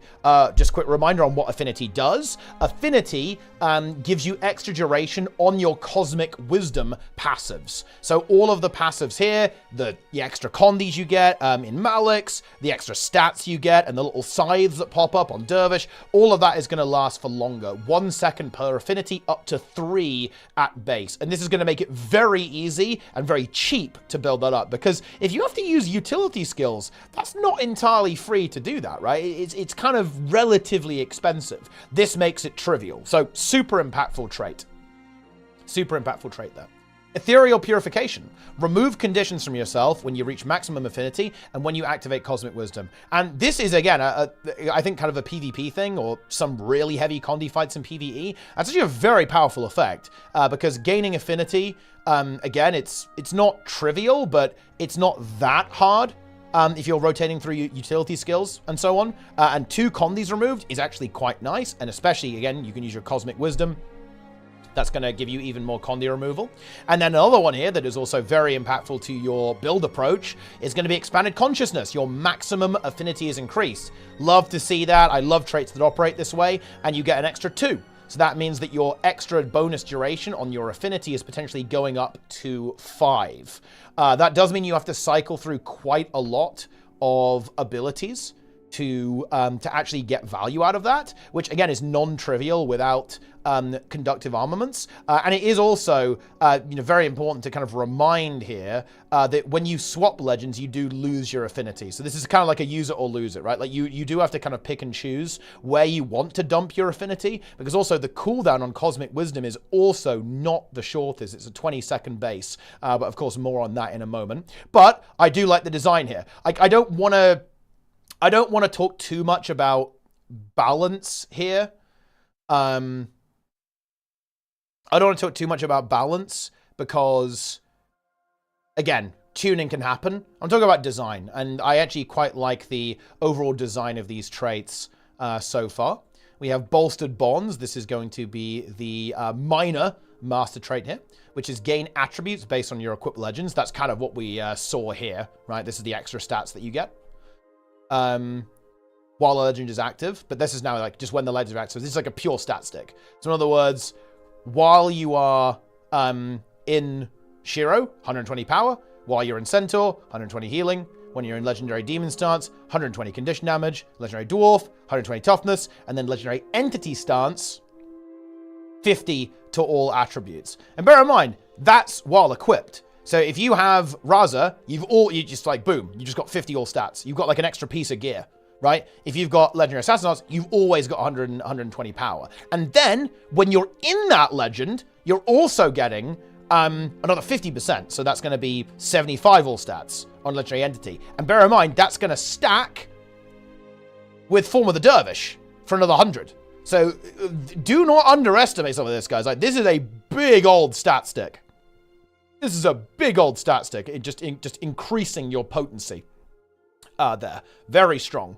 And you know what? I can like it. I actually do like that this is, you know, depending on what you pick, you're going to get some kind of passive value. You know, I did kind of complain about it being too passive, but actually I don't mind this in a trait form, especially like a minor trait, right? This feels very fitting for a minor trait to me. You know what I mean? Just having like a little bit of extra value, something to think about when you're picking your build, right? Like, oh, what do I want to go for, right? Like, and it's going to just augment what you're trying to do, right? Because all these stats make sense for the individual legend. Next up is going to be the master traits. So these are also cool, especially this one. Recurring Insight. When you swap legends, reduce the recharge of Cosmic Wisdom for each point of affinity you had before swapping. So the recharge reduced is going to be 2 seconds. So that's going to be, if you just take this and you have 3 affinity, that will then get rid of 6 seconds of the cooldown, which is a big deal. That's basically 1/3 of the cooldown is going to be gone. And again, this will be pretty easy to meet this condition, especially if you have conductive armor. So that's going to massively reduce the cooldown on your Cosmic Wisdom, allowing you to have much higher uptime. And you could also take the approach of Expanded Consciousness, which is going to halve the cooldown if you max out your affinity before rotating back over. And that's kind of doable, especially in PvP when you're going to be cycling your heal skill, like potentially like, evasion, phase traversal, right? Like you're going to be cycling through a lot of these skills relatively frequently. So you can meet that condition pretty well and therefore have like really high uptime on your Cosmic Wisdom if that's going to be the kind of approach you want to take, getting those passive bonuses out as much as you possibly can. But yeah, this is a very solid trait in my opinion. It's a simple design, but it's impactful to your build. It like really makes you think about affinity, and you are going to utilize affinity in a different way. So I do like this this trait as well. Really cool, especially because the other two are pretty different. So Lingering Determination. If you have at least the listed amount of affinity, it's not listed here, but it's 3. you regain affinity afterwards. So basically, you're going to get a guaranteed affinity point immediately, making it easier to build up to max affinity when you swap. Because bear in mind, you lose affinity when you swap, right? So this would set you to 1 if you end on 3. So it's a little bit like the invocation trait, right? That gives you energy in a way.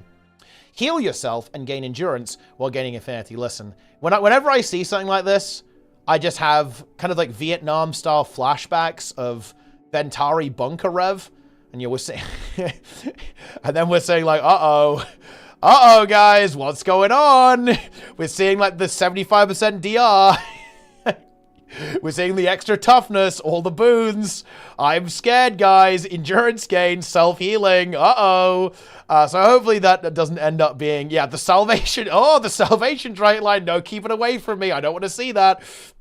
So hopefully we don't end up going that direction. But yeah, really powerful trait for giving you that self-sustain if you want to. And again, modifies your gameplay a little bit with that affinity refund. Really love to see that.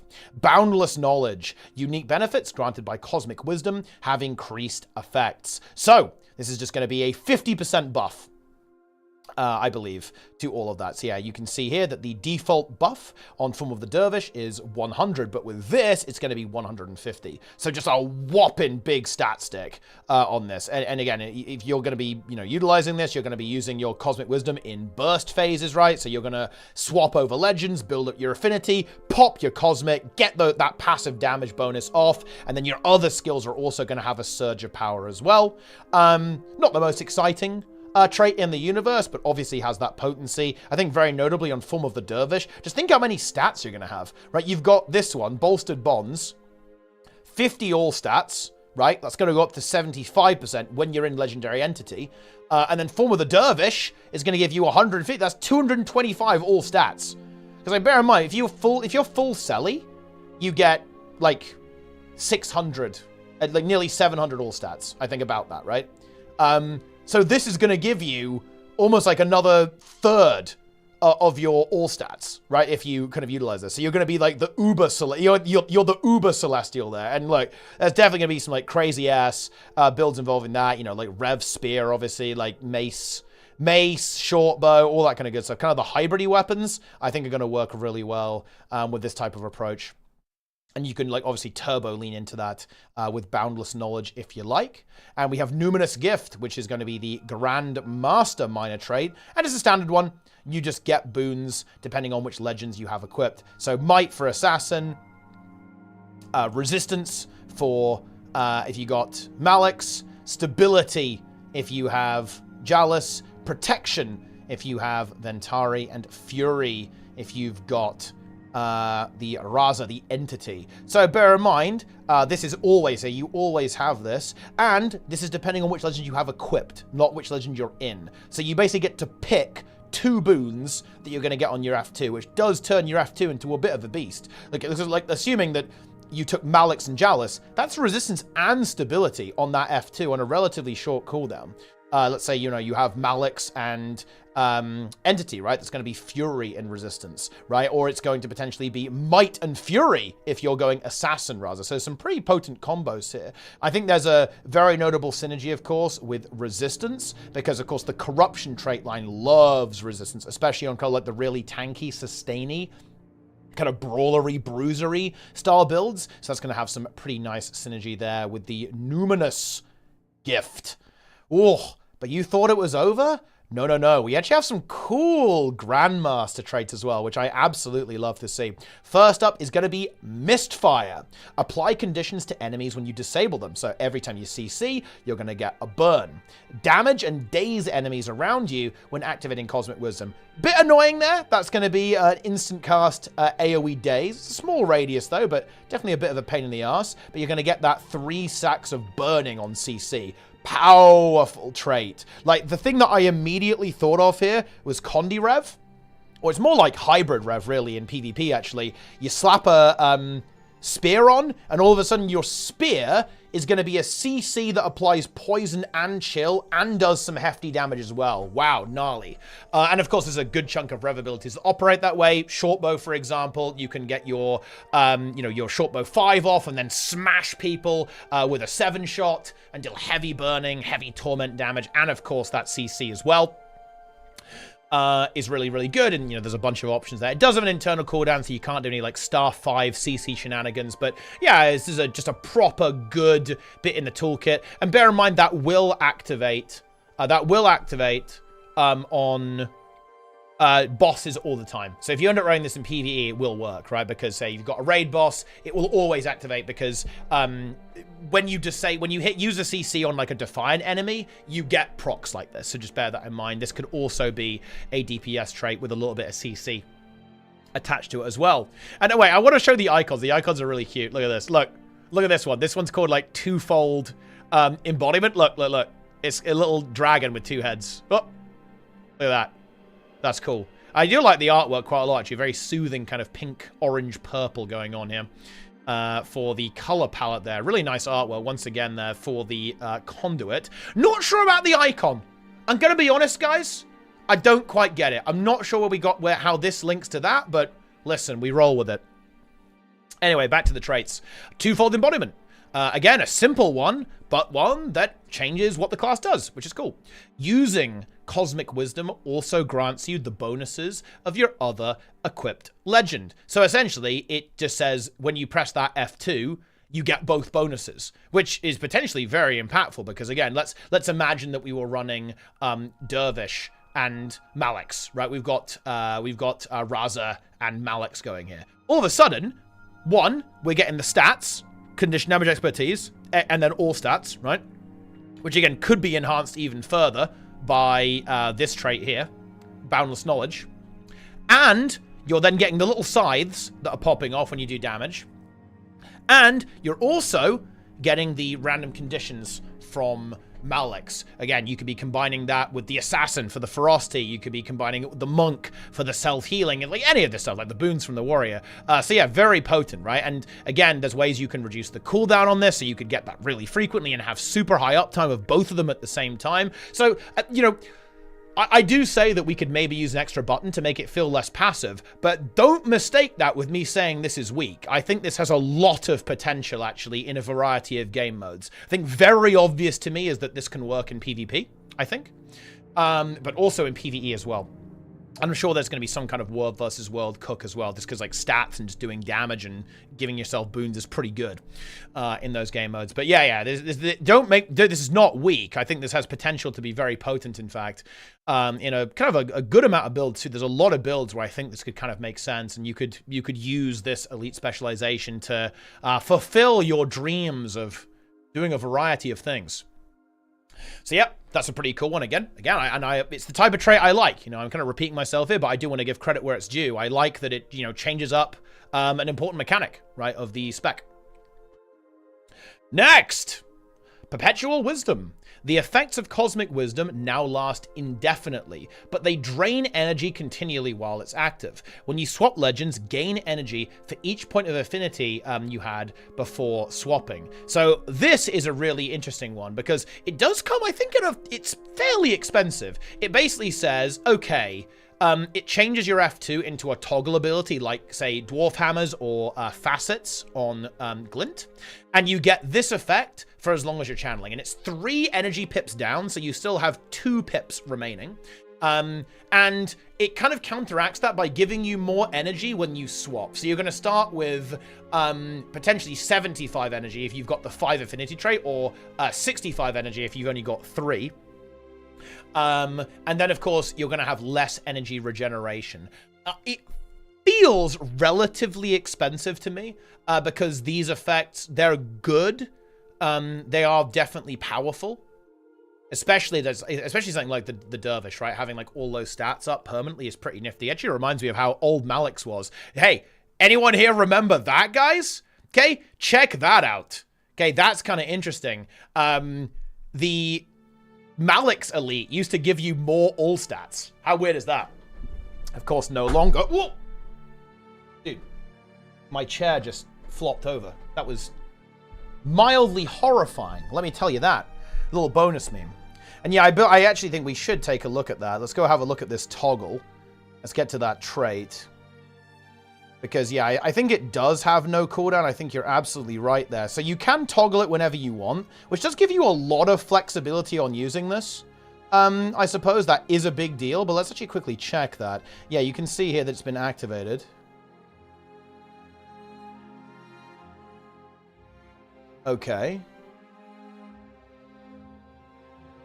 Press it. Oh, we might not be able to tell. Yeah, we have God mode on. Yeah, we might not be able to tell if it has no cooldown. It may simply have it may just have the 20-second cooldown. Wait, maybe we could, wait, can we mouse over it actually? Oh, it looks like it still has 20 seconds, potentially.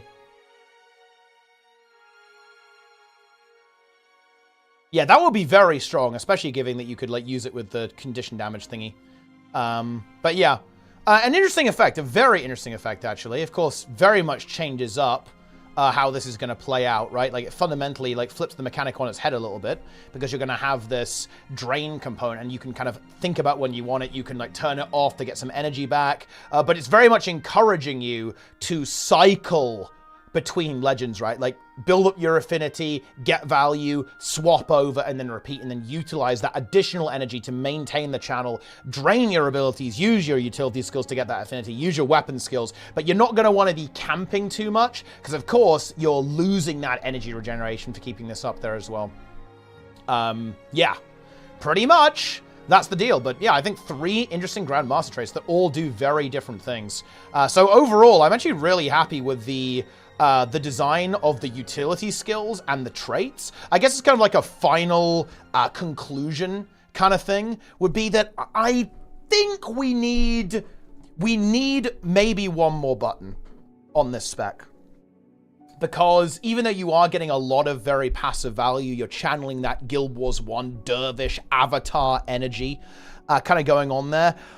I think it's maybe a little bit too passive for an elite spec. You know, when we have an elite spec, we want to be excited to press our button, right? Whatever new button we've got, if it's, you know, our Ritualist Shroud, or if it's going to be our little Evoker pet ability, right? Our Paragon, you know, chance, right? Like our profession mechanic. I think it needs to feel a bit more exciting than this. And I don't actually hate the idea of having this here, but I think it needs like an ability that you can use maybe while you're in Cosmic Wisdom to maybe end it early and have like an explosive finale or something like that, right? Like, I think it needs like a one more thing, right? Give it some oomph, give it some impact. But I will say, I actually don't, you know, I think it's not, you know, entirely there yet, but that's what beta's for, right? That's what feedback is for. Which you should give on the forums, guys. That's a wild ride, let me tell you that. But I think there's actually a lot of potential here. I think that conceptually, it's fine. I think the legend design is cool. I think the trait design is cool. I think the idea, the theme is cool. I think it just needs an extra button. And if it gets that extra button, I do believe we're very much in business here. With the Conduit. Very interesting that it doesn't have quickness or alacrity, of course. This is going to be basically a pure DPS spec in PvE. No potential for a healer there. A little bit more potential for kind of a hybrid approach in PvP and World versus World. But I think it's going to be probably in those game modes, like what really screams to me is Condi Rev. But I think there can be power builds too, especially with some of the toolkit that the entity has with that extreme mobility. And of course, some of the kind of the defensive boons, like the utility boons, are also super nice there for giving that defensive potential, that utility potential for the player. It is relatively selfish, that is worth noting. But again, there's something inherently wrong with that, you know, as a spec. It's okay to have some specs be selfish, especially because, like, Revs typically aren't that selfish. Like, obviously, Herald, a lot of baked-in support. Renegade 2, to an extent, of course. And even Vindicator, like, has a lot of potential for that. So I think it's fine for it to actually go this way. But yeah, overall, I think it's pretty cool. Pretty cool elite spec. The Conduit. The Conduit. Very interested to see if they do end up adding something else to this one. But I think that kind of sums up my thoughts on the Conduit Revenant there for Visions of Eternity. So look, You guys know the drill at this point. We're at the end of the YouTube video. This is the part where I tell you to subscribe, to watch my stream on YouTube and Twitch, to leave your comments. Do you really like this? Do you think it needs an extra button? Is it fine as it is? What do you think of the traits? What do you think of the utility skills? What do you think of literally everything? It really is, it's up to you. You know, I want to hear your thoughts as well. And I also want you to buy Visions of Eternity using my referral link. Boom! That was a clean segue, guys. Come on, pat on the back for that one. Very, very nice. But anyway, yep, you get the idea, guys. Engage with the algorithm. Consume. You must consume slop. Social media content. Come back and watch every day. Watch all my other videos and stay tuned for more with Visions of Eternity. So make sure you subscribe, okay, to catch all of it. Don't miss any of it, guys, okay? If you miss it, I mean, look, who knows what could happen? Who knows what you're going to miss out on if you don't watch every video? Okay, right. That's it. I'm done in this one. I'll see you in the next one, okay? Which, coincidentally, we're about to record live on Twitch. Here we go. Okay. Next. It's Amalgam next.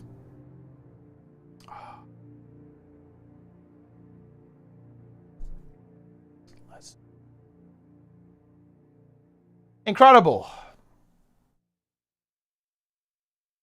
More slop. Yep, more slop is coming. What class do you recommend? I'd just say try them all.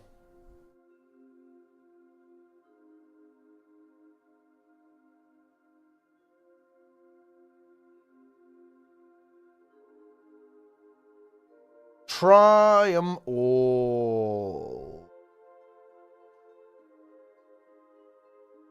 Because it's like very easy to try them out. Look, this is the way to go. I'll tell you what you do. You go into PvP at level 2. It will give you all the skills, basically, and just, like, mess around with them. Whatever you like the flavor of, whatever you think looks cool, play that. Boom. That is actually the correct answer. That is the objectively correct answer as well. Enjoy! And I like all. Well, what's the problem, then? What's the problem? Just play your shit. It's not a big deal, lad. Yeah.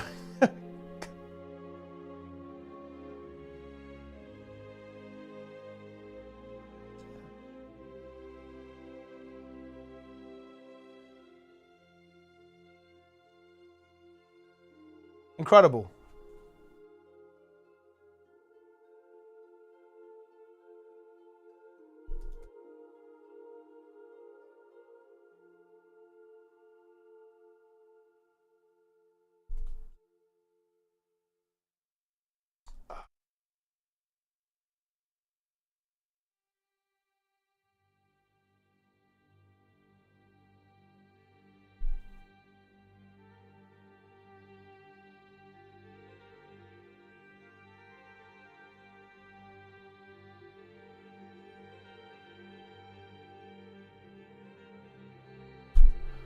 Okay.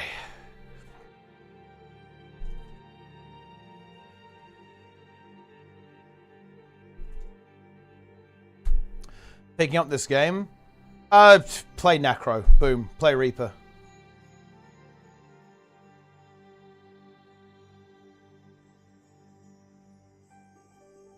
Because what you're asking me, you're asking me to make a decision for you. I'll make a decision for you. Play Reaper.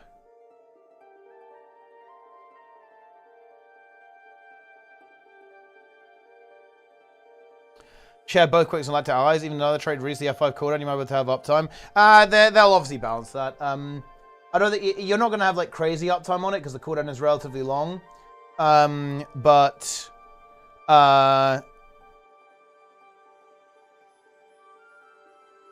yeah, obviously they won't let that get out of hand. There's like some minor concerns with that being like really degen and PvE, obviously, but they won't let that happen.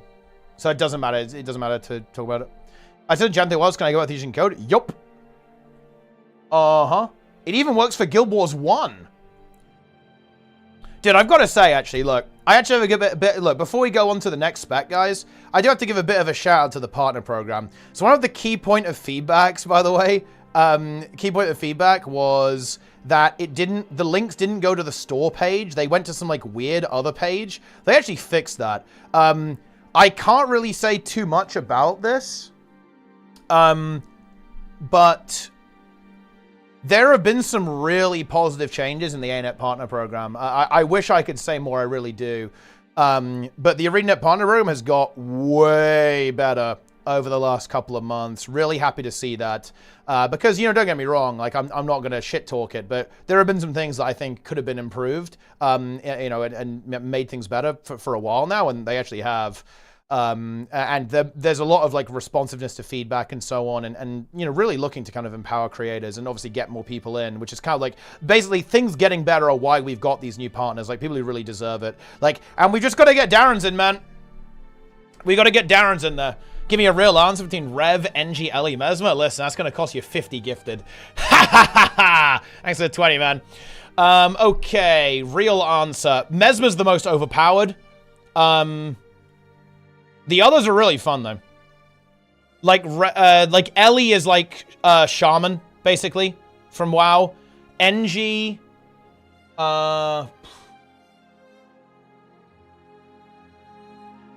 what's NG like? NG is also very versatile as well. It's actually very cool. And Rev is also really strong. It's like really, really powerful. Rev is a bit like Boomkin in a way. Kind of. Because it has this energy mechanic that you have to go up and down. Look, there it is. It actually did cost him 50 subs. That's what, see that, guys, that's what I'm talking about. Look, I'm a fucking businessman. Okay? That's what I do. That's what I do, guys. Okay? 70 subs. It is just that easy. But yeah, Mesmer, like the ones you pick there are honestly like really, really, really versatile, right? Especially Mesmer and Rev and NG. They basically do it all. They're very much do it all specs, especially Mesmer. Mesmer's like the most versatile class and most overpowered class in the game right now. Rev, I think it's kind of hard to explain, but like Rev is one of those inherently fun classes. I don't think anyone really dislikes Rev.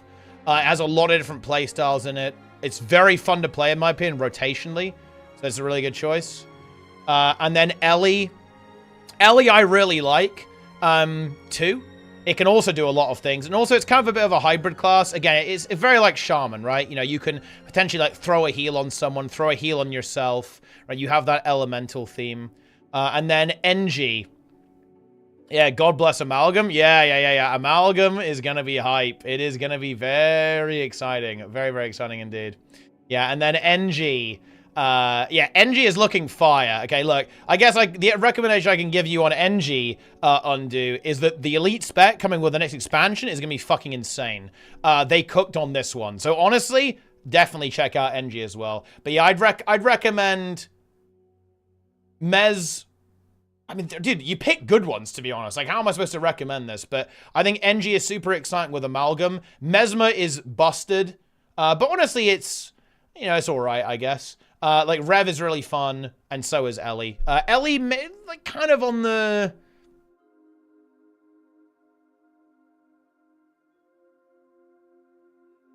It has a certain brittleness to it sometimes. But anyway... let's go ahead and get down to business. It's time. Thank you. Yeah, you're welcome. You are welcome. Coming over from WoW, playing all these roles, pumping. I had a pump in Guild Wars too. Wait, I have a message on... what is this? Wait, who is this person?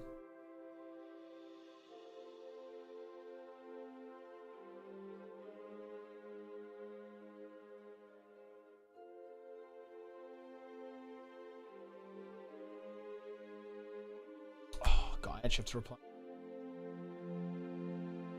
All right. Let us continue. Alrighty.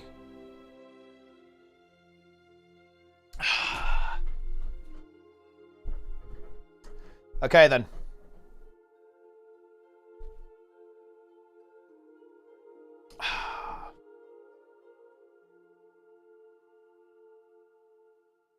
Okay, gamers. Are you ready to evolve into a glorious new form?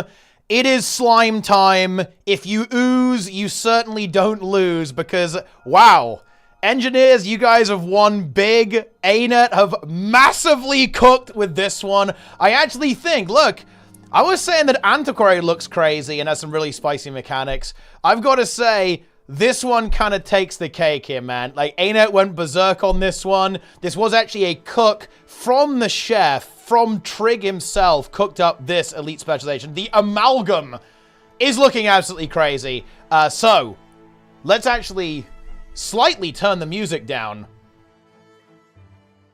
and then actually get down to business. What is going on with the Amalgam, guys? Well, I will tell you. So, the key mechanic is that your tool belt skills are gone, and you get 3 extra utility skills, basically. You can pick 3 out of 7 slime that is fused with you to perform some kind of really powerful function. You still have your heal tool belt skill, and that's because trait interactions and also because of medkit existing, right? It would be weird to like have medkit with basically no actual heal. But yeah, trait interactions there, that's why you still got that.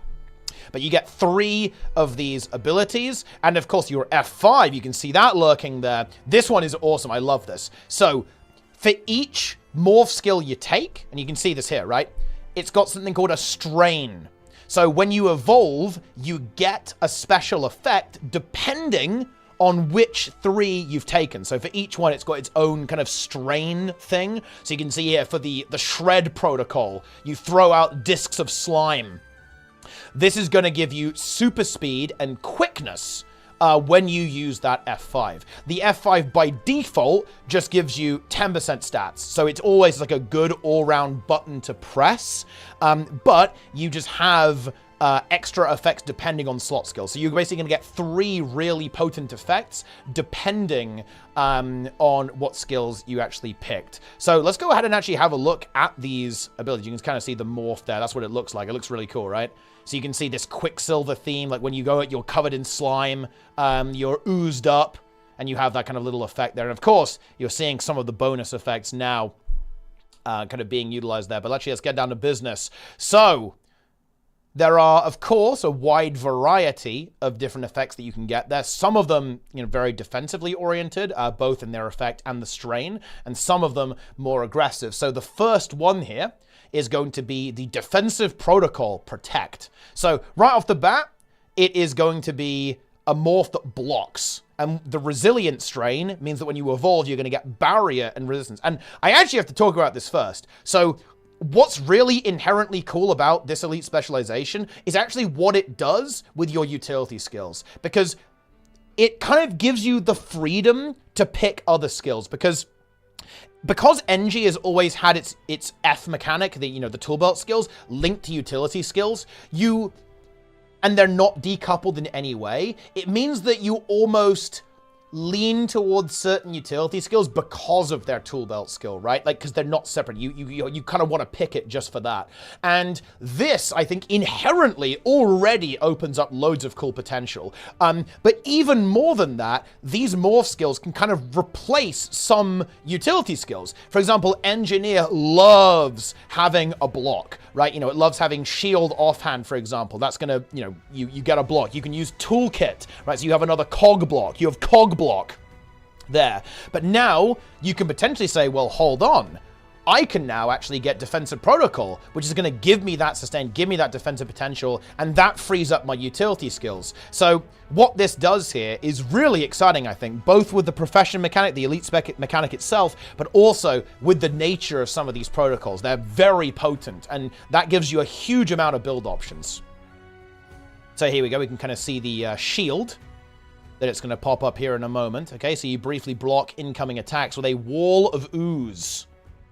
Ooze Wizard. Use the ability. Press it. There we go. You can see you've got that wall of ooze kicking in there, and that's going to give you a block. I mean, look, nothing's getting through that, right? Looks very potent, very defensive. And then you get that 5,000 barrier and resistance tacked onto your evolve. So you get that stat buff, and you're also going to have the barrier there as well, giving you a potent defensive ability there. You can see that popping off there. So obviously off to a good start there. Next one is going to be Defensive Protocol Cleanse. So this is a very powerful anti-condition ability. And what's cool here, by the way, is the way it removes those conditions. So one, it converts them to protection, which is already a really nice effect, especially in competitive, because it's going to convert 3 damaging conditions and 3 non-damaging conditions. This, by the way, is a big deal, because this means it's very likely to get rid of super annoying stuff off you, like weakness, immobilize, and chill. And it will get 6 condies off you in total, but it's kind of looking to pick. It can potentially pick the ones that you find really, really annoying. Essentially there too. Oh yeah, and it's a stun break as well. Oh, this ability is beast mode. God damn.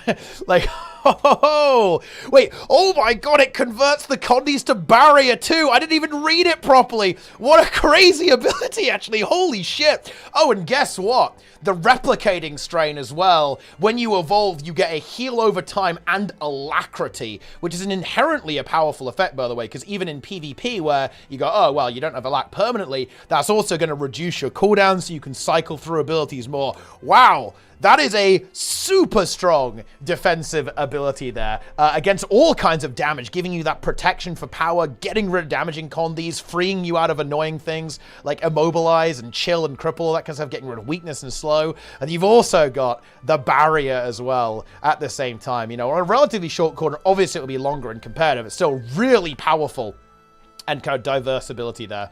So there's the cleanse. You can see a couple of condies being applied to the player there, and then boom, turned into protection, and also a couple of barrier stacks there as well for like 1.5k barrier. So yeah, really, really good. We're just popping off, guys. We're just going berserk here. Like, it doesn't stop. You can see there the slime kind of cleansing the elementalist real quick over there. I do like the roleplay, right? You've kind of fused with a slime. You fused with the Terminator, I guess. And you can see that, yeah, you now popping the evolved, you're getting this healing over time effect that's restoring that. And of course, you could stack that with other defensive ones, right? You can see that they still have the block equipped. So you're getting that massive barrier, you're getting the resistance, and now you're getting alacrity and the replicating strain on top of that. And yeah, the final one, look, retaliation is back, guys. Check this out. So this is also a stun break. And you grow protective spikes, damaging nearby enemies. For a short duration, the spikes react when you're struck, damaging nearby enemies again. So it's kind of like AoE retail, right? It does only proc once every half second, so you know it's not going to be completely disgusting in world versus world, but still potent, right? You're going to have that Thorns effect there. It's got a cast time, so it gives you 1 second of stability there because it's a stun break too. And then the evolution here, it's kind of a damage output thing. When you evolve, in addition to all the other effects you're going to get an extra attack. So a bit like Impossible Odds, right? That kind of effect, right? Whenever you hit, it's going to hit again. Like the ooze will strike forth, dealing heavy damage. Now, bear in mind, there is range on the Thorns, so it's not exactly like retail. So basically when you get hit, you do an AoE little attack, right? And we can kind of see that here in a moment. Also a really cool visual, like they really killed it on these visuals. Check that out, right? You can have spikes kind of growing out of you, and if the golem hits you, you can see how you kind of retaliate, right? The golem attacks, and then boom, you have an AoE attack around you. But again, that's only a relatively short radius, so let's say a ranger's rapid firing at you as the example they gave, then they're not going to take damage, right? It's only going to be, it's funny, they could potentially grief people around you, because they could attack you, and then the Thorns are going to AoE around you, so that could happen, which is kind of funny. But yeah, cool, really cool effect.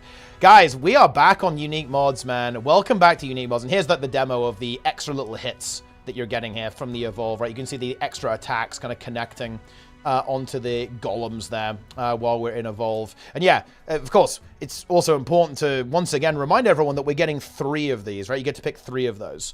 But, it's not over. So number 1, we have the spear, the ooze spear, the ooze lance. It is Offensive Protocol Pierce. And this is just a fantastic ability. In general, it's going to be doing big DPS, vulnerability, a stun, and it's unblockable as well. Does have a wind up, so it's got that counterplay, but most importantly, that unblockable is so nice for PvP. Someone's raised their shield, they're blocking, boom, you can bust right through that.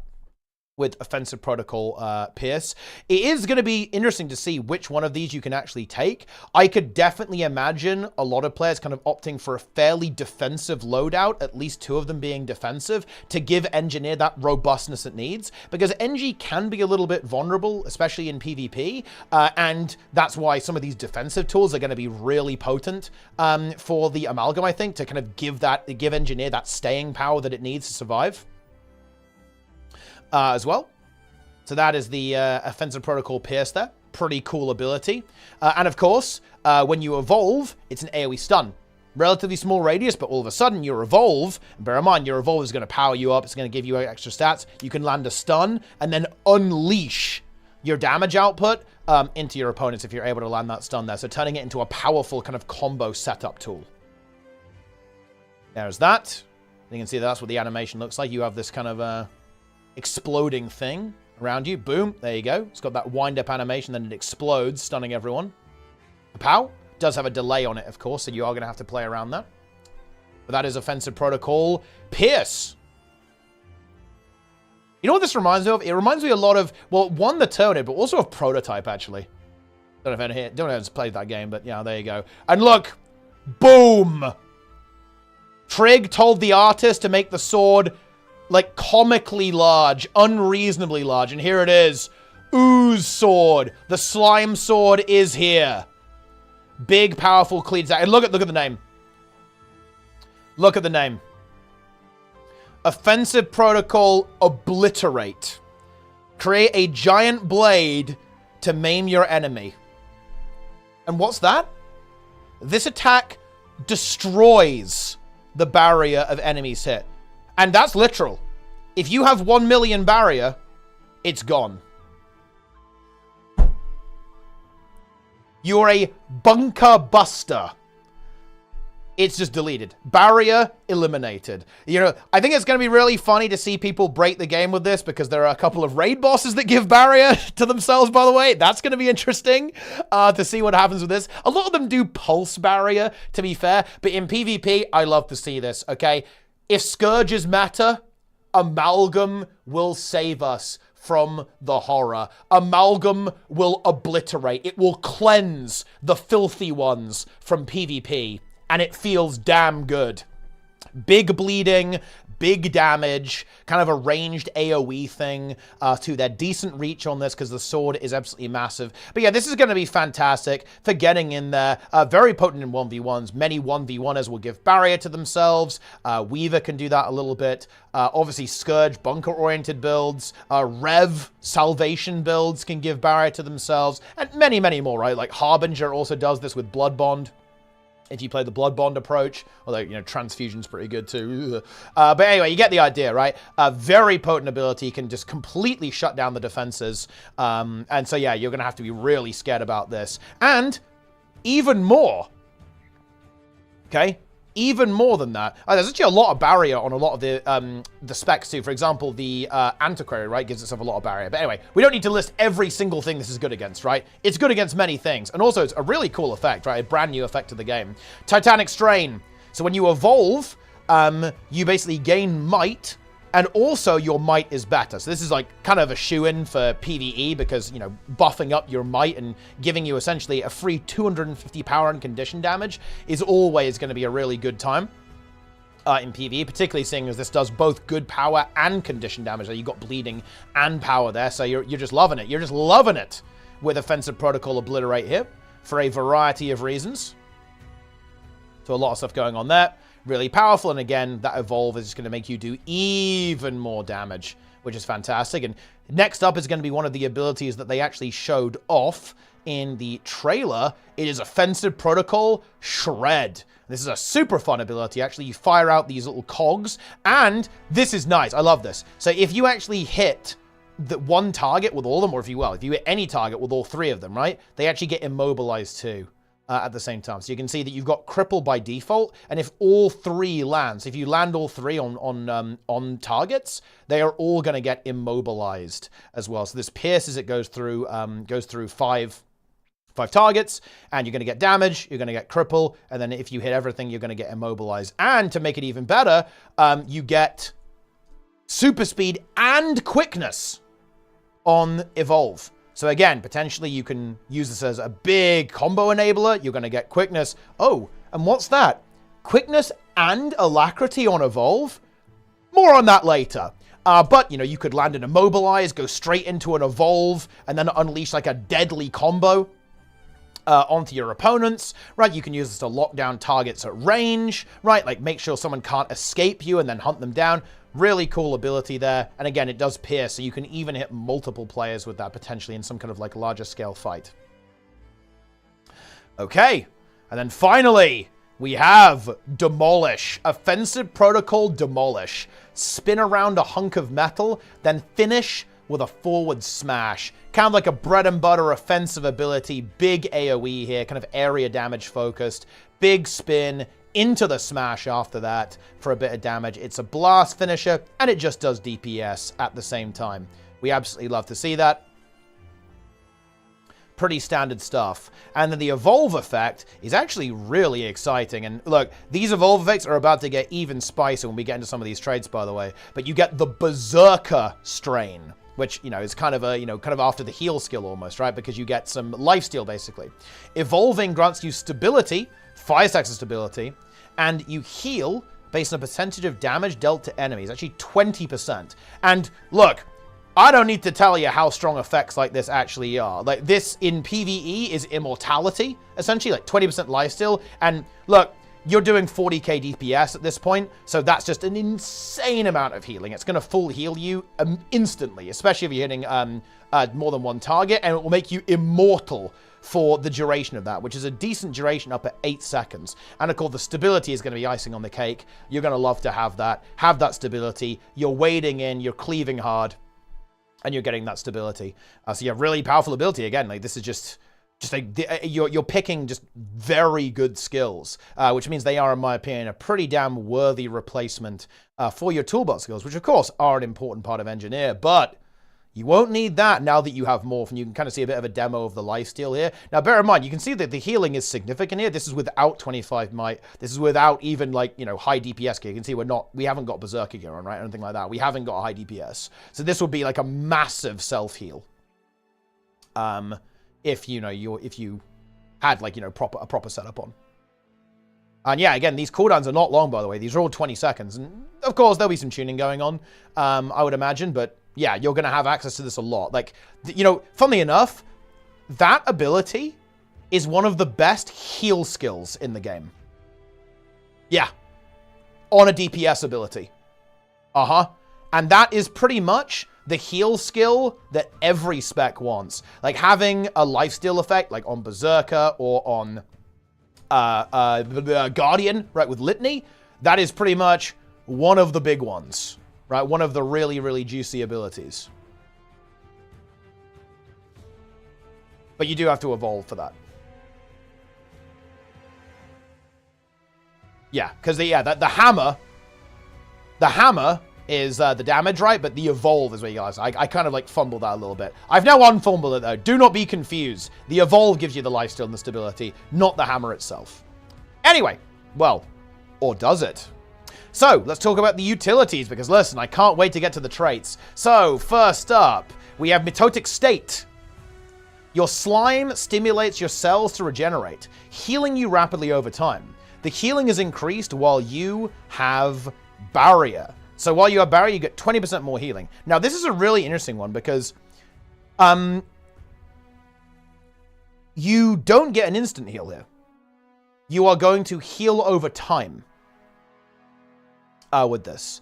So, you do get a big heal, especially if you got Barrier, but you are potentially vulnerable at this moment, right? Like, if you keep getting battered or if people remove your Barrier from you, you're going to lose value on this. So, this is an effect that's kind of interesting, because in general, if you look at the historically like, really good heal skills, it's kind of the instant ones on NG. It's stuff like Healing Turret. It's stuff like Elixir H, right? Like, those are the ones that tend to do really well. But if the numbers are good here, then obviously you're going to get some good recovery on this. No Conduit Cleanse, though, and that is something that NG has struggled with. But of course, you do have some potent kind of answers to Condis with the Cleanse protocol, for example. And of course, there are other options within utility skills as well for taking that. So a very interesting ability, I think. Very different, right? There's not really anything like that. The only thing would be Troll Ungent, right, on Ranger. And you do still get a tool belt for the heal skill, right? Because we have tool belt, and it's also a pretty good one. It's symbiotic shielding, instant cast, 25-second cooldown, get some barrier, which of course you could then use to generate more health, right, from the heal skill itself, and a magnetic aura too, which is just a generally good effect. If you're dealing with anything that's got projectiles, which is a lot of things these days, then having this magnetic aura is going to really help you mitigate that damage. Very, very cool. With that one, let's go ahead and move on. And some of these are pretty interesting, by the way. Like, ArenaNet really said, you know, people really missed unique modifiers. Let's bring them back. So next up is going to be solid state. And these are all kind of named after kind of phases of matter, right? We have solid state, liquid state, gaseous state, plasmatic state, and flux state. So leap into the air as you command your body to compact, stunning enemies upon landing. Gain stability and increase your outgoing stun duration for duration. Really interesting effect. It's going to be a 33% modifier on that. You get a 2-second stun for free. Which of course I imagine is subjected to the modifier here. Blast finisher, 5 stacks of stability, so proper, we're going deep bruiser, full brawler. And of course there's a leap, which is a mobility skill too, with a bit of damage on it. You can combo this with, say, hammer, for example, and that's really leaning into that brawler with the hammer. Even thematic with the Quicksilver stuff, right, going on there too. And you can get your, you know, your stunning bolts, right, dazing bolts. You can get thunderclap going. All that kind of good stuff. And whatever other stun effect you have, you could have like supply crate, I don't know, like anything like that, is also going to be kind of activated there. That will be in play for the Amalgam with the solid state. The next one up is the liquid state. This is the one that we kind of saw in the trailer, and it's definitely worth having a look at, actually. It looks really fun. So you can see there, this is the solid state. You kind of leap in. Oh. Here we go. Do it. Get in there. Whoop. Boom. Little smash on the ground. Loads of spikes coming up there. And of course, that initial CC. Again, fantastic for initiating a fight. And bear in mind, you're going to get the stability afterwards, right? So you can leap in and you can stay there, right? You'll be able to actually handle yourself. The next one here is the liquid state. Kind of a more defensive approach here. Turn into a slime. Looks a little bit weird, to be honest. Like, the way the puddle is and when it rotates. I wonder if they could do the animation a bit better there. That thing that sticks out to me. Doesn't it look a little bit weird? Because it's not really, It looks weird, the way it moves along the ground. It's a bit of a nitpick, because it is a cool, cool-looking effect there as well. You turn into, like, a slime and just go along the ground, which isn't evade. Again, another powerful defensive tool that you can add into the kit. Right, between all of the blocks you could have on NG, the block on your morph skills, liquid state as well, and of course other utility skills and even weapons. You have a lot of defensive potential on this, and of course you're applying a little bit of poison as well, and a bit of cripple. You can like slime through people. Next up is gaseous state. Now this is a really interesting, this is an incredibly special ability, okay? We really went big on the unique mods here. So check this out. You sublimate, turning into a gas, breaking stun, and removing movement impairing conditions, so no more cripple, no more chill and immobilize. But look at this. You're getting big movement speed, so not quite super speed, but still really fast even in combat. And look at this. Plus 100% incoming fumble. What does that mean? That means that every attack hitting you is like weakness. So in other words, it's not going to be a crit, and it's going to do like half damage, basically. So this is actually a really interesting passive damage reduction effect against strike damage specifically, that will also stack with protection. So basically, if you pop this, and bear in mind, you can still attack. You're not literally a gas. You can do stuff during this. You can stun break, and you're going to be taking massive damage reduction against strike damage. You're still going to be vulnerable to Condis, though. You're not evading here. You're not immune, so Condis can still punish you. But against power builds, you are going to be extremely resilient to power damage.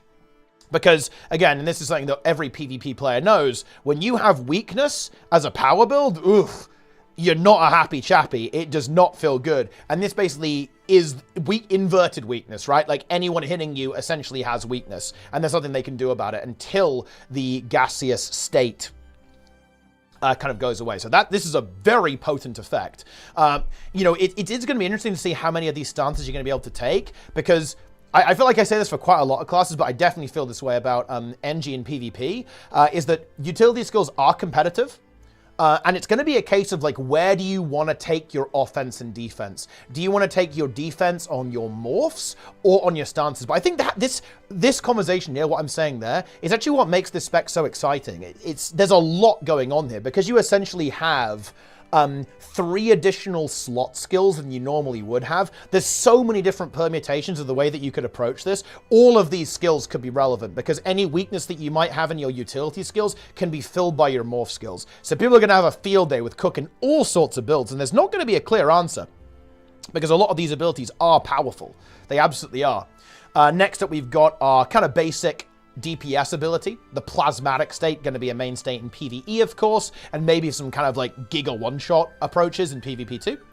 Superheat your body and lash out, damaging and burning enemies struck. Your outgoing strike and condition damage is increased by 15% for 7 seconds, so big damage. And of course, a big initial hit of power damage and burning simultaneously. And kind of continuing on for the point we were talking about gaseous state, because we actually have 6 utility skills in a way that aren't linked in your like tool belt skills are, you can actually package something like this in, I think, even to a PvP build, because you can have that defensive potential, that sustain that you want from obviously your trait choices, your weapon choices, and your morph skill choices. Like, it is not inconceivable that you can run some like really aggressive utility lines in competitive, which I think is really exciting, because it's going to be, it feels like a new dawn for NG. Like, NG has always struggled, I think, historically to kind of keep up with a lot of the really brawlery, bruisery builds. It's always wanted to be a bruiser, but it hasn't quite managed to find the build that connects, because everything's kind of locked down,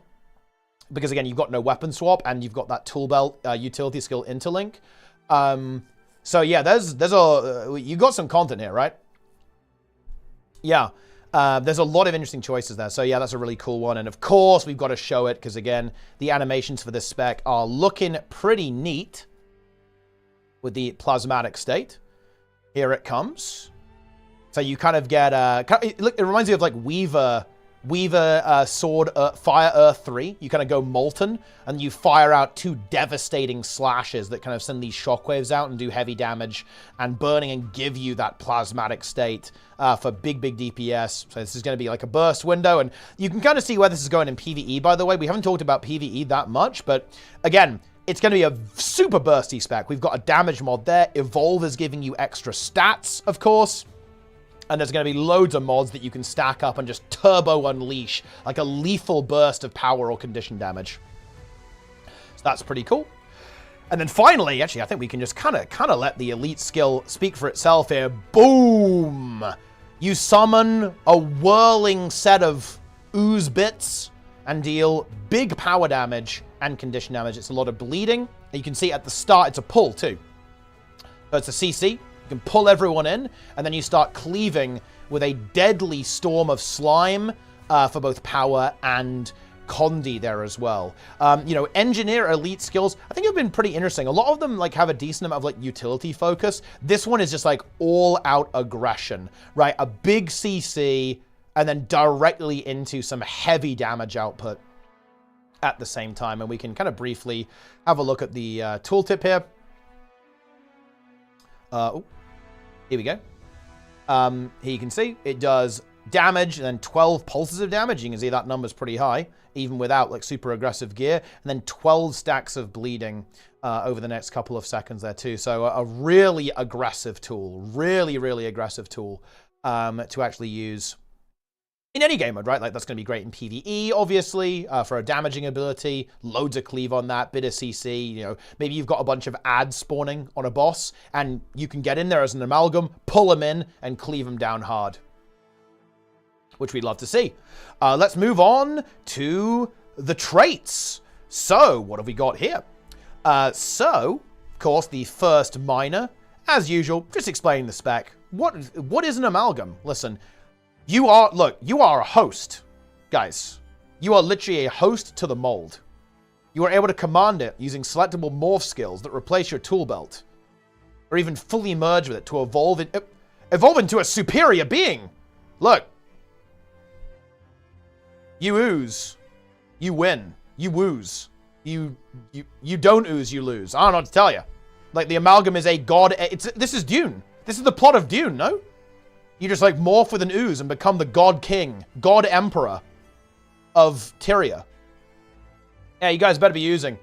So, let's see what we got. So, all of these are actually pretty defensive, which is kind of interesting. So no matter what you play, in terms of aggression or defense and what game mode, you're always going to have a defensive option, which is pretty cool, I think. So stainless steel, convert conditions to boons when you use a stance skill or evolve. So you're always getting 2 conditions converted into boons when you evolve. And for every stance skill, you actually have 1 condition converted in there. So again, this is a bit of a thing. You know, NG does sometimes struggle with conditions. So this is going to be a really nice one to have there, especially if you're running those evolve skills. For sure. I think to get value out of that, this does rely on these evolve skills, or sorry, the stance skills rather, being actually potent. The good news is that I think there is room for them in quite a lot of builds, so there is that. This one actually almost feels a little bit undertuned. I know that sounds kind of crazy, but I don't know, it's really hard to say because, of course, like, you are going to get consistent value out of that, and having Evolve get rid of 2 of them is pretty good. But that almost feels like, for modern Guild Wars 2, a little bit on the low side, but I think conceptually it's good, so again, I'm not really going to whine about balance here just yet. Okay, that's for later. Innovating Alloy. Heal every second while you have Barrier. Heal when you evolve.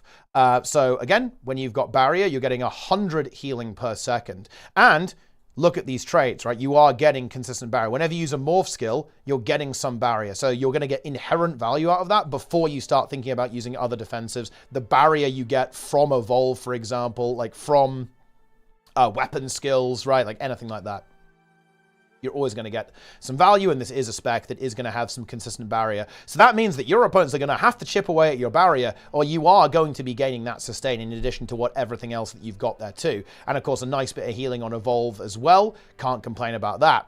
And finally, hardened chrome. Morph skills and evolving grant protection. So this is kind of like the counterpart to stainless steel. Let's say you're in a really big power damage meta. Let's say you're a 1v1 or an amalgam, and you know that there's going to be a lot of power damage matchups. Maybe you're worried about a thief spiking you, right? And that is when hardened chrome is going to kick in, because that means, boom, you can activate your morphs, and you're going to be feasting on a whole bunch of protection. Even the aggressive ones. This allows you to, you know, play aggressively, get some protection on these more offensive protocols, while also sustaining yourself pretty well and kind of punishing your opponents. And of course, guaranteed prot on evolve is nice, because again, when you evolve, you are going to be looking to aggress. You're going to be looking to make something happen. You're also going to have the extra stats, so you're going to be ready to go. With that evolve, right? When you combine with your ooze. So again, just a good selection there. And yeah, PvE, you're probably going to have the healing on barrier one, because again, that means if other people give you barrier, a scourge, a mesmer, or whatever, right, you're going to have that barrier. It's going to give you that extra sustain and make you inherently tanky, which of course is going to have very good synergy with hybrid vigor, just a free 240 vitality, which, yeah, we're going bruisery, we're going brawly with this one. So just a very good trade. That's 2.5k extra HP more or less, which we love to see. And again, that will also scale with evolve. Next. Carbolic composition. And this is kind of your Conduit DPS one. Amalgam skills inflict poison on hit. Poison you inflict lasts longer. And of course, NG has loads of ways to apply poison. You've got grenade, you've got pistol, all that wonderful stuff. And now you're going to get increased duration on that. And that poison, by the way, is per hit. So if we go ahead and go to this one, you can actually see that you might have some surprisingly powerful abilities here that you might not necessarily expect to be effective. For example, the hammer spins, right? So you actually get a lot of poison stacks coming out from that, right? And of course, again, you can do it with the double hit on that conal attack too. And look at the poison you're getting on the elite, right? Look at that. Because bear in mind, every tick of that slime storm is going to be dealing heavy DPS to the opponents, in addition to the hammer and whatever other morph skill that you have. So you can see how I really do think this is a well-designed elite spec, actually, because it's it's introducing these synergies between the different morph abilities in such a way that you can make some really interesting combos utilizing some of those traits. So yeah, we love to see that. But yeah, that's going to be your big Conduit DPS one. Next up, might as well stay here, is Mercurial Tendencies. And this is if you really want to be evolving very, very frequently. So, disabling an enemy reduces the cooldown of Evolve. And again, loads of CC to be had on NG. You've got your Leap. We've got Rifle Knockback here. We've got Hammer, right? All sorts of different CC abilities. Of course, the stuns on some of the Morph abilities. And that's going to allow you to evolve even more. Of course, even Evolve itself can stun enemies if you have it appropriately equipped. So, yeah, you've got a lot going on there with that, so you can really be cycling through Evolve as quickly as possible. And you can get, honestly, you can get a decent chunk of cooldown there as well. Bear in mind, you could also use this in PvE because this will activate every time when fighting a Defiant foe. And that's going to, again, bosses don't dodge, right? So that's going to allow you to farm your Evolve back, therefore getting access to those powerful effects yet again. And also, potentially, you know, the extra damage too. Okay. Next. And this is the big one. Actually, wait. This is one of the big ones, actually. So, this is one of those traits that I love. Silver Lining. Evolve no longer inherits bonuses from strains. Oh, no. So, it becomes a stat stick. But, and well, there's going to be more on this later too, by the way. Morph skills grant their strain bonuses at a reduced duration. So, this completely changes how you play this. What a cool trait. So all of those little bonuses that you would normally get when you hit that evolve, now it's going to be split up onto the abilities. So you're going to have a lower cooldown on them, right? But the duration is lower, right? So let's actually kind of see that in action here in just a moment. So you can see the hammer. Look at that. Look what happens. We get the stability that you'd normally get from the evolve on the hammer, and you get the Berserker stance. So yeah, all of a sudden, we have got a monstrous defensive ability on a short cooldown on our F2. Instant stability, so we get stability while we're spinning our hammer around. And look, it just, oh, I love, it's so good. Trig cooked on this one. I want him like as a chef. Okay, I feel bad for covering him up on the stream. But yeah, now this completely changes the class because we've got that stability now from the hammer, and we're also getting that lifesteal too from the hammer. So we can use this as a powerful sustain tool and a powerful defensive tool as well. Absolutely fantastic stuff. And of course, that goes for everything, right? That goes for all of the other abilities that are going on there too. So, you know, if we quickly take a look at the strain abilities, that means the cleanse, you're going to get alacrity, and you're going to get the little heal over time. On the thorns, you're going to get the extra little damage effect thing. On the pierce, you're going to get an AoE stun around you at a reduced duration, but still an AoE stun. You're going to get the super speed and quickness on the shred, and you're going to get that kind of damage buff on the sword, right? The obliterate. You're going to get that additional damage output. It's going to give you the increased power and condition damage. So yeah, very exciting and cool trait. That's going to mix a lot of things up. And I think has potential to be incredibly powerful too, actually. Like, that seems really, really nice in PvP, where you kind of, in PvP, being able to kind of split up your abilities like that is super nice, because it means you can kind of use the right tool for the job, and therefore have that flexibility. So you're super flexible there. But I feel like we're honestly warming up, guys. Okay, because we're going to the Grand Masters here. So here we go.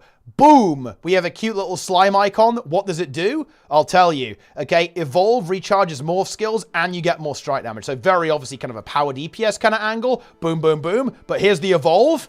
Use them again. They're all back. And of course, that has that fantastic synergy, right?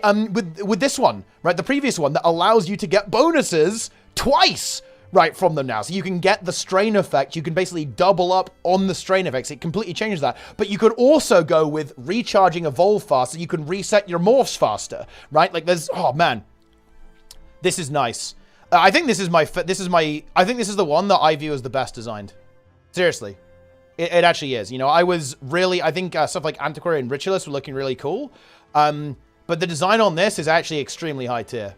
This is a big cook. This is a big cook. If you're an NG main, you're eating good, guys. You're eating big time with this one because, yeah, super impactful. And you'll notice, guys, he's saving the middle one for last. You'll notice how he skips to the double helix because this one is also another really interesting approach. Again, changes how you think about evolve. It's going to give you 2 charges, right, of evolve, right? And you get a better attribute bonus, right? So you can see here that you get a 50% increase on your attributes, right? So it's 15% extra stats as opposed to 10% as well. So that's really, really powerful, obviously, like even more stats. And as having that 2 ammo is really, really nice, I think, because the 2 ammo here just gives you, again, kind of that flexibility, right? Of course, this is a little bit of an interesting one to use with the other kind of the master trait there, because of course now you're not getting double bonuses there when you pop that evolve because all the bonuses are linked to the morphs. So you're going to have to kind of like pick and choose like which approach you want to go with here. But broadly speaking, that is what you're doing there. Really cool effect. Again, mixes up the evolve mechanics. You can use it differently, giving you that flexibility in using evolve. So you're not like completely committed when you end up popping that. Also pretty good icon there as well. So yeah, you can really maximize that stat bonus and have 2 opportunities to use that. And of course, 2 opportunities to get all the strain effects, right? Because of course, right now we're not seeing the strain effects pop up, but bear in mind that's because we have the silver lining, right? So you're not getting all the giga strain effects. This one would be, you know, you kind of want to lean into maybe recharging evolve a little bit quicker or doing some poison damage, and then you're going to be getting these massive power spikes where you're getting all of the strains at the same time with 2 charges. That's kind of an interesting meme there as well. Yeah. Pretty damn good. We absolutely love to see that. Oh, I guess we did actually skip over the other minor trait, which is Willing Host. And this is just, yeah, it's pretty good. Using a morph skill gives you 15% damage. Not much to say about that, really, is there? I mean, look, we're living in a giga power crep world. The damage is going to be good, right? Like, and that's obviously just like a very, you know, it's going to kind of encourage you to not spam all of your morph skills. You kind of want to spread them out so you can maintain that buff, or kind of combo them with other key abilities. Use it, then use your weapon skills or some of your kit skills to keep that damage going. Finally, oh, I guess I kind of spoiled it here, okay? I spoiled it here, but look at this. Strain enhancement effects are shared to nearby allies with a reduced duration. And yes, that works with Silver Lining. Oh yeah. Oh yeah, so that means you do have the capacity to use morph skills or your evolve, if you don't go with Silver Lining, to share those effects. So yes, guys, in PvE, that means if you take the hammer, you share 20% lifesteal with your party. I think that is unironically one of the strongest effects, period, in the game when that releases. Of course, it is at a reduced duration for 6 seconds, of course, but 20% lifesteal is real good. It is real good. It's immortality. And again, the cooldown on this is not high. You're basically a healer without being a healer, providing some incredible strain. And that's, look, there's not just one strain. You're going to have 3 of these no matter what, whether it's on your evolve or on your Silver Lining. It's absolutely wild, right? It's remarkable how strong that is. It really, really is. And by the way, it does work on Condis too. We didn't explain, it was kind of implied, but yeah, it's lifesteal on Condis as well. So that, you know, your Condi players are going to have 20% lifesteal, but you can share super speed. You can share quickness. You can share quickness and alacrity. They're going to have to watch out for that. Okay. You can share a little AoE heal. You can share barrier resistance. You can share a unique modifier DPS increase by giving everyone 250 power and Condi damage, because Titanic Strain makes everyone's might work better, right? You can, I don't know what this is going to do.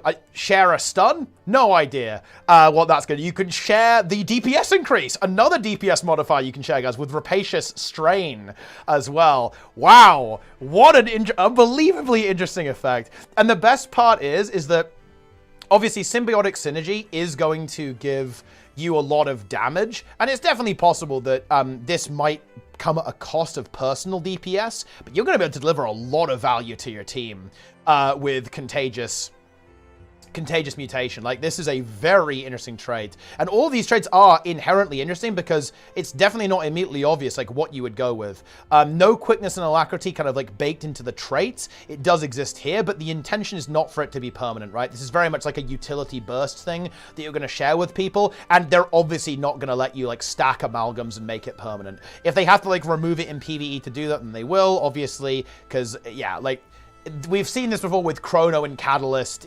It gets dumb if you can just maintain this stuff basically for free by stacking a class, right? We know we don't want to see that in the game. But this is just fantastic. We absolutely love to see this. Let's go ahead and take a look at the video for our mutation, Contagious Mutation.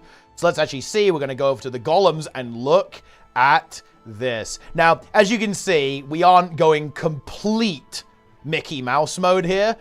You can see that the stability is being shared with only one stack, so it's not completely insane. But you can see that the Berserker strain is being shared out there. So that lifesteal is being shared out. You can see all of the effects there. And then, of course, if you don't go with Silver Lining, yeah, you can see there that the Evolve is being shared out too. Yeah, this is actually a good call. As you can see, you'll notice here that the 5 stacks of stability is being shared and like a higher duration. That's because they thought about Silver Lining, right? Silver Lining does have a reduce effect. Oh, boo-hoo. Okay. So yeah, if we go back here, right, you can see that the Berserker strain, I believe, is like 50% duration. I think it's 4 seconds. 1, 2, 3, 4. Yeah, it's like 4 seconds, so it's 50% of the effect. Because again, you can proc it more often. You can proc them individually. You have that flexibility. You don't have to commit to using Evolve to do that. So that makes a lot of sense. That's just good balance, right? So you're only going to share 1 stack, and you're going to share 4 seconds of the lifesteal, which is still good, by the way. That's not bad at all. But if you do have, without Silver Lining, if you have that kind of full-on Evolve approach, you can see that you do have the 25% reduction, full stacks of stability being shared, and of course 6 seconds of that lifesteal effect. And indeed, the other effects coming from the stances too. I don't know what else to say, really. This is based. This is the Giga Chad spec. This is actually the best elite spec in Visions of Eternity. Yeah. That's it. To be honest, I'm not gonna... Do I need to say anything else? I don't think so. The traits are awesome. The utility skills are awesome. The profession mechanic is awesome. This is just a slam dunk. This is just boom, boom, boom, boom, boom, boom, boom. Like, everything completely nailed in every way. It's going to be really interesting in literally every game mode. You can play it in a whole bunch of different ways and customize your playstyle. This is what an elite spec should be. I don't, yeah. No further elaboration needed. This is fucking S tier, 100%. Also, yeah, you can use the hammer and be extra slimy as well. Double slime. Yeah, I'm sorry, guys. If you don't ooze, you lose. It is absolutely slime time. Edit the clip in of Trig saying it's slime time, by the way. He actually called out specifically that it's time to ooze, that it's slime time. Because let me tell you guys, this October is slime time. GG. This is going to be one of the best elite specs in the game, by the way, too. Not just in... I should clarify. Not just in VOE. This is one of the best elite specs in the game, right? And that's competing with really good ones in NG, like Hollow, right? I think this is probably going to be insanely cool in every game mode for every player. There it is. That's all I've got. That's the end of this video, guys. Okay? Enjoy it. Embrace it. Prepare to be infested by mold. Mold will grow on you. Cover yourself in slime. Cover yourself in mold, in fungus, or something. I don't know. Who knows if it's a fungus or not? We don't know. But either way, big shout out to Trig and ArenaNet for cooking this one up big time. If you don't like this one, you're insane. So you could leave a comment saying you don't like it, but nobody would believe you. Everyone's going to assume you're trolling. But let me know what you guys think of the Amalgam.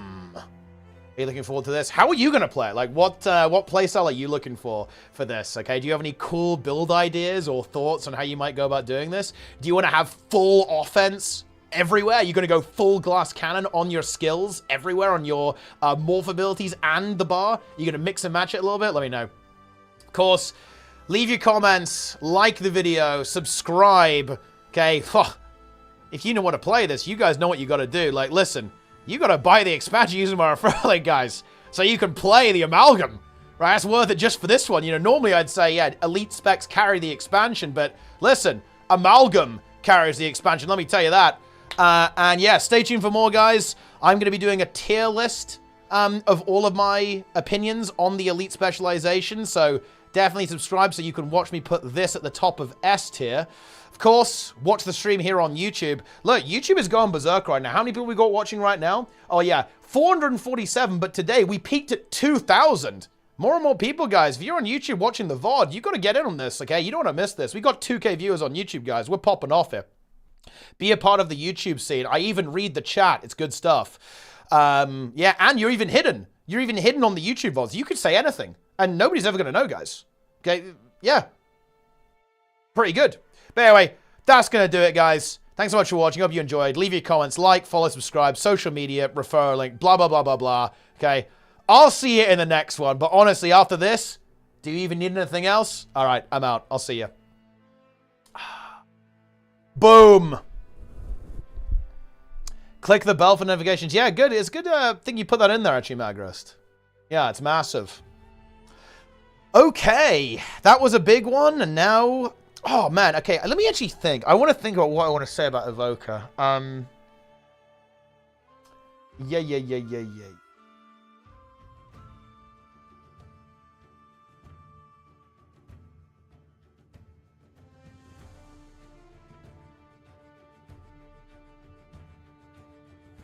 Huge.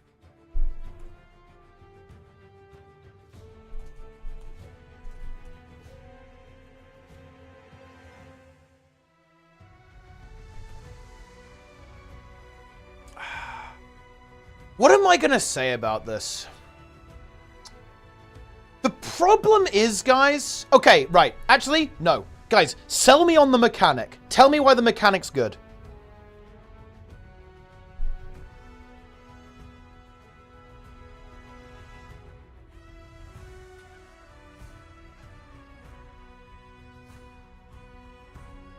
Because the thing that I'm struggling with here... Let me give you my take. It just feels a bit limiting. To be honest. Maybe it's just because it doesn't have enough boons. Like, I think it makes sense. In PvP, I think we've got some potential here. But it feels a little bit too restricted. I don't know. And I do like the idea. I like the idea of using the skill 3 times to get like an Uber ability. And I love the specializing in element thing. That is fun. I think the trait design is maybe a problem. And the utility skills feel a bit underwhelming too. I don't know. It's... yeah, I'm not super sure about this one. To be honest, yeah, I don't know. I think it needs some cooking. I want to play it in the beta, for sure. I want to play it in the beta, but yeah, I don't know. It's a weird one. I think the problem is, okay. Do you know what the problem is, guys? This would be awesome in HOT. Right? This would be awesome in HOT. But this is the thing. Like, it's too well designed, right? Like, this is where we're at, guys. It's too fair, right? Don't they say this about Hearthstone, right? Is that if a deck is fair, it's basically dog shit. You guys know what I'm saying? That's kind of what this feels like. It almost feels like too fair with how it's designed.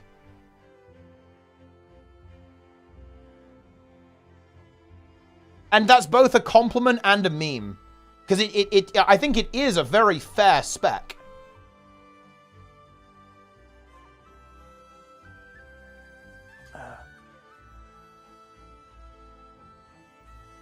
And that's kind of a problem.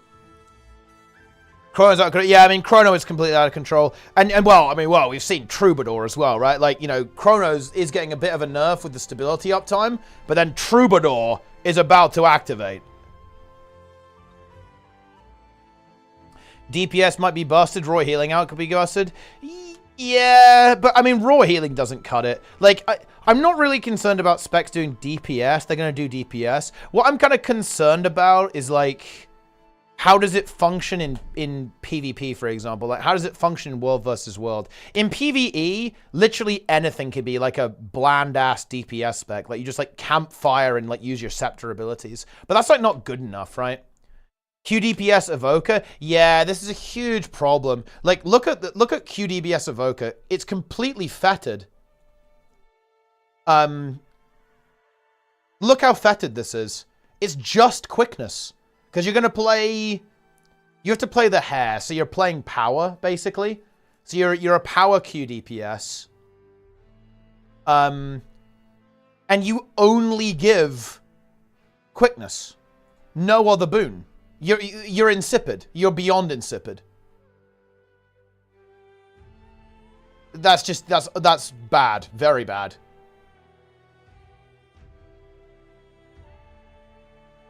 And it's a good boon. You're not wrong.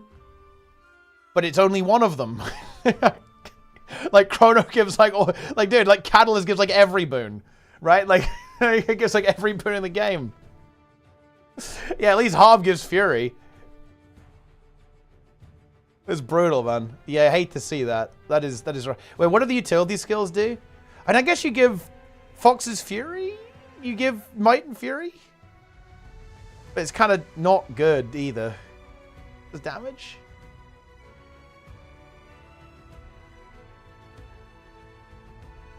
I mean, this skill's kind of cooked. This one's pretty good. Because this is 10 Conduit removed AoE 600 radius. Nice.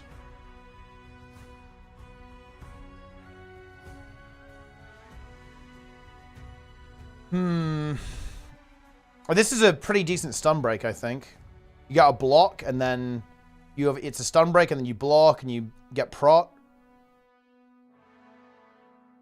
But only if you have the Toad. Man, it's so limiting, isn't it?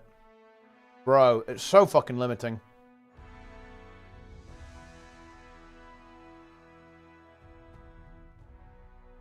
I love the Elite. The Elite is mega fun. The Elite is incredibly high tier. Oh, shit. Oh, my God.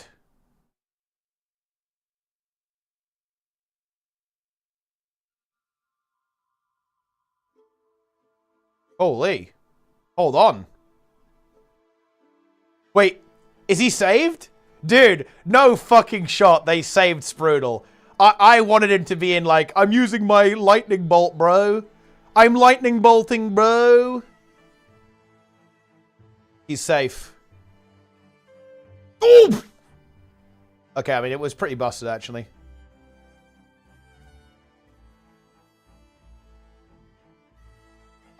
Bro, that's actually so brutal, man. Two-piece? They nerfed Season 2 two-piece because, like, Affliction was actually popping off with it, even in Season 3. You actually love to see that. Ooh, this is actually a big deal. We need Nico to look at this ASAP, actually. This is a very big deal.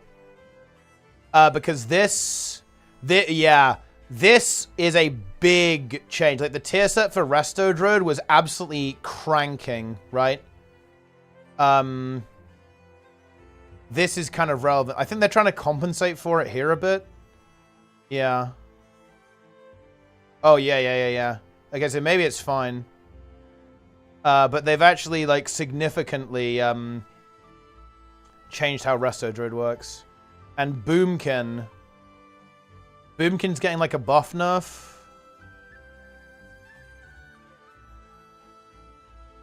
Interesting.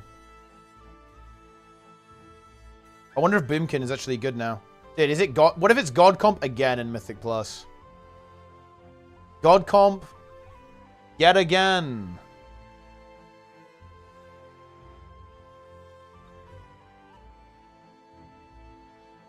Incredible.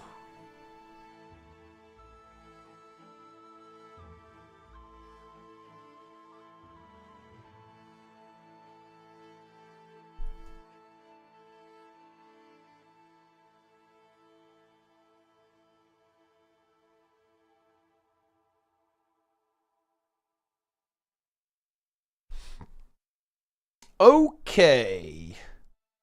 I do know how I'm opening this YouTube video. Can you guys guess how I'm going to open the YouTube video?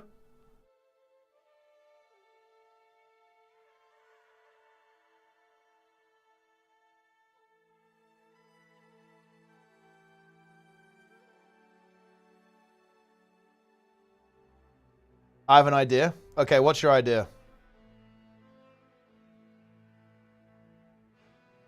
Fecal Mancer. What are you guys talking about, Fecal Mancer?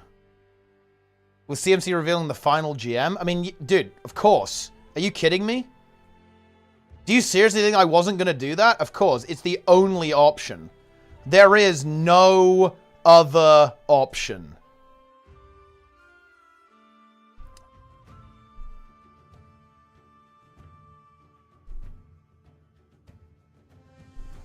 The best part of the spec? It kind of is.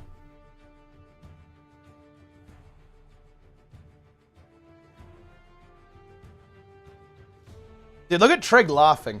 Look at him. He fucking knows. He knows what's about to happen.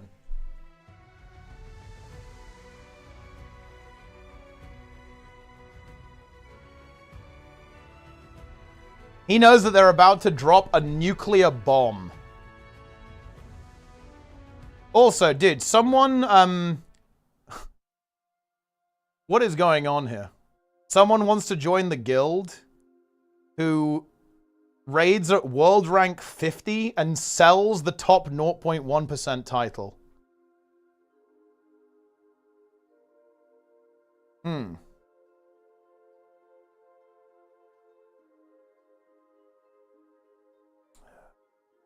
It's kind of a login. That's a login moment.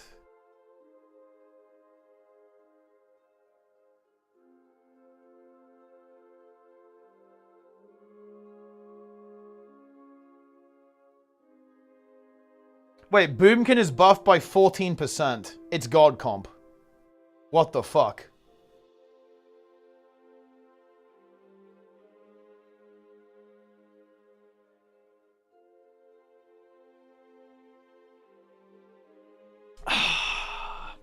Very nice. Another season of Boomkin Mage. Another season of Boomkin Mage? God Comp? That's just what the doctor ordered.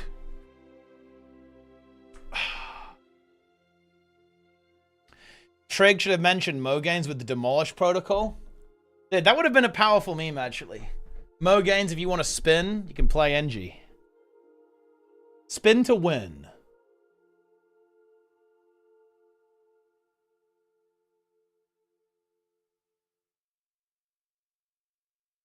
All right, come on then.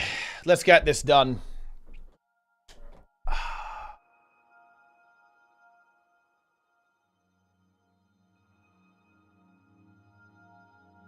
Oh, I've got to time this right.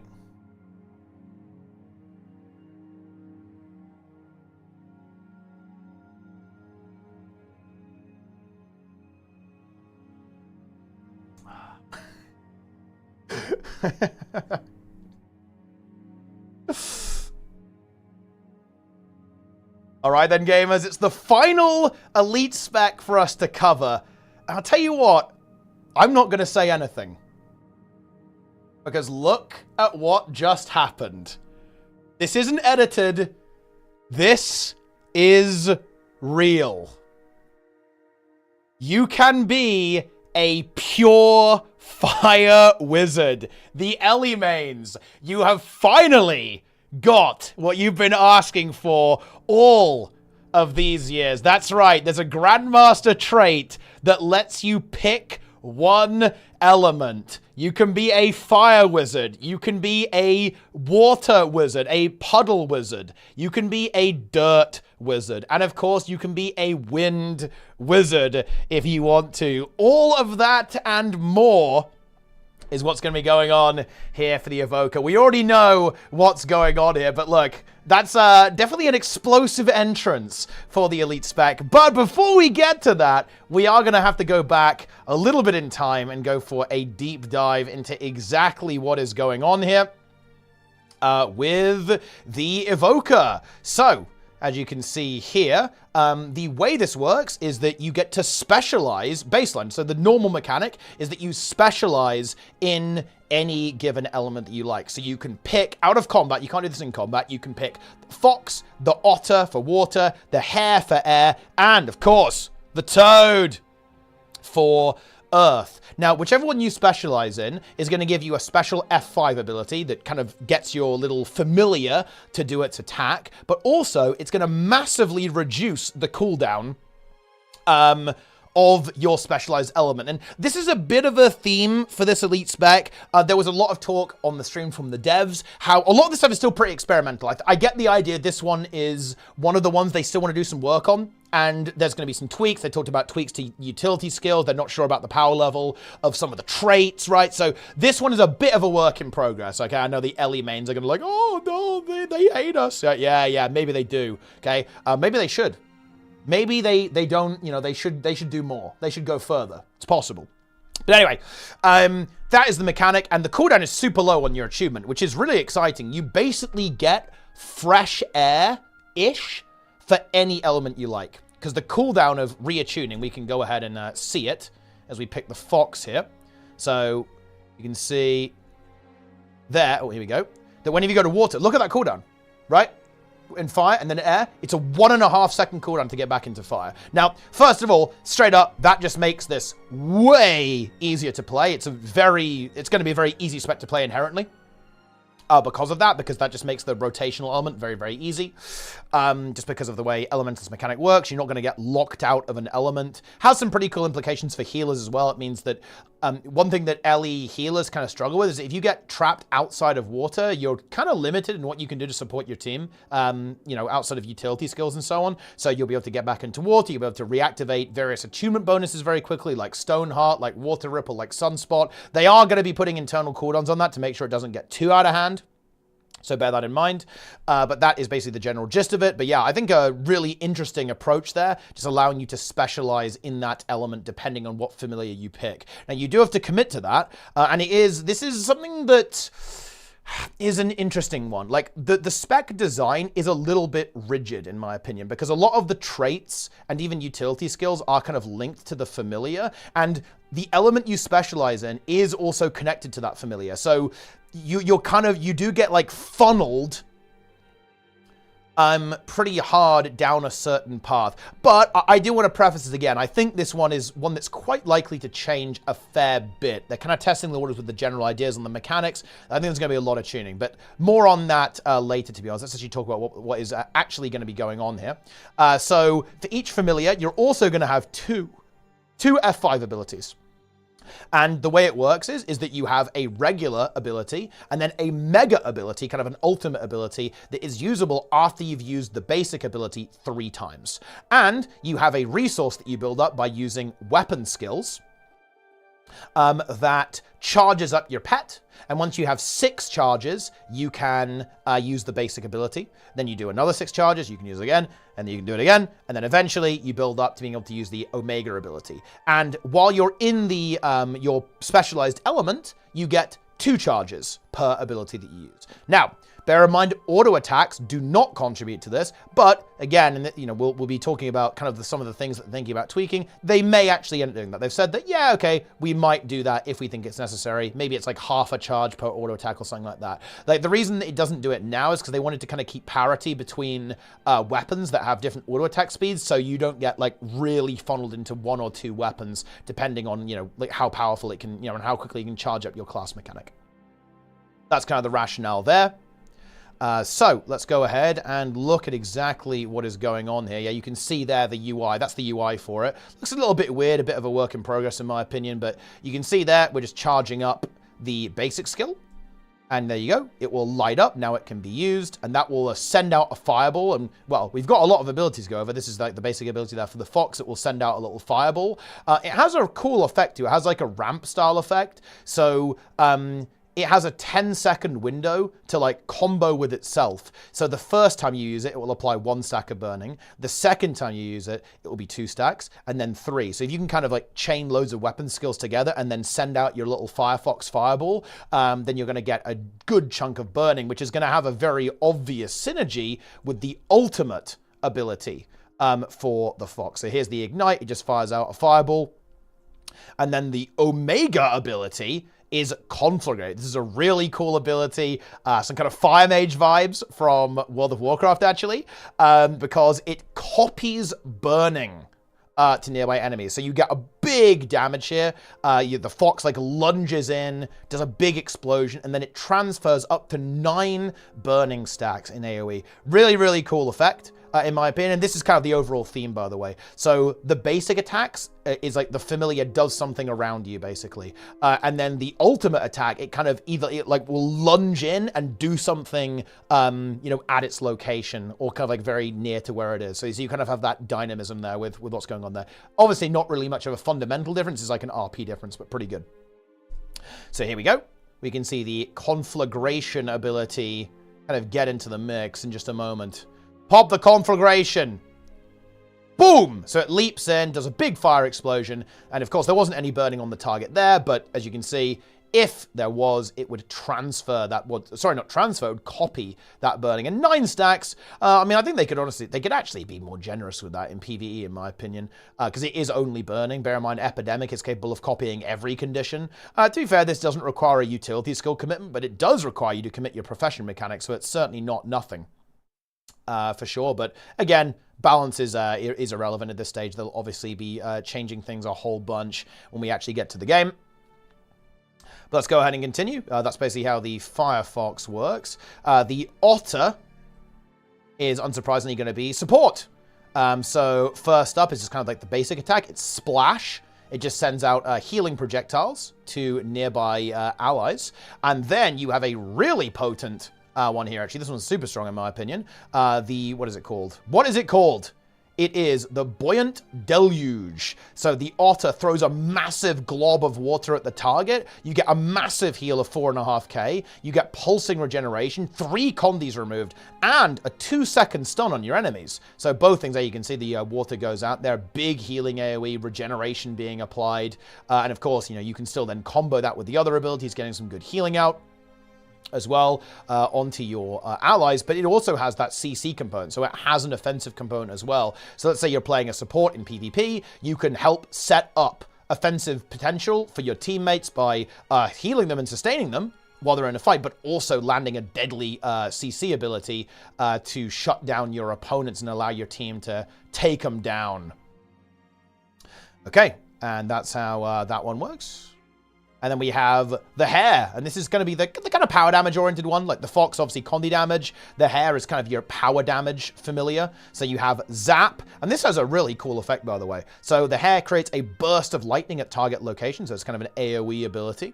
And then it damages enemies and marks them. And enemies that are marked take 7% additional critical strike damage from you, with some very obvious synergies there with power builds, or indeed with fresh air style stuff, right? Where you're getting loads of crits, getting big damage, and then modifying that by 7%. So super, super good in any game mode. Obviously kind of promoting these critical strike-oriented burst builds, and then really synergizing with that, so you can like line up all of your bursts into it, like looking at Scepter abilities, Phoenix, Dragon's Tooth, right? Lightning Strike on air, all that kind of good stuff. And here is the ultimate move. This one I actually thought was... This is a really interesting one. So it's basically like Revenant Sword 3. Essentially, you send the hair and it goes in, and then it lashes around at other targets. Doesn't look that impressive there, and I think maybe it could use a bit of a touch-up, to be honest. But again, numbers, right? They don't really have any relevant gear on right now. But I will tell you what, the power of abilities like this is always on a single target, right? So you can see there, you're going like, well, that is not that impressive. But look what happens when you go to an isolated target, right? So imagine you're landing your burst, right? You've got your zap on it, and then also all of those hits are going to land onto the target.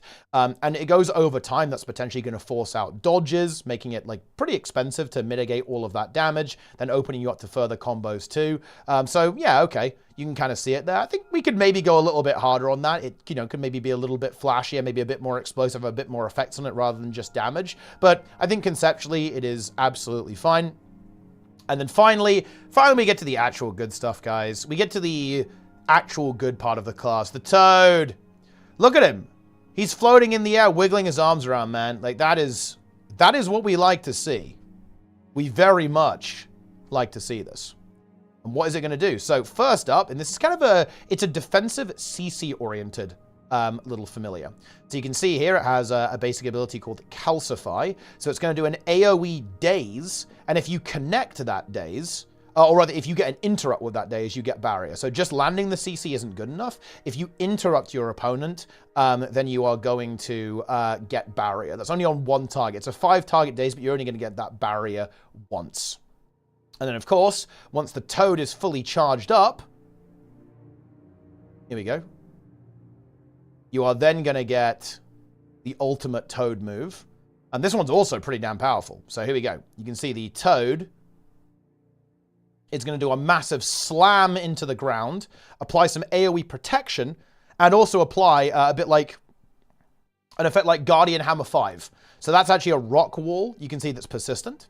And enemies will not be able to cross that unless they have stability. So you get like a big knockdown, you trap enemies in the frog wall, and they are then unable to escape. So you can, like, again, use that as kind of like a lockdown tool to do this. And this is kind of one of these things. Like, this is a weird me to talk about. And the elite skill helps out with that, and we'll look at that in a bit. But you are quite restricted with this, because, you're very committed to your familiar. I wonder if they're going to end up making it so you can pick 2 rather than just the 1 somehow. I don't know how that would work, but look, comparison is the thief of joy and all that, but if you look at other elite specs, they've kind of got a lot of toys to play with, right? And we're only getting 1 extra button here on Ellie, and that might be intentional because, again, like, Ellie has a spec that does have a good chunk of buttons attached to it.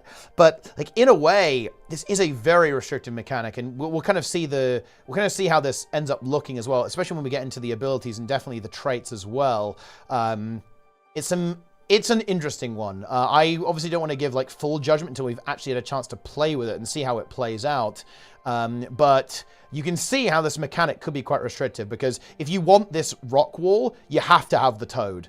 And that means you're not going to have access to the healing on the Otter. You're not going to have the damage, right, from the hare or the fox. Right, you're very specifically tailoring in for this specific piece of utility. So more on that a little bit later, though. But that's kind of setting the scene. So now, utility skills.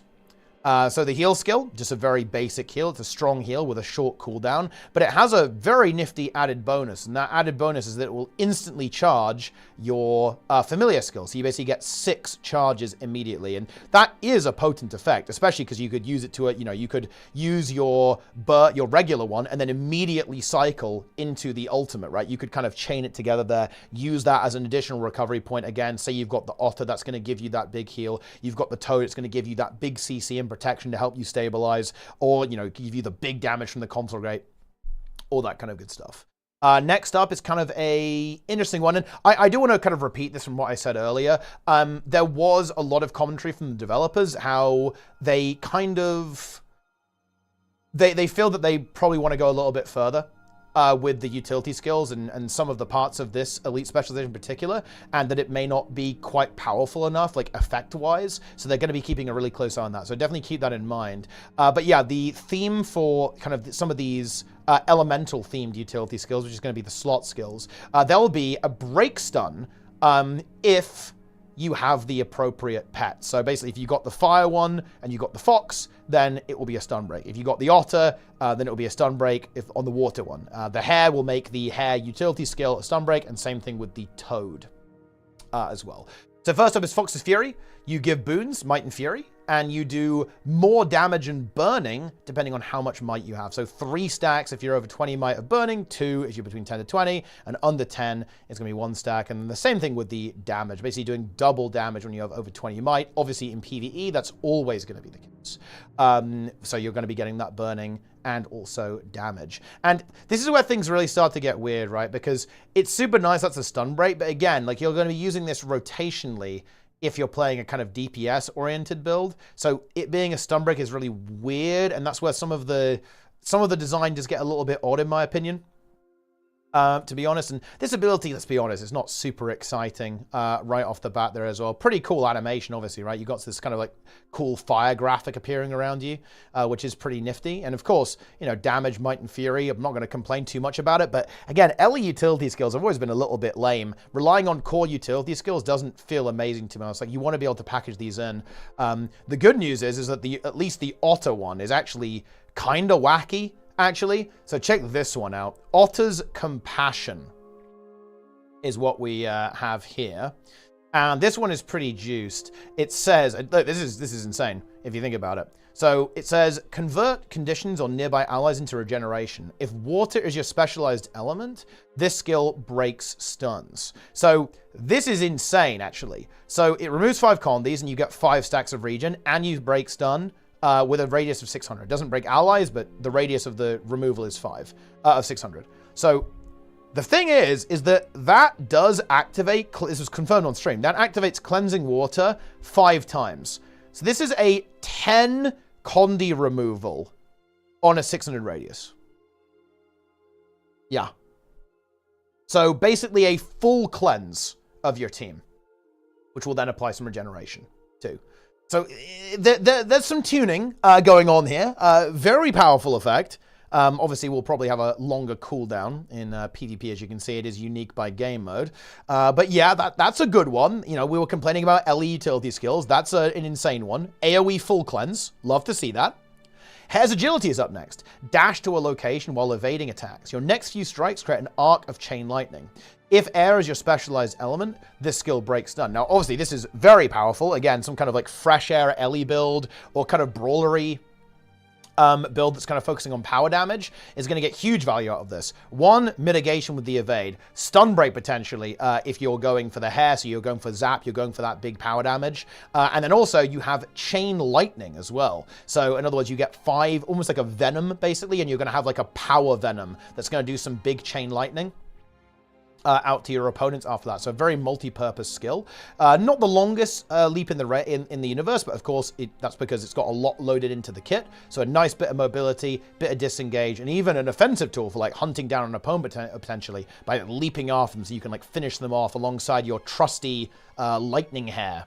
But of course, again, it's still good even if you don't have the hair, because like lightning flash is a pretty common ability to see pop up on elementalists, and that's pretty similar to this in a way. Obviously, a port is usually better because you can kind of teleport up terrain a lot of the time as opposed to leaping, but it's still good nonetheless. So yeah, this is a good skill just overall. And finally, the toad. So this toad is a meditation. Well, they're all meditations. Block incoming attacks, then strike nearby enemies with shattering rocks. Gain protection if the skill completes successfully. If Earth is your specialized element, this skill breaks stun. So yeah, this is definitely a very potent defensive ability. You're getting protection here on yourself, doing a bit of damage, bit of bleeding. You got a block at the start of it as well, and then potentially breaking out of stun at the start of that as well. So you kind of break out of stun, you have a block, you're getting prop, doing a bit of damage. I feel like this is the kind of thing that, again, just need maybe just put a bit of barrier on this as well, because you got to bear in mind, guys, like skills have to be so good these days to be competitive, right? Like the game is in a very high power state, so classes need to be very powerful to survive. If you look at builds that typically do well, they're very overloaded. So yeah, there's been a lot of consistent buffing over the years. So I think this is kind of an okay skill though. Relatively long cooldown, 30 seconds. Not the worst thing in the world.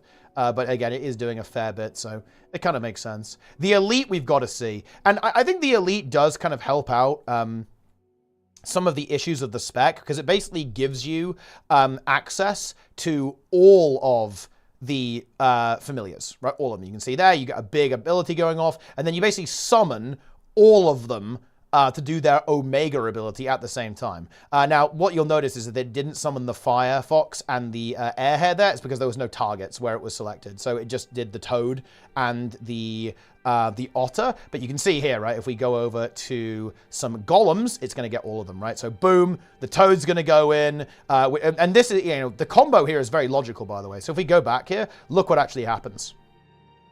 The Toad is going to leap in. The Toad goes in. It lands a brutal CC, stunning the Golems. The Otter then charges up with a follow-up CC, which then CCs again with the bubble. And at the same time, you've got the Hare and the Fox unleashing at the same time. I love that. Really cool Elite skill. Looks fantastic. Look how exciting that is. Look at that. And, you know, that's a beast. That's a proper Elite skill right there, is that. You know, you put that in a team fight, you're going to be bringing the pain. Massive damage output. And, of course, some good sustain protection for your teammates, regen for your teammates, water field for your teammates. And, of course, powerful CC, both from the rock wall that will block people and also the knock, right? The knockdown and, of course, the bubble CC. So a lot going on. It's 3 CCs, essentially, packaged into that, including the, you know, the rock wall. So, yeah, to be honest, this is kind of what the spec needs, right? I think it kind of needs that extra bit of flexibility. It feels a little bit too rigid to me. You're very committed into, like, what you go for in general. And this is kind of giving it that needed flexibility. Obviously, cranked up to 11 with that, but yeah. I almost feel like there needs to be a utility skill, or maybe, I don't know, it would be weird to add another F key, but I mean, they kind of did this with Untamed. We've already got a lot of F keys, but I feel like there almost needs to be like a way to temporarily get access to another familiar somehow. So that you can utilize a little bit of that versatility that you're going to want in some of these situations. I'm not sure. Maybe they can fix it with, they could go with traits there as well. That could also work. Or maybe just empowering a lot more of these abilities, like making the utility skills better, making the traits better.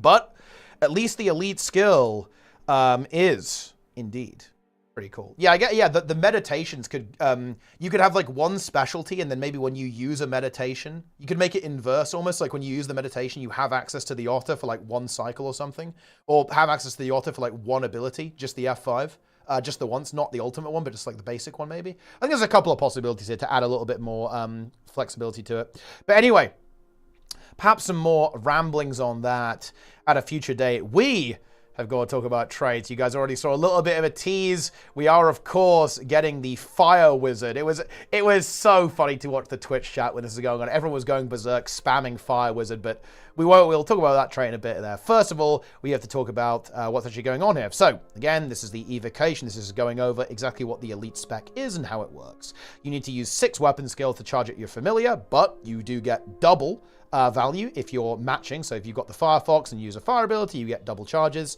and you're specializing in that element. So you get a 1.5 second recharge time on your specialized achievement, which is very, very powerful, by the way.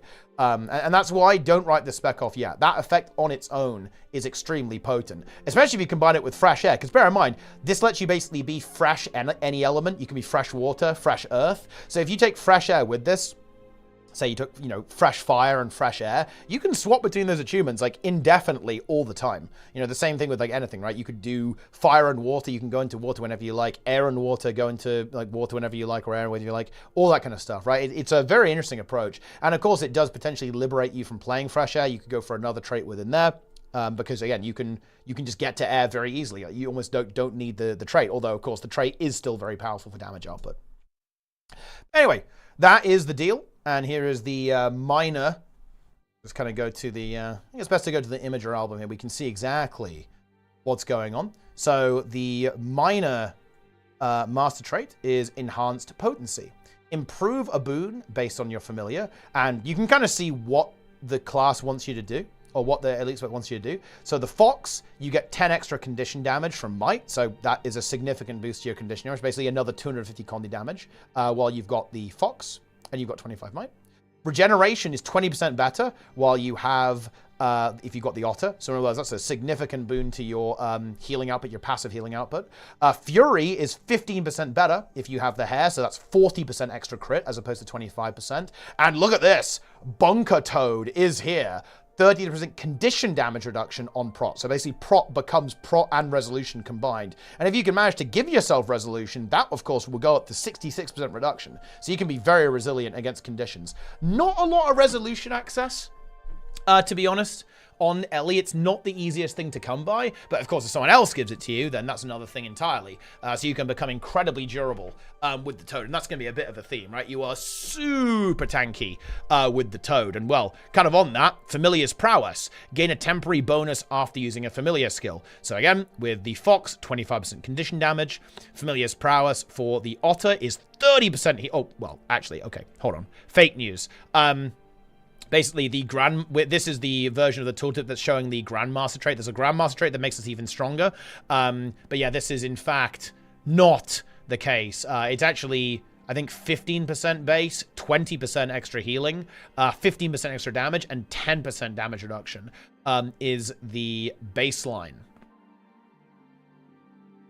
For now, but even that is still pretty good. Like 50% damage is really not to be sniffed at. I'm actually going to quickly check.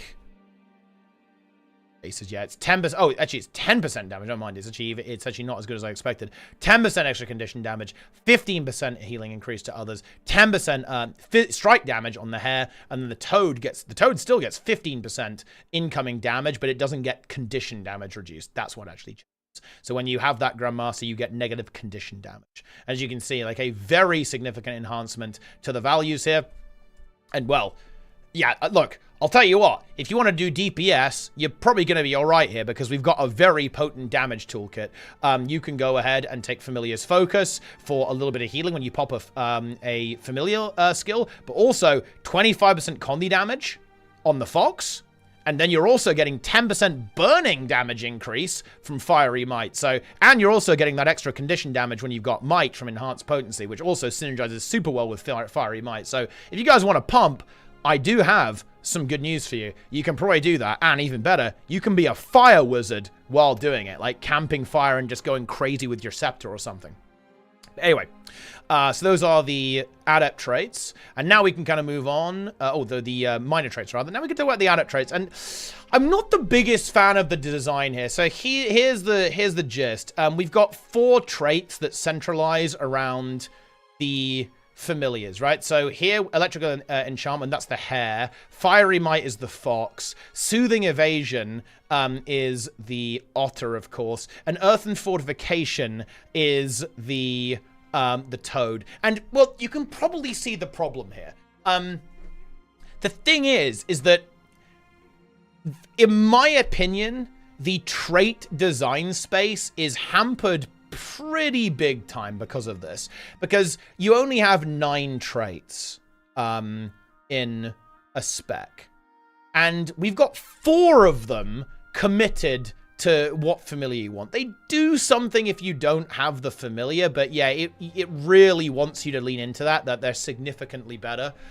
if you do have the corresponding thing. And I think that is one of the reasons why I'm a little bit uncertain about this spec, is because it almost like doesn't have room to breathe. We don't have room for like proper boon support, for example, for a heal evoker, right? Like if we look at here's the quickness trait, Familiar's Blessing. Look, where are the other boons to allies, right? This is you. This is like Fury on you. This is Prot on you, right? Like this is, this is regen. This is regen on allies, I guess, like when you dodge roll on them and stuff like that, but we don't really have a lot of support here on these abilities here. And to be fair, excuse me, I do think this is a bit of a kind of PvP thing. I think that, I'm pretty sure CMC did this one. He's a PvP enjoyer. And I think that this is the type of spec that definitely can find some functionality there. Because you don't necessarily need to care about like having AoE boon support. But I will admit, I was actually pretty excited for a support Evoker. And not just in PvE, in PvP and World versus World 2.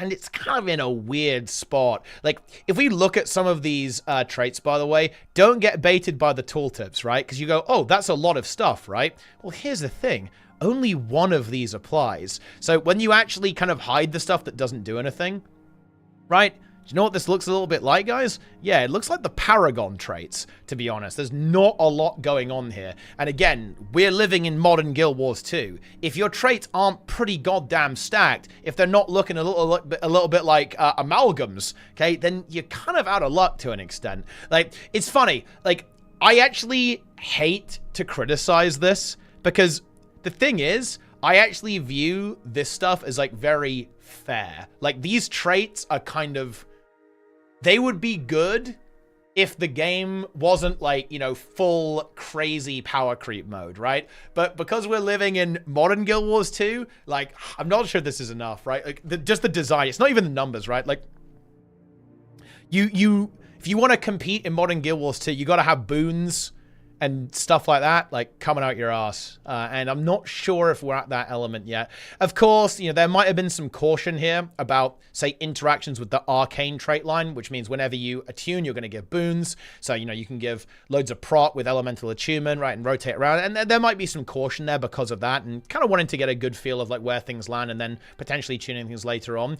But I think my concerns do go a little bit deeper than that. Like, especially because these traits are also mediocre. We have the kind of middle adept trait that is kind of neutral to what, like, familiar you have. But look at this. Burn enemies. 1 stack of burning and grant regeneration to nearby allies when you use a heal skill? Huh? In 2025?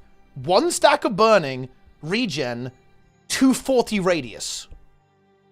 And you commit a full trait to that. That's tough. And kind of the same with elemental balance, right? Increased outgoing strike damage and reduced incoming strike damage when above the health threshold. Outgoing strike damage is further increased. When below the health threshold, incoming strike damage is further reduced. And again, not the worst trait, but I feel like that's minor trait, right? That's like, we combine that with this one or something. I don't know, like this on its own, like having to commit a full trait to that. Ooh, I don't know, man. That's kind of tough. At this stage, and I kind of feel about quite a lot of these specs. The only thing I don't feel about committing about, guys, is this. Okay, oh yeah, log in. Look at that UI. That's beautiful. They've been dreaming. Look, Ellie mains have been dreaming about this for years, including me. Look at that. Doesn't matter what F skill you press, guys. F1, F2, F3. It's fire, fire, fire. It's the way it needs to be. To clarify, by the way, this actually prevents you from leaving. You can't actually just, like, you can't go. It would be funny if you could, like, swap to F2 and it was another fire achievement and it almost gave you, like, 4 fire achievements, but that's not how it works, but it is pretty funny. That was, but I kind of want to talk about these traits, you know, a little bit too. So let's actually get down to this. We kind of did like the overall design concerns there, but let's talk about the actual traits themselves. So after use of familiar skill, again, that's the F5, your next strike creates an arc of chain lightning. Gain additional strikes of chain lightning if you have the hair. So you get 2 stacks if you have this. It's twice as effective with the hair, and you're getting a little bit of fury as well. And yeah, okay, I don't hate the effect whatsoever, but again, I don't find it particularly, you know, the design that I've been really excited about in some of these specs is that they're very gameplay warping, right? Like, they really change how your spec mechanic works. They really change your thought process when approaching it, or like really gives you a new ability, right? Something like that. This isn't it. And neither is Earthen Fortification. Game prop when you disable an enemy. Protection duration is increased if you have the Toad. So, you know, I actually, you know, I think this is actually a fine trait, to be fair. Even if you don't have the Toad, this is honestly pretty decent in comparative, right? Because, you know, Ellie has a lot of CC and a lot of its kit. So if you land a CC, get a bit of prot, have some defensive potential. And if you have the Toad, you have more. But the thing is, if you're playing this type of build, like, I feel like you're so pigeonholed depending on, like, where you go with this. Because if you take the Toad, that really is going to interfere with your damage potential, right? Because that means you're not going to have the Fox or the Hare, and that's problematic, right? And that means you're going to end up being very, very defensive, like very, very bunkery. And maybe that's fine. Maybe some kind of like brawler build could go with that. But yeah, it's quite restrictive because of how I do feel like your familiar abilities are pretty important. So you really want to have the ones, you almost want to have more than one, right? But you can't. Next up are some good news. Fiery Might. This is a beast of a trait. That is the good news. So a little bit all over the place, I guess you could say. Burning you inflict does increase damage, 10%, really nice. And this is the big one. This one's so strong. Gain might when you inflict burning. And of course, you have oodles of ways to do this on a whole bunch of different weapons. On Scepter, right, is the big one. On Sword is another one. And if you have the Fox, that duration is doubled. So you can just give yourself 25 might very easily with this, which is obviously a very potent effect. You can get some pretty serious damage. Even without the Fox, you're going to get a lot of might. You could potentially even share it to nearby allies with the fire trait line. You've got Pyromancer's Puissance, right, which is going to be pretty powerful. And obviously, might in general is good. Of course, if you've got the Fox, it's also giving you extra condition damage, so you're burning people even harder. This does work with Inferno, by the way, and the devs have stated that they are looking for a way to make this enhanced potency work with Inferno. So quick recap, Inferno is a fire trait that basically says your burning scales with power instead of condition damage. This will work out of the box, right, because it gives 10% damage to burning, and so will Familiar's Prowess, because that's just condition damage, so it modifies your burning damage directly. But this one obviously won't, because it's giving you condition damage, which essentially is useless, right, if you have Inferno. So that will end up getting fixed or changed, so be aware of that. But yeah, just a very good trait, like very good for giving yourself might, good for pumping, big damage. And yeah, like there is one build that I can see immediately there's actually a build known as Fire Wizard. It's basically Scepter Focus Fire Camping Ellie. If you like doing that, good news. You can 100% do that with the Evoker. And I think that will probably be a pretty powerful and significant buff to that build. I believe it basically plays core Ellie now, or potentially Tempest. But good news, Evoker is here for you with some extra condition damage modifiers and even a little bit of self-stacking might as well. So Fire Wizards, rejoice. This spec is for you. And I think, okay, memes aside, the Fire Wizard will actually get a lot powerful from this, because it means you can swap to other attunements and not get punished for it. So let's say you're pressured on your Fire Wizard. You can go to Water, boom. Water Trident, big self-heal. Go to Earth, give yourself resistance and barrier with the Rock Shield. Boom, love it. Okay, use Obsidian Flesh as well, right? Because you've got Focus, right? You can swap over to that. Okay, nice. So it actually does give you some really nice synergy there with a couple of builds in PvE that are going to allow you to have a lot of flexibility without getting completely locked out of your fire element, right? So you kind of have that purity of purpose, right? You can be super, super flexible and also have, I think, will be quite a lot of damage, actually, with what this can deliver to the table. So that's, that's pretty good. And then we have the support trait here is going to be Soothing Evasion. Grant regeneration to nearby allies when you dodge. Heal allies when you grant them regeneration. Healing is increased if you have the Otter.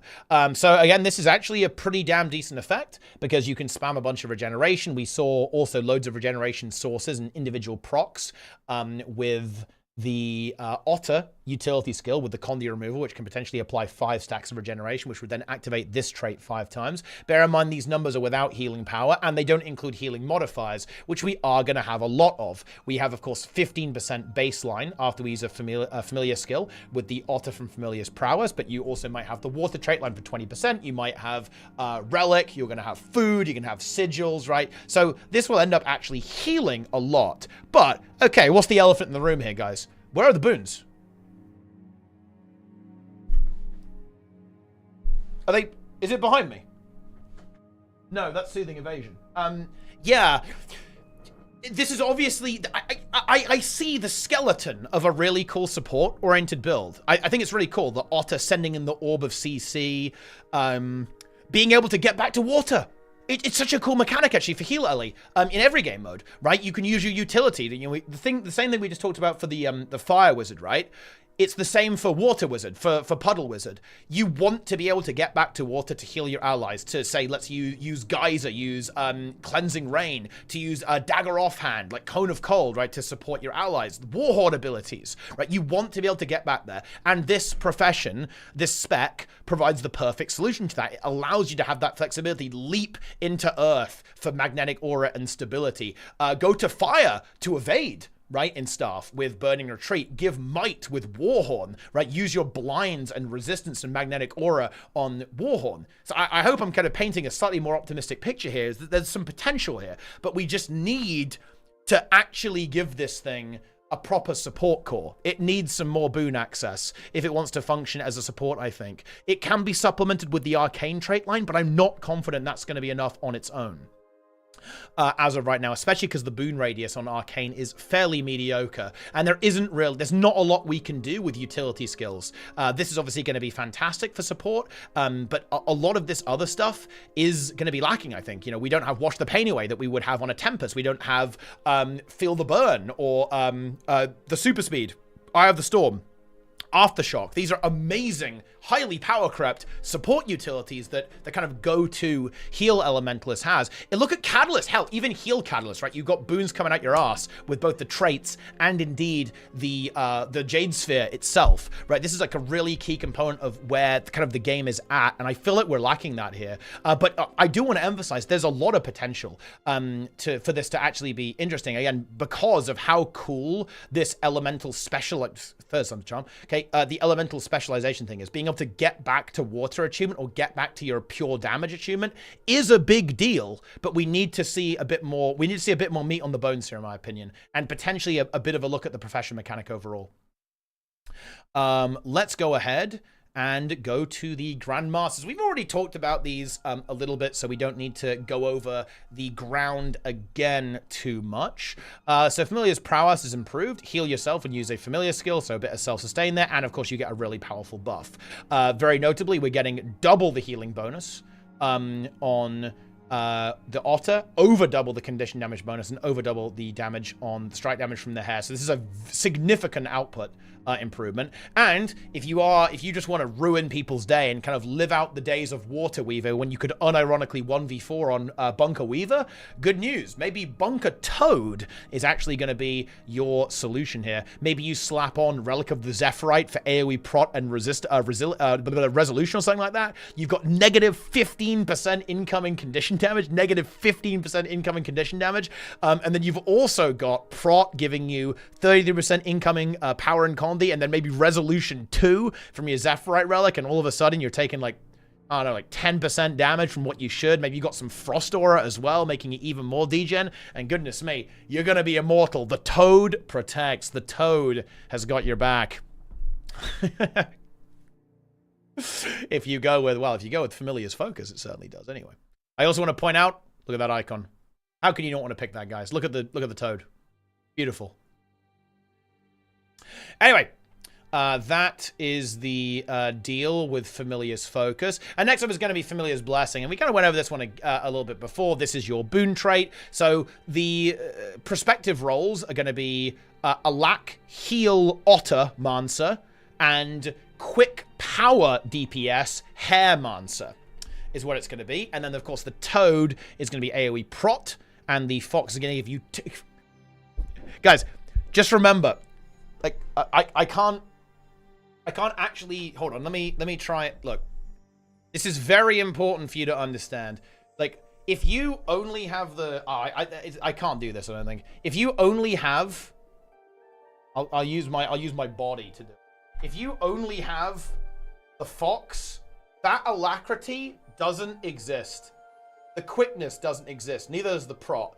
This is a Grandmaster trait that says, when you use a familiar skill, you give 2 stacks of might in a 300 radius and remove 2 conditions. Now, I'll tell you what, removing 2 conditions ain't bad. But this is a Grandmaster trait.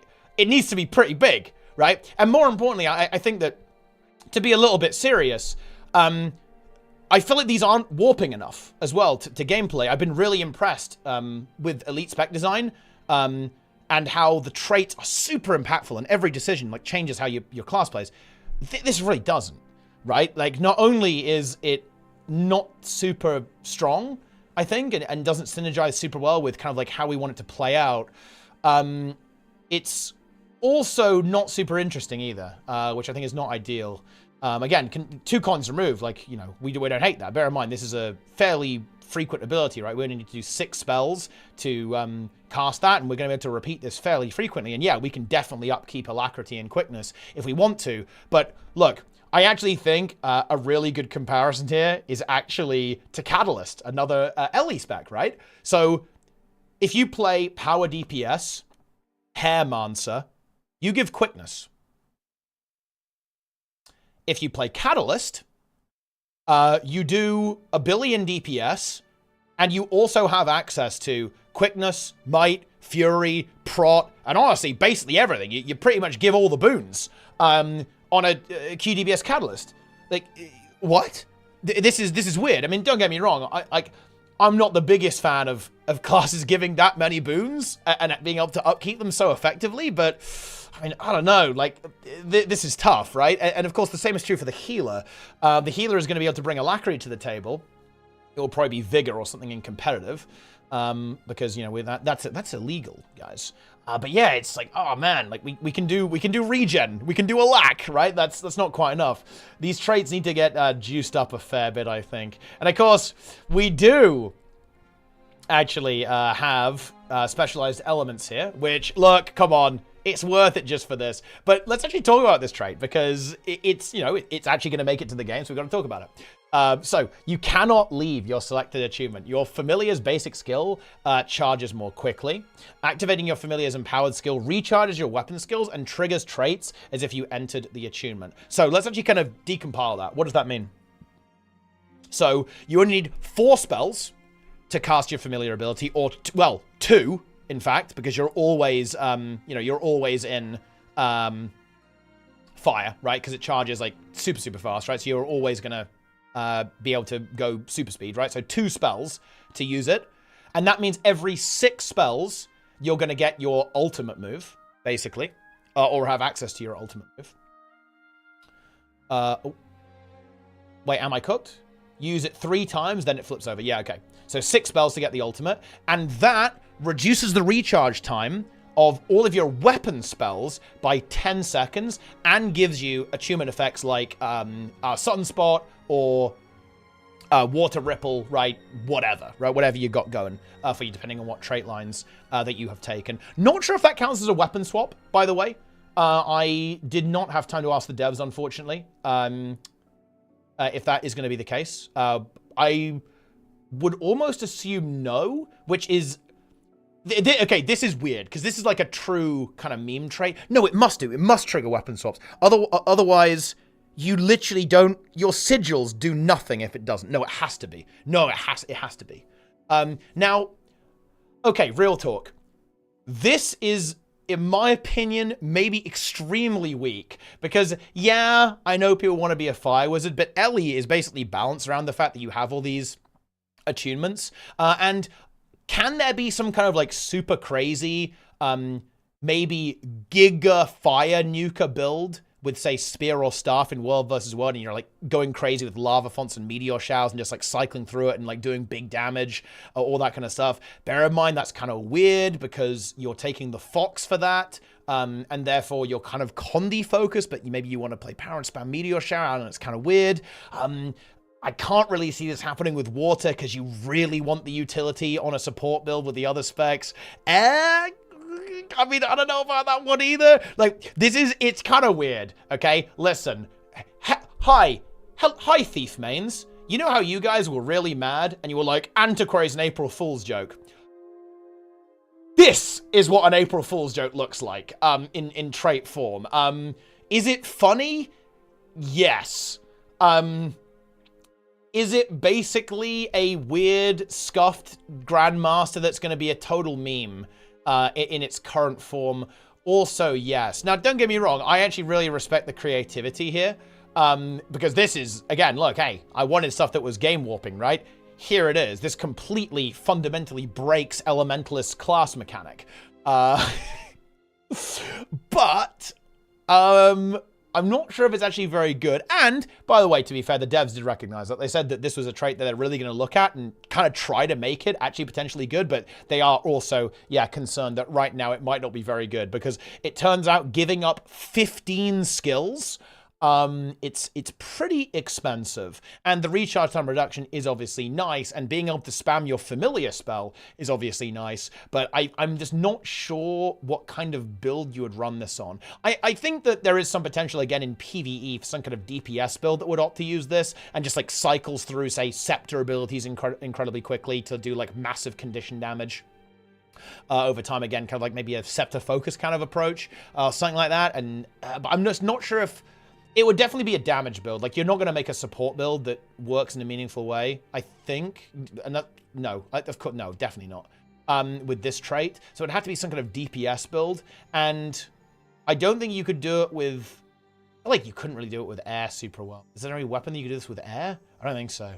Because, like, a lot of the air builds are kind of very oriented around fresh air to do damage. And obviously, like, fresh air doesn't exist in this universe, right? Like, you don't have a swamp. Yeah.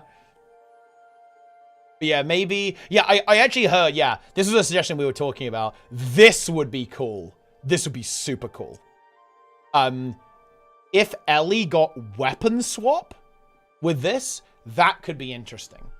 So you give up your element swap, but you get to use 2 weapon sets with your 1 element. Now, I think it would still really struggle to do anything except damage, because again, heal Ellie builds are so focused around they're so focused around, like, using the utility, and then, like, your healing throughput comes from water and that kind of stuff. But I could imagine that kind of getting there. Like, if, you know, I could see some kind of DPS operation being utilized if you're able to. And also, bear in mind, that enhances the power of this, because this thing is all about recharging your weapon skills. So you could use this to basically recharge all of your weapon skills. I'm not sure if that's how it works. I think it actually doesn't work like that code-wise. It would probably only recharge the weapon skills that are currently on your bar, but I'm pretty sure they could actually make it work for both if they wanted to. So that could be potentially some kind of approach with what they could do for specialized elements there. But yeah, I think that kind of covers it there. Yeah, a really peculiar one. I do think we need to see... This one, to me, might be the one that I think needs the most changes. It's this one and Luminary that I'm hoping gets changed a fair bit. All the others I'm actually feeling really good about, or pretty positive about. You know, I think Paragon needs a bit of work too. But everything outside of that is feeling really good. But I do want to underline there is a lot of potential here. I think the mechanic is fun and cool. I think the RP is really cool. The elite skill is really nice. And there's some big potential in here, I think, for like just the base mechanic alone of having that cooldown reduction on your primary achievement is a huge deal and definitely changes up the class. But I think it's going to need a little bit more help to kind of find its way in the game. Certainly outside of PvP. Like, as it is right now, like, maybe it can work in PvP. We'll have to obviously see the beta there. But yeah, super interesting one there with the Evoker. Embrace the toad, my friends. And, well, whew, that is it. I'm honestly going to miss these guys. You know, I'm going to miss the... We didn't even get to see Roy on these streams. An absolute crime. But yeah, that is going to conclude the final review for the Elite Specialization reveals and deep dives for Visions of Eternity. I hope you guys enjoyed them. I hope you guys enjoyed the show. There is going to be a tier list coming. If you seriously think, just because we've got no more Elite Specs to review, I'm not going to be giving you guys a massive turbo serving of slop, it's like you don't know me at all.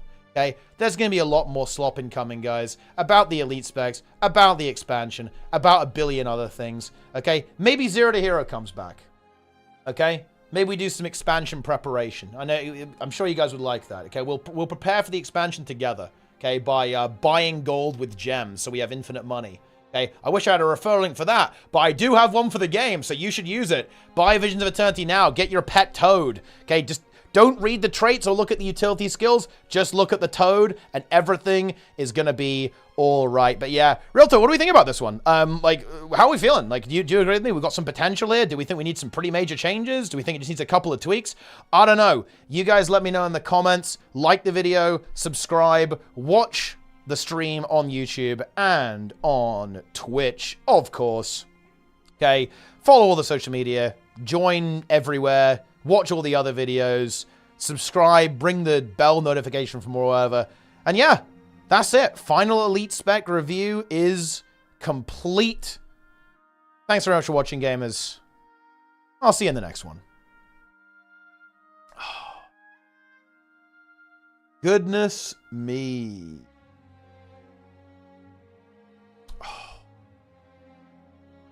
God damn, dude. Whew.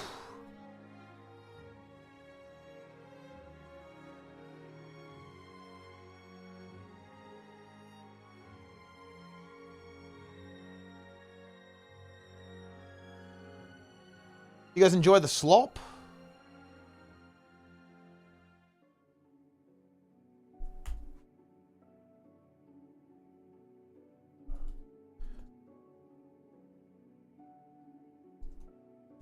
It was great. I'm glad you enjoyed it. Right, I am actually just going to go ahead and piss off pretty soon, guys. Amalgam was the favorite? Yeah, for sure, yeah. Oh, yeah.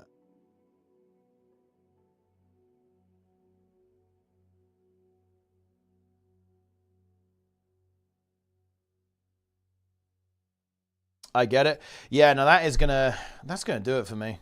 I think we read awesomeness, right? Yeah, okay, let's go. I need to go quickly, guys, because I need to get to sleep. I've got to run this tournament. Yeah, I should say this, guys. Tomorrow, 5 p.m. UK time. That is 6 p.m. European time. We've got a raid tournament. Little bit of fun for the end of the expansion. Sneb made me do it. He forced me to do a tournament. It's a little bit rushed. It's a little bit scuffed. But it is going to be pretty fun, actually. So check this out, guys. We're doing the Chaos Raiding Open again. So you guys get to ban professions. Yeah. And that will limit what the teams can play in terms of their composition. But we're going a little bit further this time. One, we've got Wing 8. But more importantly, check this out. We've got instabilities that are also going to be applied here. Don't trip. If someone goes into downstate, they've got a GG. A bit extra. Chat can ban one additional profession. The additional profession also cannot be banned the next round. Unlimited power. No bans. Alienate. Teams must choose 2 players on the team to play core specs, unaffected by bans. Must be the same 2 players the entire wing. Relog allowed. Weighty.